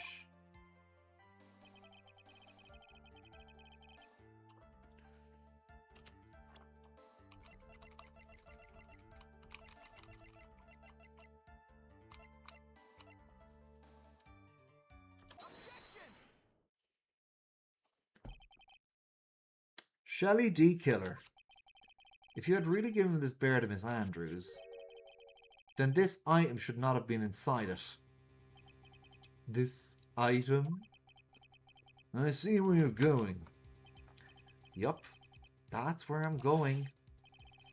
Where is everyone going? Do I need to pack a suitcase? Where am I? Your Honor, please think back to Miss Andrews' testimony. And I was going to burn it for her sake. If even for a single minute, this bear had actually been in Miss Andrews' hands, I'm sure she would have taken the confession out and burned it.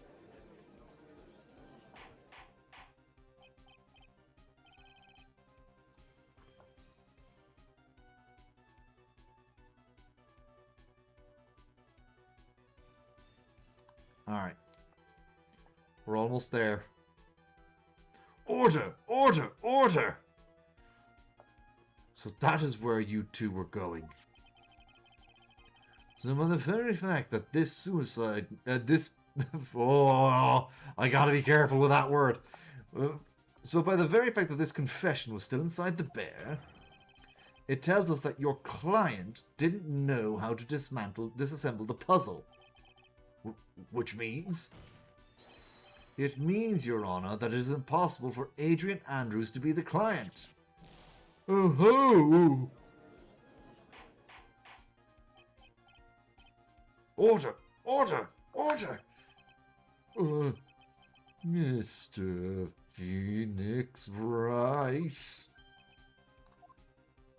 I'm sure I mentioned this before.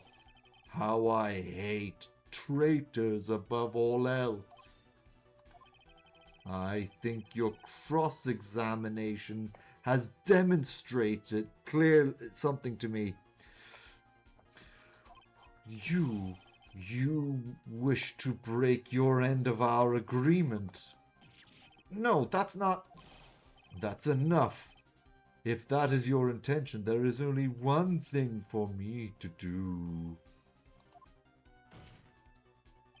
Wait, please.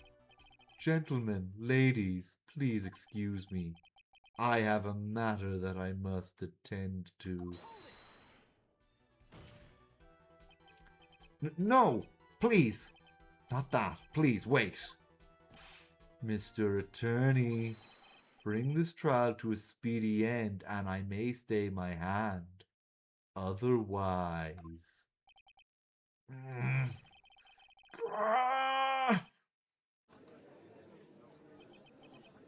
What in the... Mr. Wright, are you... Mr. Edgeworth? Yes, Your Honor? I didn't understand this witness's outburst just now. Do you think there is a need to hear more testimony, or is this enough? Well, we should. Edgeworth, we can't do this. If we keep this up, Maya, she'll... the prosecution, What has come over everyone? Even you are? The prosecution rests. What is going on around here? The prosecution has no further questions, Your Honor. What?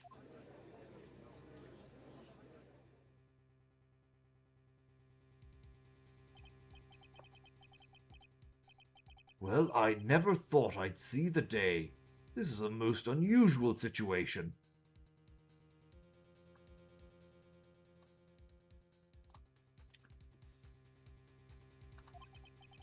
If the prosecution rests with no further questions, then the prosecution has failed to uphold its stance. If that's the case, then even though I am reluctant, I must believe that Mr. DeKiller's testimony is accurate. That would mean that Shelley DeKiller's client is Adrian Andrews. Mr. Wright? Yes, Your Honor. If I end this trial here right now, then your client, Matt Ungard, will be declared innocent. And in his place, Adrian Andrews will be charged with murder. Miss Andrews will be charged with murder?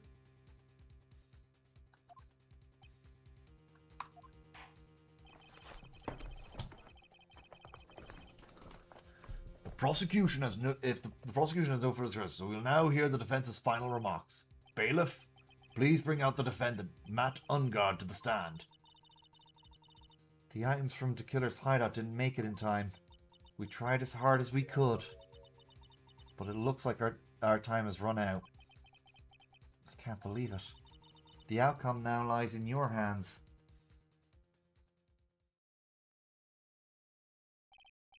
Dude, did the old guy finally decide? To be honest, I can't think of you as a truly innocent and good person. You have done enough evil to drive a woman to end her own life. But, at least on the charge of murder, it will appear you are innocent.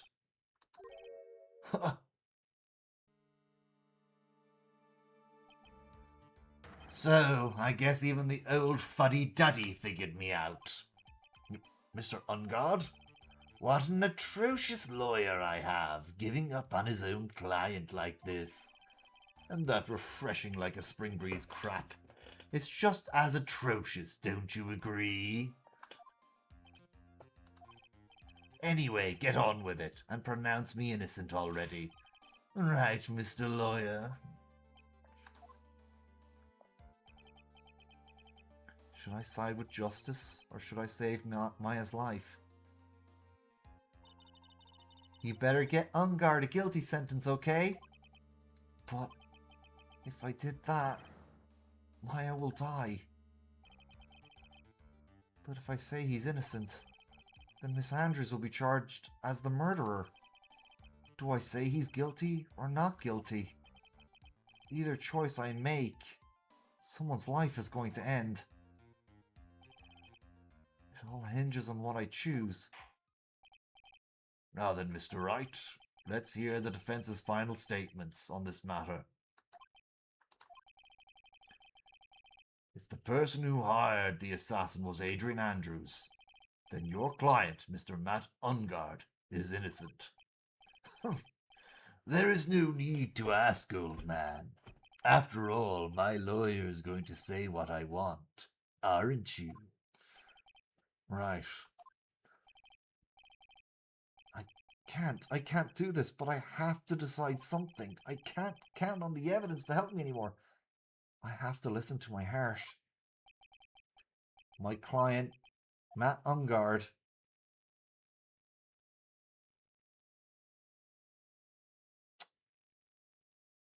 Are you sure, Yin?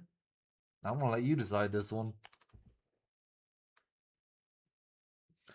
Are you sure?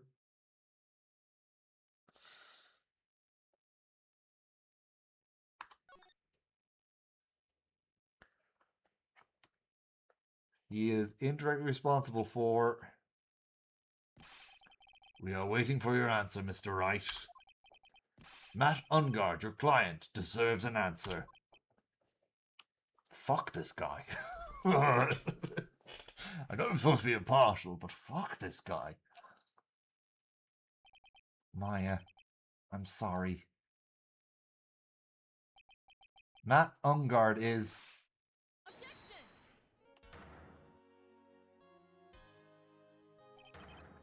Franziska von Karma? What are you doing? Ow! You see, don't you, Mr. Phoenix Wright? This is exactly why you should never take your eyes off that scruffy fool. Did you bring them, the final pieces? Do you have them? Yeah, she is a threat to everyone. You should know better than to ask that, Mr. Miles Edgeworth. A Von Karma is perfect in every way. The evidence is here in perfect condition. Don't worry about Scruffy. He's fine, and his injuries are minor. All of the items are inside this. What a filthy old coat this is. That's Gumshoes. I can spot his tattered rags anywhere. I apologize for its ugliness, but there was nothing else to wrap the items in. I fought long and hard this whole trial. All for what is inside that raggedy coat. I'm sure that inside that coat lies a crucial piece of evidence.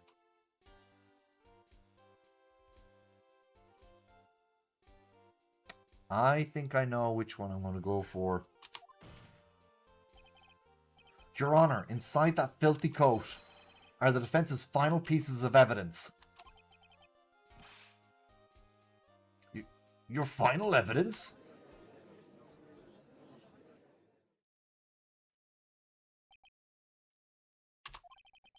This trial is already over. All that remains is for me to hand down my verdict. I do not believe any evidence presented now would change the outcome of this trial. What? Your Honor, it is our duty to examine every piece of evidence down to the last. I request that Miss Von Karma be allowed to present these pieces of evidence. I suppose you are right, Mr. Edgeworth. I grant permission to do so. However, this one obvious rule applies here. These items do not bring up any new points.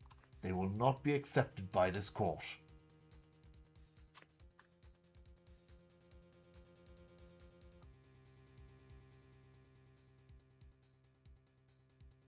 Alright.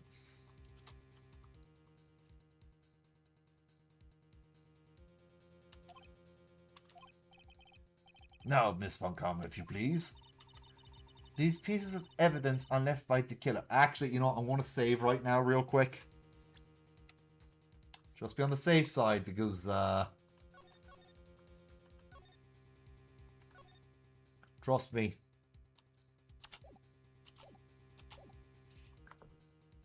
These pieces of evidence are items left by the killer during his escape from the police. He must have been in quite a rush. Yes, Your Honor. the killer left 3 pieces of evidence. It's the final case of the second Ace Attorney game. The final cases are always long. Somewhere among the evidence we're about to see, there will be something that will turn this whole situation around, like a miracle. I'm sure of it. That is all we can hope for. The first item is a pistol. Does the killer's pistol have anything to do with this case?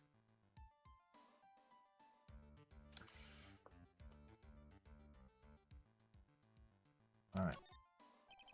Does that pistol have any relation to this case? We have yet to perform a ballistics test, so I cannot say for certain.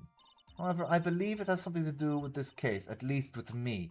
That was the pistol he used to shoot Franziska, so it's not relevant.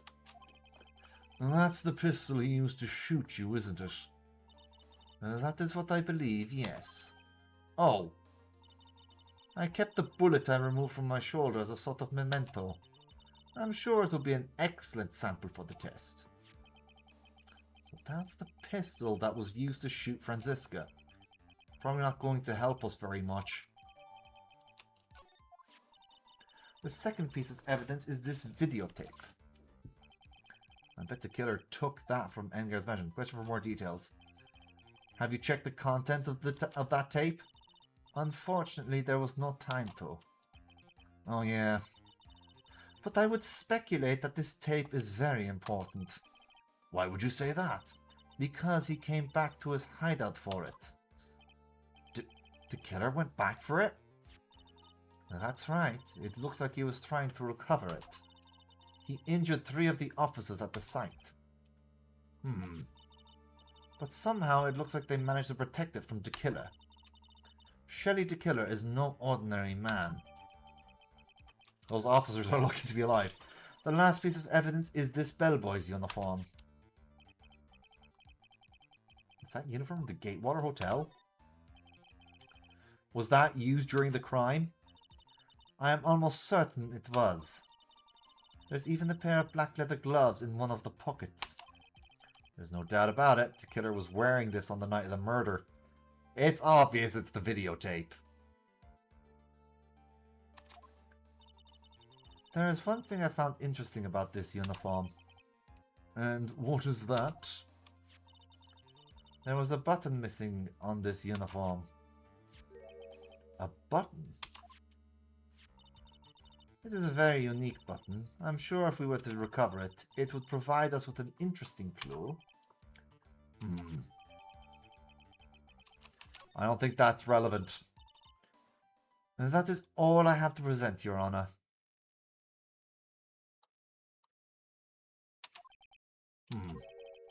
Just as I thought. And what is that, Your Honor? I'm sure were we under normal circumstances, these items from Shelley the Killer's hideout would be very important clues. However, our question is not who did the killing. It is who is the client. Yes, that is correct. And these 3 items do not tell us anything about that. Thank you for your hard work, Miss Montgomery. You may step down now. Wait, Your Honor. Please allow me to examine this new evidence. Overruled. This court has already had all the evidence it needs to hand down a verdict. No, I'm trying to remember. What was the voice again? Wonderful. Absolutely splendid. This judge is such a brilliant man, isn't he? Is this the end? Phoenix. I knew it. There's no such thing as a miracle in this world, is there? I think you're wrong. I think they do exist. But you have to make that miracle happen. You've come this far. You can't give up now. But no matter how you think about it, it's... Try. For my sake. Just think about it for a second. There are 2 ways out of this situation for us. 2? The first... Matt Ungard. Make Ungard wish from the bottom of the soul for a guilty verdict. Huh? The killer will always place his client's wishes first.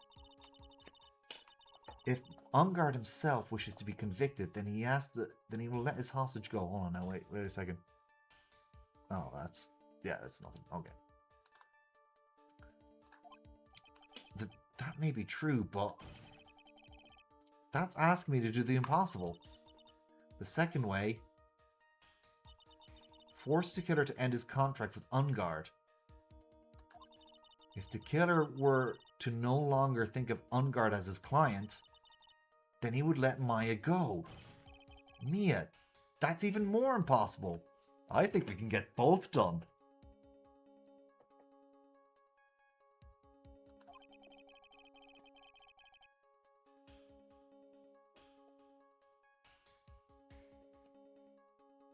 He's a man who values his clients.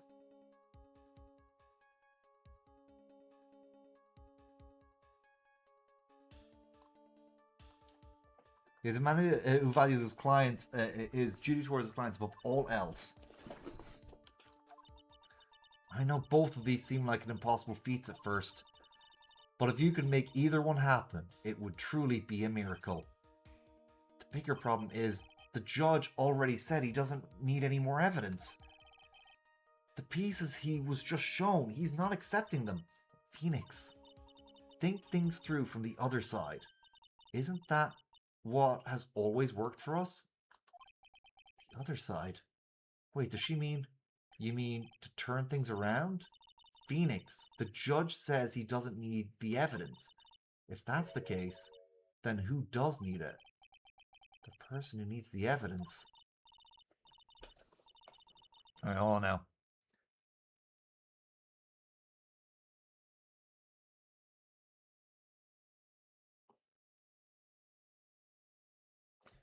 Alright, hold on, I just gotta make sure.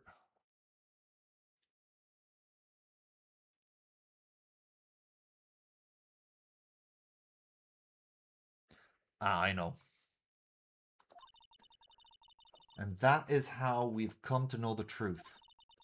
There's one person who's yet to see them all, and that person does not know the truth. Yeah. You're gonna see it. You're gonna see it now.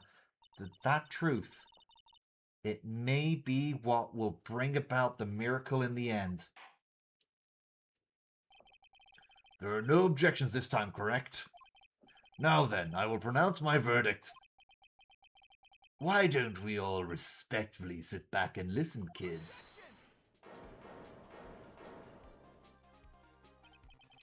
I have already told you, Mr. Wright. This court does not need any more evidence.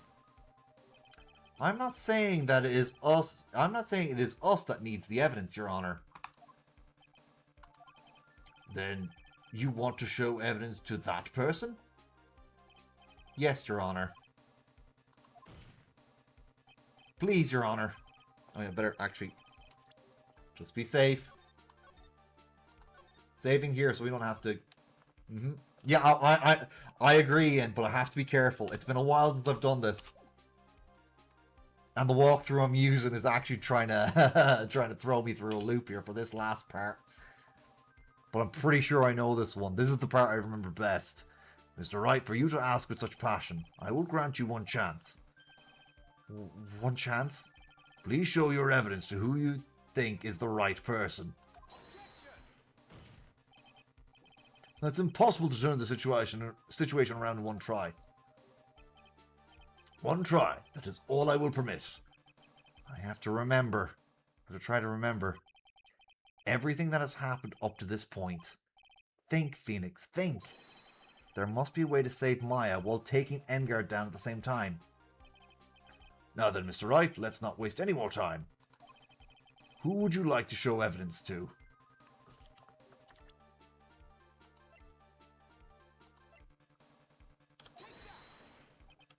I see. And now, tell the scores that one piece of evidence you would like to show this person. The videotape. Well, what do you think, Mr. Edgeworth? I think there is some merit in showing this evidence to that witness. Bailiff, please bring the transceiver from earlier. All right. Looks like I've managed to convince him.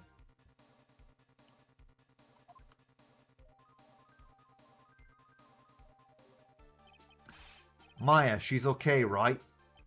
Didn't I tell you to concern yourself with bringing about a speedy end to this trial? Now, if I understand correctly, you wish to show me one piece of evidence? Yes, one is all I need.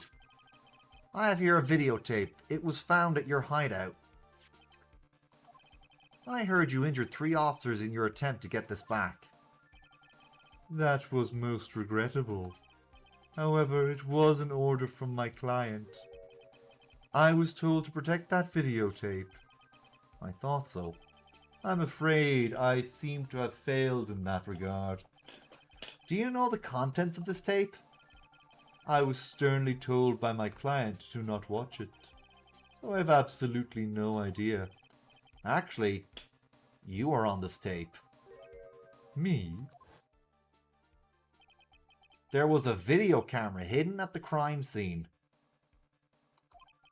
Your actions were being recorded. What? Is that true, Mr. Wright? Who is it that planted a camera? Well, the only person who could have placed a camera at the scene of the crime would be your client, naturally.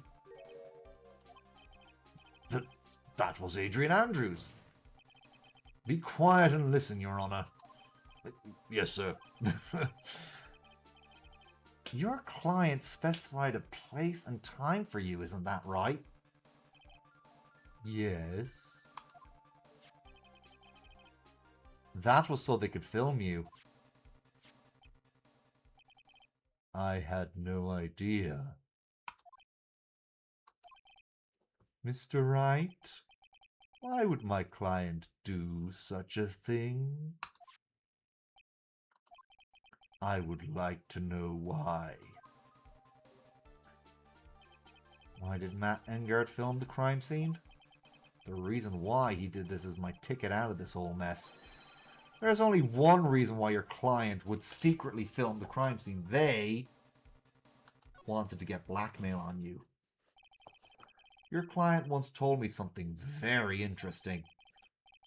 We were talking about you, and this is what they said. But I'm no weakling. I don't believe anyone, least of all assassins. Oh, come now, Mr. Wright. Assassins aren't above blackmail. Yes, that's where the video comes in. With that, I can keep him at bay and even blackmail him if I wanted. Your client didn't trust you at all.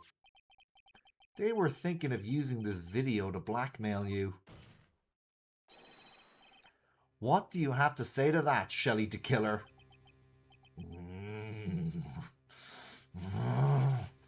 Oh.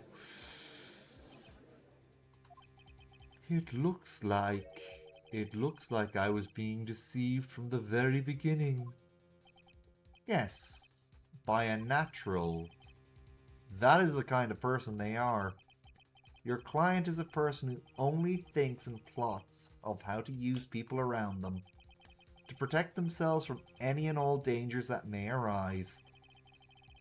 That is the true nature of your client. I have one question for the witness.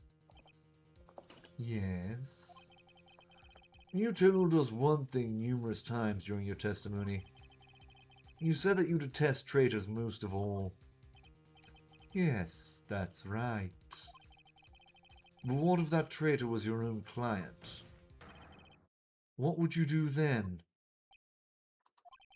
That's obvious. I would break our contract in that case.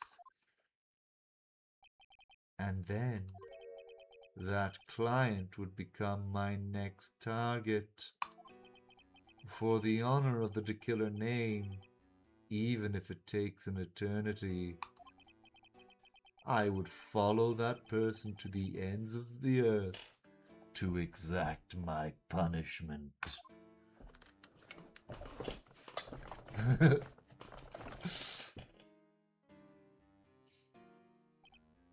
I see.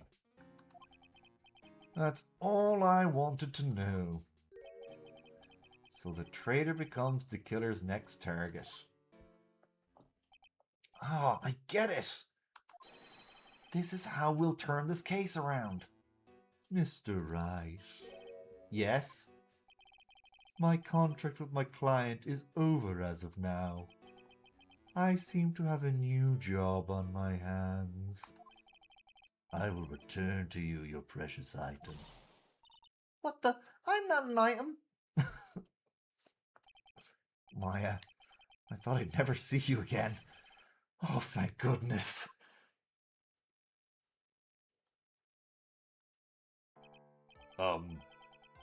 This trial appears to have come to its conclusion. However, I actually am sort of... I don't quite know what just happened there with the client and the witness and... Ah! Miss Von Karma, where did that...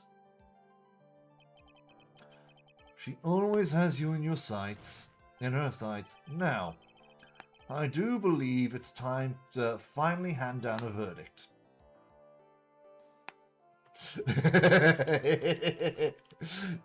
Drink that in. Mr. Ungard. It looks like somehow you got what you wanted. You will finally receive the acquittal you wanted so badly. You should be happy.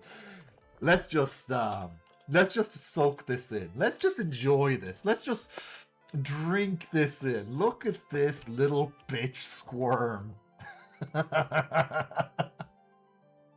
Look at him.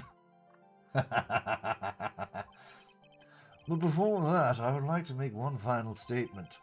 Sometime in the near future, one very betrayed assassin may appear before you. Needless to say, that man is very good at what he does. Let me do that again. My voice cracked there a bit. Needless to say, that man is very good at what he does. I'm sure you would understand what I mean if you watch this videotape. Help me. Now then, Your Honor, the verdict, if you please. Is this all right with you, Mr. Wright? We have finally reached the end of our very long battle. Whether he's convicted or acquitted, there's no escape for him now. Okay, Yin, there's two choices here, and both involve Matt's suffering. I'm going to let you choose no matter which one, because I've already done both of these endings on the DS years ago. Whether he's convicted or acquitted, there's no escape for him now. Go on, Phoenix. Plead whichever way your heart tells you. Let me just, hold on now. I'm just going to save, because I think Blake will want to see what the opposite ending, the other ending, you know? Yeah, I can cover up Rise from the Ashes investigation too. There we go. So we can just go back to this one if we need to. Yeah. Plead whichever way your heart tells you. Right, Chief. So, Yin, what do you want? Plead guilty? Okay. Matt Ungard. Even though I am a lawyer, I cannot make your crime disappear. I think a guilty verdict is appropriate here. Me? My wonderful self? Guilty? My wonderful self guilty? Even if you got an acquittal, the instant you set foot outside the detention center, your life would be in danger, no matter which way you look at it. You can't run away from your crimes anymore. No! Guilty, guilty, guilty, guilty, guilty, guilty, guilty!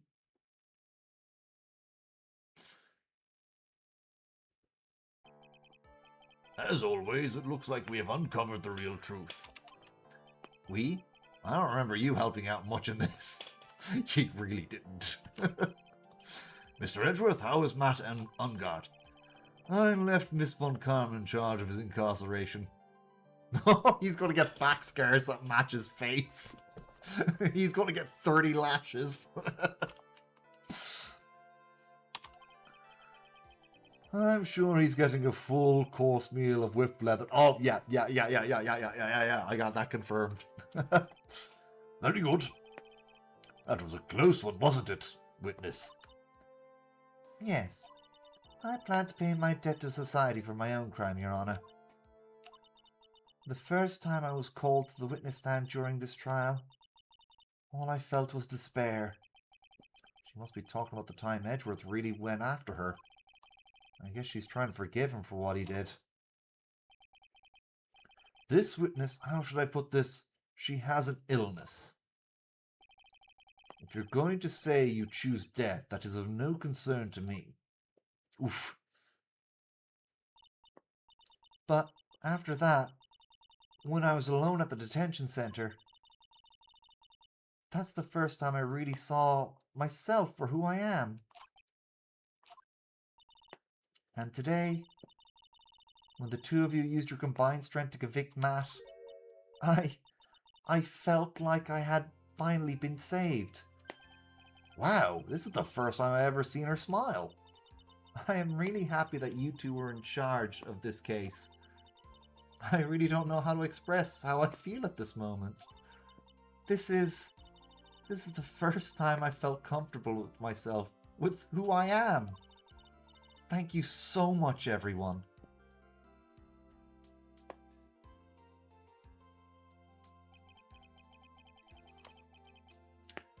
It looks like we have resolved everything at last. As for myself, there are still a few things I'm confused about. But everyone seems to be in good spirits. And that is enough for me. Everyone but the murderer. He's dealing with face and back scares right now. That is all. This court is adjourned.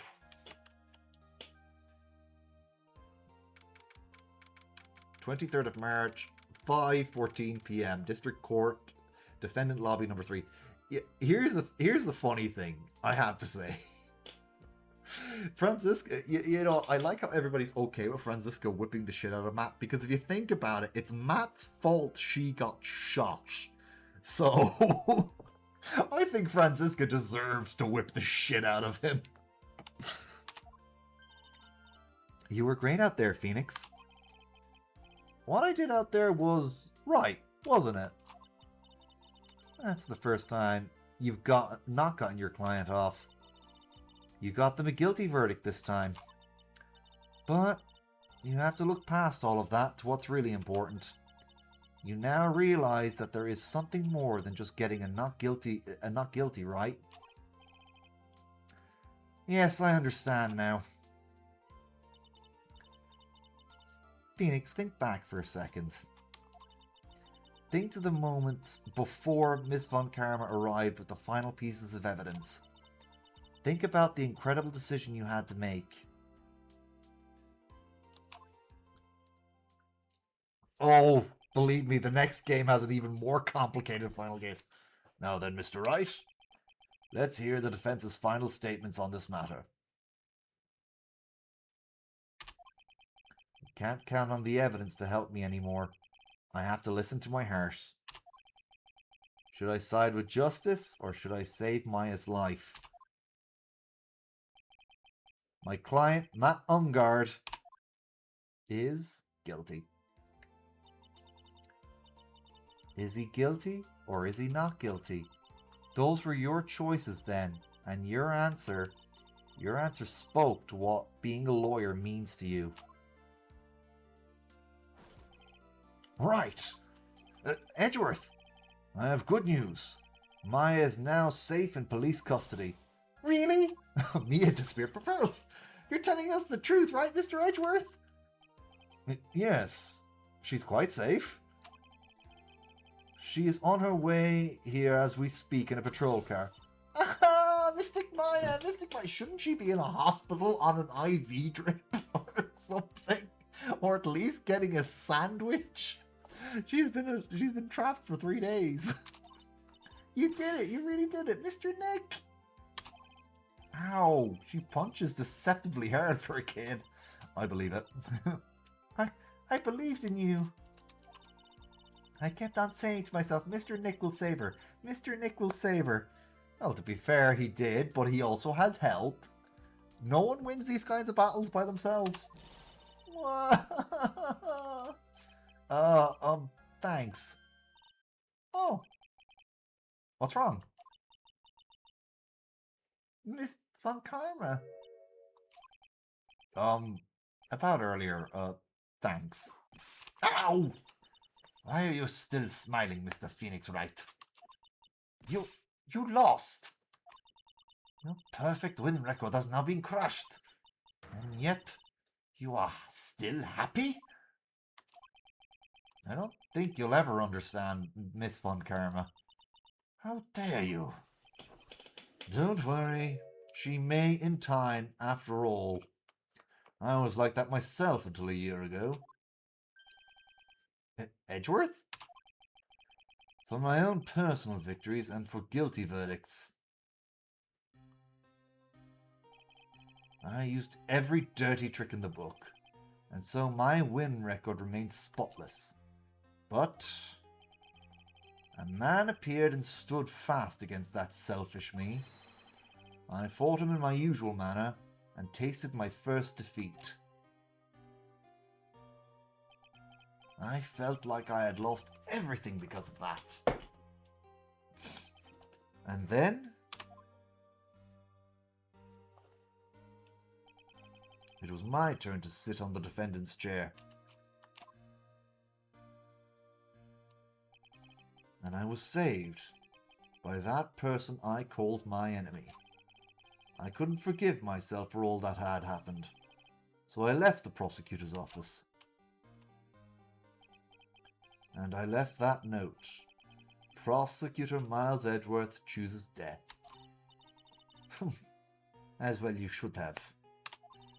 A prosecutor who ashamed himself of defeat should crawl into a hole and die. But that was not what happened. I left the prosecutor's office. I finally came to realize something. And it was in that moment of clarity that everything began to change.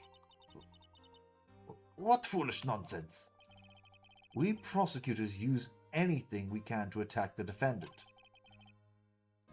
But every time we did so, no matter how desperate the situation, instead of giving up like most people, that man would hold strong with his undying faith. And then, before I knew it, I began to trust in that man as well. What? You trusted your enemy? It doesn't matter how many underhanded tricks a person uses. The truth will always find a way to make itself known.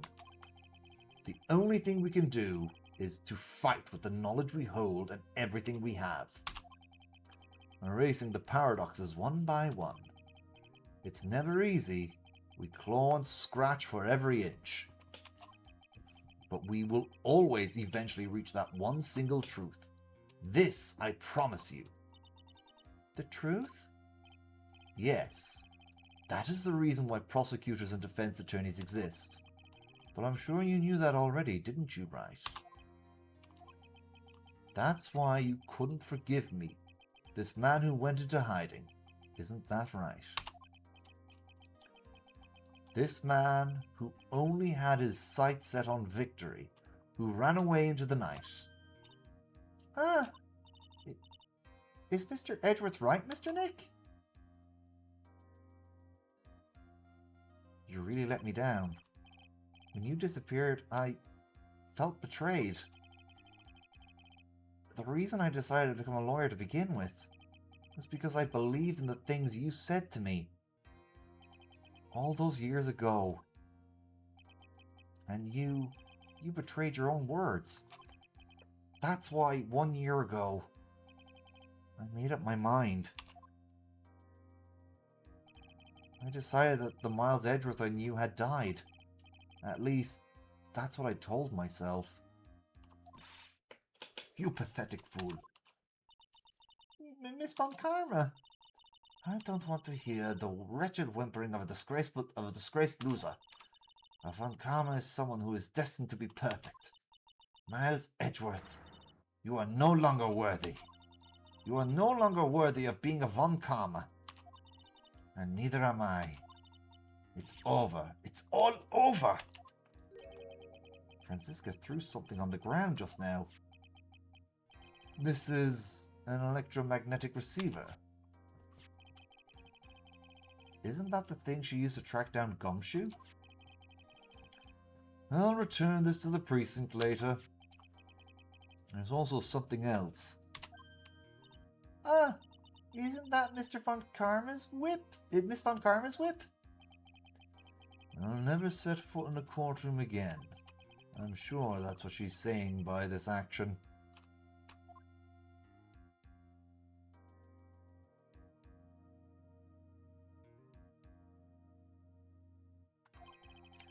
You should keep this, right? Okay. Nick!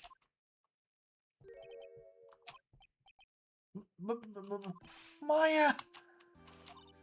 Mystic Maya! Mystic Maya!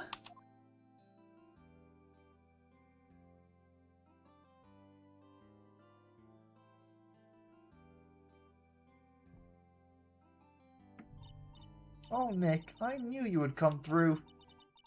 You got Ungard convicted, like I knew you would. And on top of that, you even rescued me. Well, of course I did. You know I would never desert you. But we sure pressed our luck this trial. You're really lucky to be standing here. Whatever. Look, it's over, okay? Besides, if I did croak, I would just come back and haunt you like a bad ghost through Pearly. Is it really that easy to do something like that? Thanks a lot. Don't worry, we got our happy ending.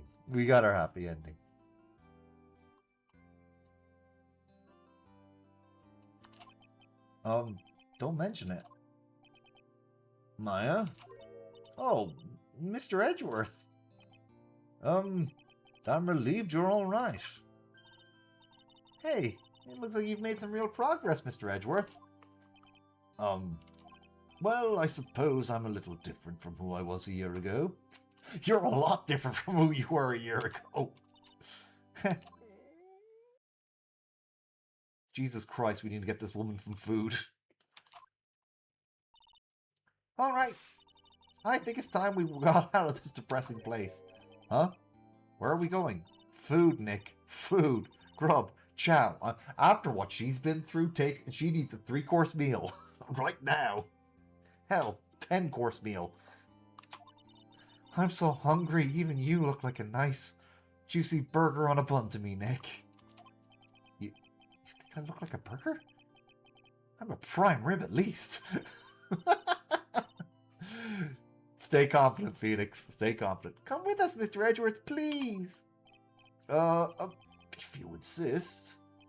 All right. So how about we hit up our usual burger joint? Don't be... Oh, that was Nick. Don't be silly, Nick. Huh? This case messed up that awesome evening and got in the way of my gourmet food. So I've decided that we have to make up for it by having another feast. Another feast? Come on, Nick. Food! I think she's earned it.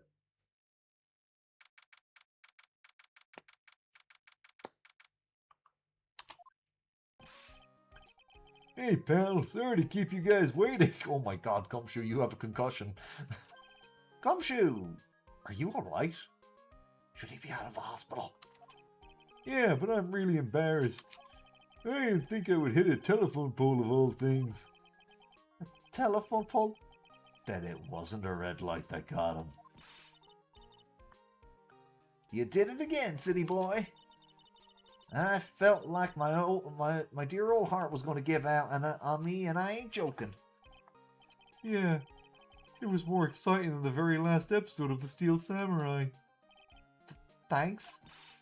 Now, looky here, Mr. Snooty Prosecutor. Don't you reckon you bullied Mr. Right too hard? If you don't start being a lot nicer to him, he might just kick it. Tonight even. I'll keep that in mind. Well, come on now. Everyone gather round. Y'all are going to get your picture taken by a genuine professional photographer. That should be your job, Lotta. Instead of investigating cryptids or being a paparazzo, be a photographer. Do weddings, do family events, anything else. Don't be a paparazzo. Well, pal, at least we can put this messy case behind us now. Come on, tonight's all about eating, so let's go chow down, pal. Amen to that, pal. Amen. You know, when you think about it, you were the one who saved the day, detective. Huh? Me? You really think so? He's right. If it wasn't for the 3 items you took, I think this trial would have had a very different ending. Well, you know, it's oh, I can't take all this flattery. I'm just imagining him doing the 2 index fingers poking each other thing. Huh? Wait.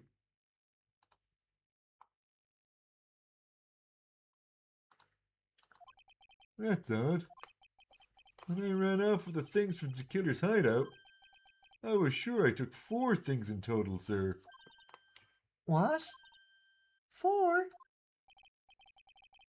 Yeah, I'm sure I put one of the items in my coat pocket. There was a 4th item? Ah, come on now, y'all. It's over. But whoo boy, I tell you, you really are something else.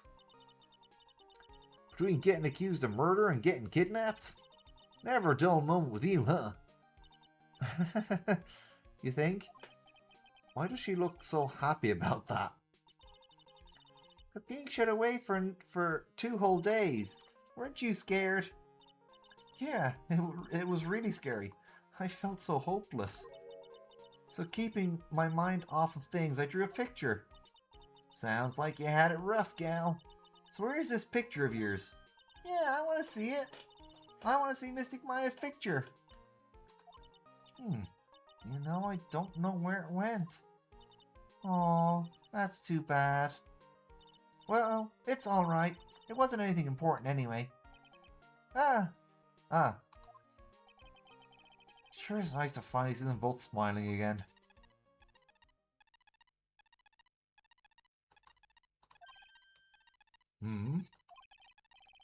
What is it, Edgeworth? This thing is picking something up. That's Miss Von Karma's receiver. Oh, thanks to her, I had an awful experience. I had the most awful experience of my life, sir. I can't believe she stuck a tracking device on me. That's odd. Even though you're standing right here, this tracking device seems to be in a different location. Oh, it's probably busted or something, sir. Well, it doesn't matter. I'm afraid it's about time for me to excuse myself. I still have some work to do. Huh? But Mr. Edgeworth, you haven't eaten anything yet. And you've eaten way too much, you... Phoenix! She's been locked away for 2 days with no food. She has not eaten too much. Let her continue to eat. She needs her nutrition. I had fun tonight. Now, if you'll excuse me... Wait. What? I just want to say... Kiss me, you fool! Thanks, Edgeworth. You really saved me out there. Kiss me, you fool. There we go. If anyone should be saying thanks, it should be me, right? I feel like words alone aren't enough here. You should kiss. I wonder if there's anything I can give him to express how I feel. Yeah. I know. I think I know who he's going to go talk to. What's this? Yup. Thank you. It's all thanks to you two. You and her. You don't need to thank me. I was only doing my job. It looks like Mr. Edgeworth has left, Mr. Nick. Hey, Mystic Maya. Yes, Pearly? I guess you two can go back to being lovey-dovey, right? You and Mr. Nick, I mean. Oh, Pearl. You couldn't sense any of that sexual tension, could you? Ah. Pearly? Would you cut it out already? You're embarrassing me. Anyway, so who's paying for this lovely dinner party? As if you need to ask. Everyone say thank you to Nick.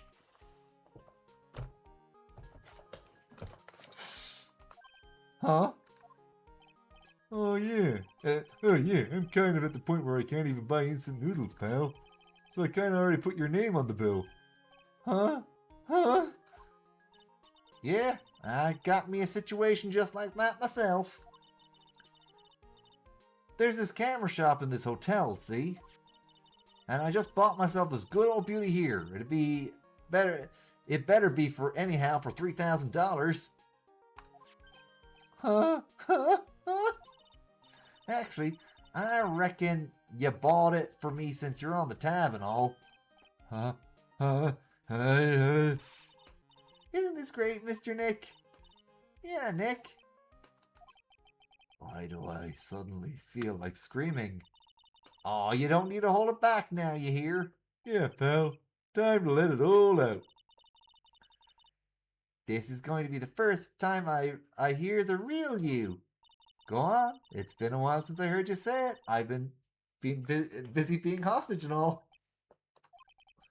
All right then, if you say so. Yeah. We got one more thing after the credits. But is there a way to skip through the credits? No. I think we gotta wait. You really came through for me, Nick. I had to hide that letter, but I knew you'd find it. I really feel like I've been living on the edge lately. I mean, I've escaped death 3 times now. Pretty cool, huh? I feel like a pro.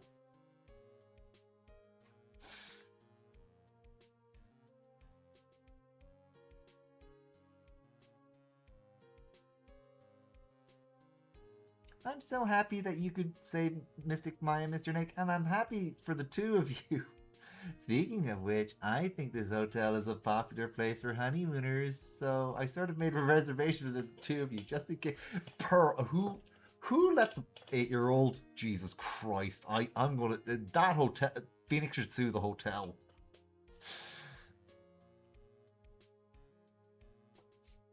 Well, pal, it looks like I'm back on the force again. Mr. Edgeworth had a long talk with the chief, and he got me reinstated for my sake. I heard he said things like, letting that one go is bad for all of society. I knew it. Crashing headlong into everything is the only way to live, pal. Oh, good on Edgeworth. Good on Edgeworth. It's Maggie! I'm Maggie Bird. I'm retiring from this universe today, sir. I'm going to be a waitress from now on. And bring smiles and joy to the people who come to the restaurant, sir. I hope you'll stop by sometime, Mr. Wright. And we will get to see Maggie in the next game as a waitress.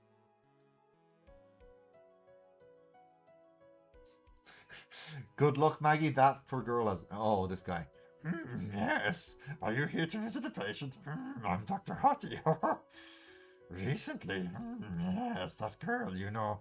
I haven't seen her around. Yes.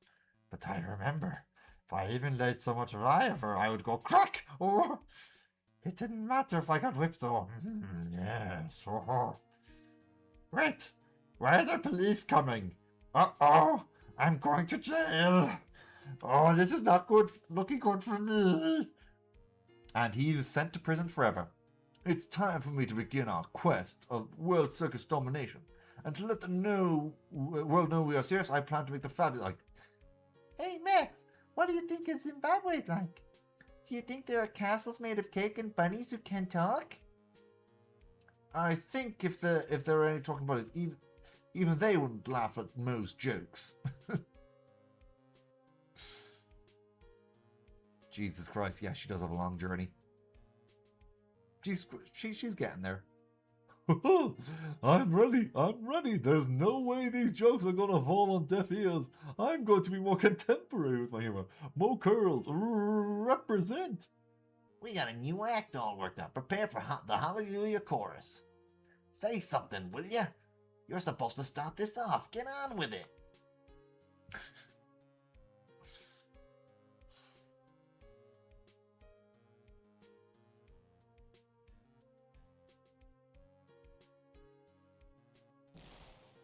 What's this drat? It's just a Northern Electric razor recharging on its sand. I can't believe this, really. How long do they plan on making me do this? But it's for Edgy Poo's ideas, and that means he must have a deep hidden meaning. But why do I get the feeling they wouldn't forget about me? Would they? It was never like this in the old days. Everyone thought the world of me. They used to call me Queen Wendy and treat me like royalty.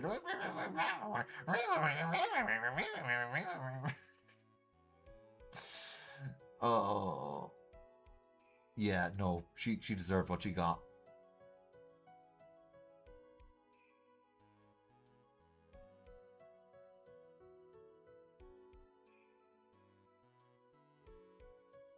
I appreciate everything you and Mr. Edgeworth did for me from the bottom of my heart. Oh, that's right. I received a letter from Miss Von Karma. She said that after I get out, I should feel free to consult her about anything at all. I'm really thankful to have met everyone. Yeah, that's exactly the reference. You got it. When the old bag is just Gruntilda's voice. Or at least the closest approximation. It has become difficult for me in this country as of late. As such, I will take a short leave of absence. If you would like to request my services, please be sure to visit my homepage. May we both be blessed with longevity. So he's got a dark web website. Oh, he destroyed the radio.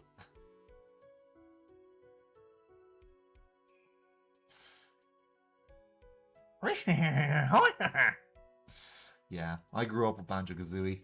I got it on the N64. 23rd of March, 9:42 p.m. International Departures Gate 12.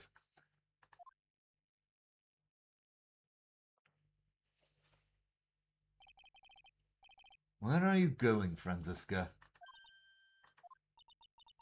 How did you know I was here?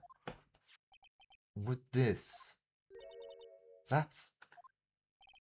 I heard you were planting things on a certain person. Things like tracking devices in his coat, for example. That's just like you. I only planted it there because he was always wearing it. This filthy drab coat of his. I don't know how it ended up in my luggage. But it's going in the trash, I promise you that. Oh, that's right. Speaking of that man, he told me something very interesting. By the way, Yin, do me a favor. I'm going to need you to clip very soon. All right? You'll know when. You'll know when. I need you to make a clip on this Twitch chat. If you know how, I need you to do that. There should be a pair of scissors somewhere on the page.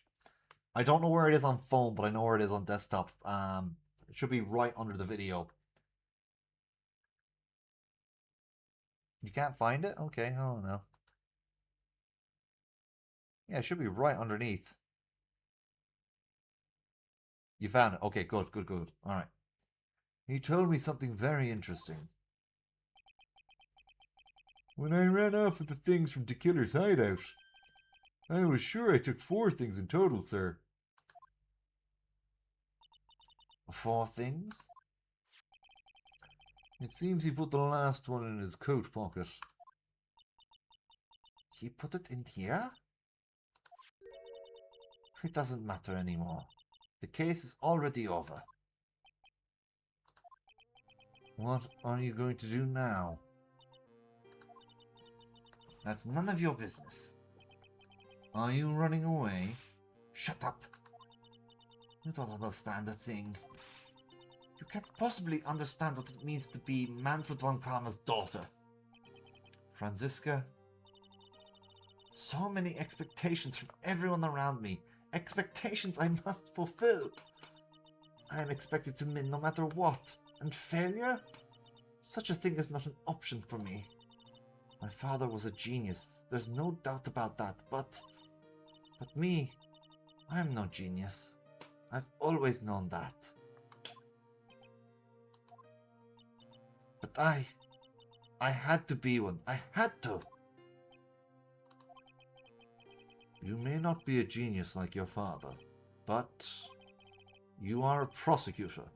You have been and always will be. No, I'm not. Not anymore. I've even thrown my whip away. Speaking of that, Wright gave me this to hold on to. Right. You knew something like this would happen, didn't you? I'm going to say this again. We prosecutors do not fight for personal honor or pride. I hope you will think deeply about what you should be striking down with that whip. You haven't changed a bit. You've always left me alone and walked on ahead without me. Miles Edgeworth, I've always hated you. And then, finally, my chance to take revenge on you arrived. If I could win against that man, if I could make Phoenix Wright bow down in defeat, then this girl you left behind would have risen higher than you. That was supposed to be my revenge. I see. You know I can't do it. I can't change who I am. I can't throw away everything I've been until today. You'll see. We're nearly there. We're nearly there. I believe you can. Just like how Adrian Andrews did. Adrian Andrews? You were going to use her during the trial, right? But you were dependent on your father by using his tactics. Isn't that right? Humph. Today you chased after me, after I'd left you behind all these years. And that's why we're standing here now, side by side. But I have no intention of stopping. If you say you are going to quit your walk down the prosecutor's path, then this is where we part ways, Franziska von Karma. Now! I am Franziska von Karma. Don't think I'm going to walk in your shadow forever.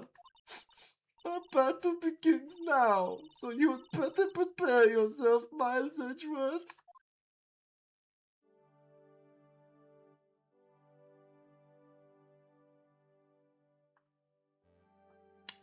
Where Franziska shows her humanity. Phoenix Wright. One day, someday, I'm sure we'll meet again in battle. Until then, this last piece of evidence that never made it to you, I'll take good care of this fourth piece, so I can give it to you when at last we meet again.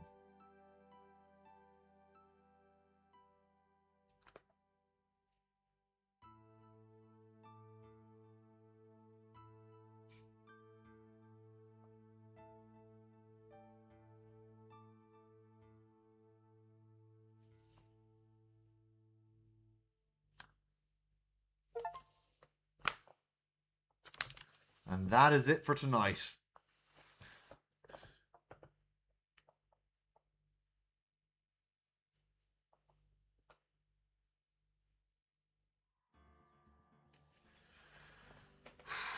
I believe if I hit continue, it'll take us straight to... Hold on now.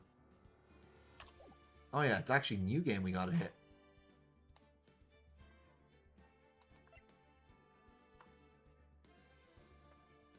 Trials and tribulations. Well, as long as you got the tears, that's fine. Oh, Blake's not going to believe me. Anyway, it's late. I need to find someone to raid out to quickly.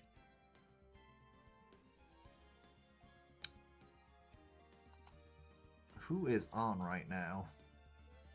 Yeah, it is 1 a.m. I stayed up to finish this. You know what? Both Dragonfae and Selena are on right now. I'll raid out to Dragonfae. I don't think I've raided out to Dragonfae yet. I normally would raid out to Selena, and I haven't raided out to Selena in a while, but I think I'll raid out to Dragonfae tonight. Selena can get the next one if I get to catch her again. Alright, folks. Tomorrow I will be back playing Path of Titans. Then I won't be back until next Tuesday. So from Friday to Monday, there will be no stream. I will have a schedule out next Tuesday for next week. And I'll figure out when I'll be back. But tomorrow, we will be playing Path of Titans. So I can raise a sauropod. And Blake will be joining me. But anyway, that is it for me. Good night, folks. I will see you all in the next one.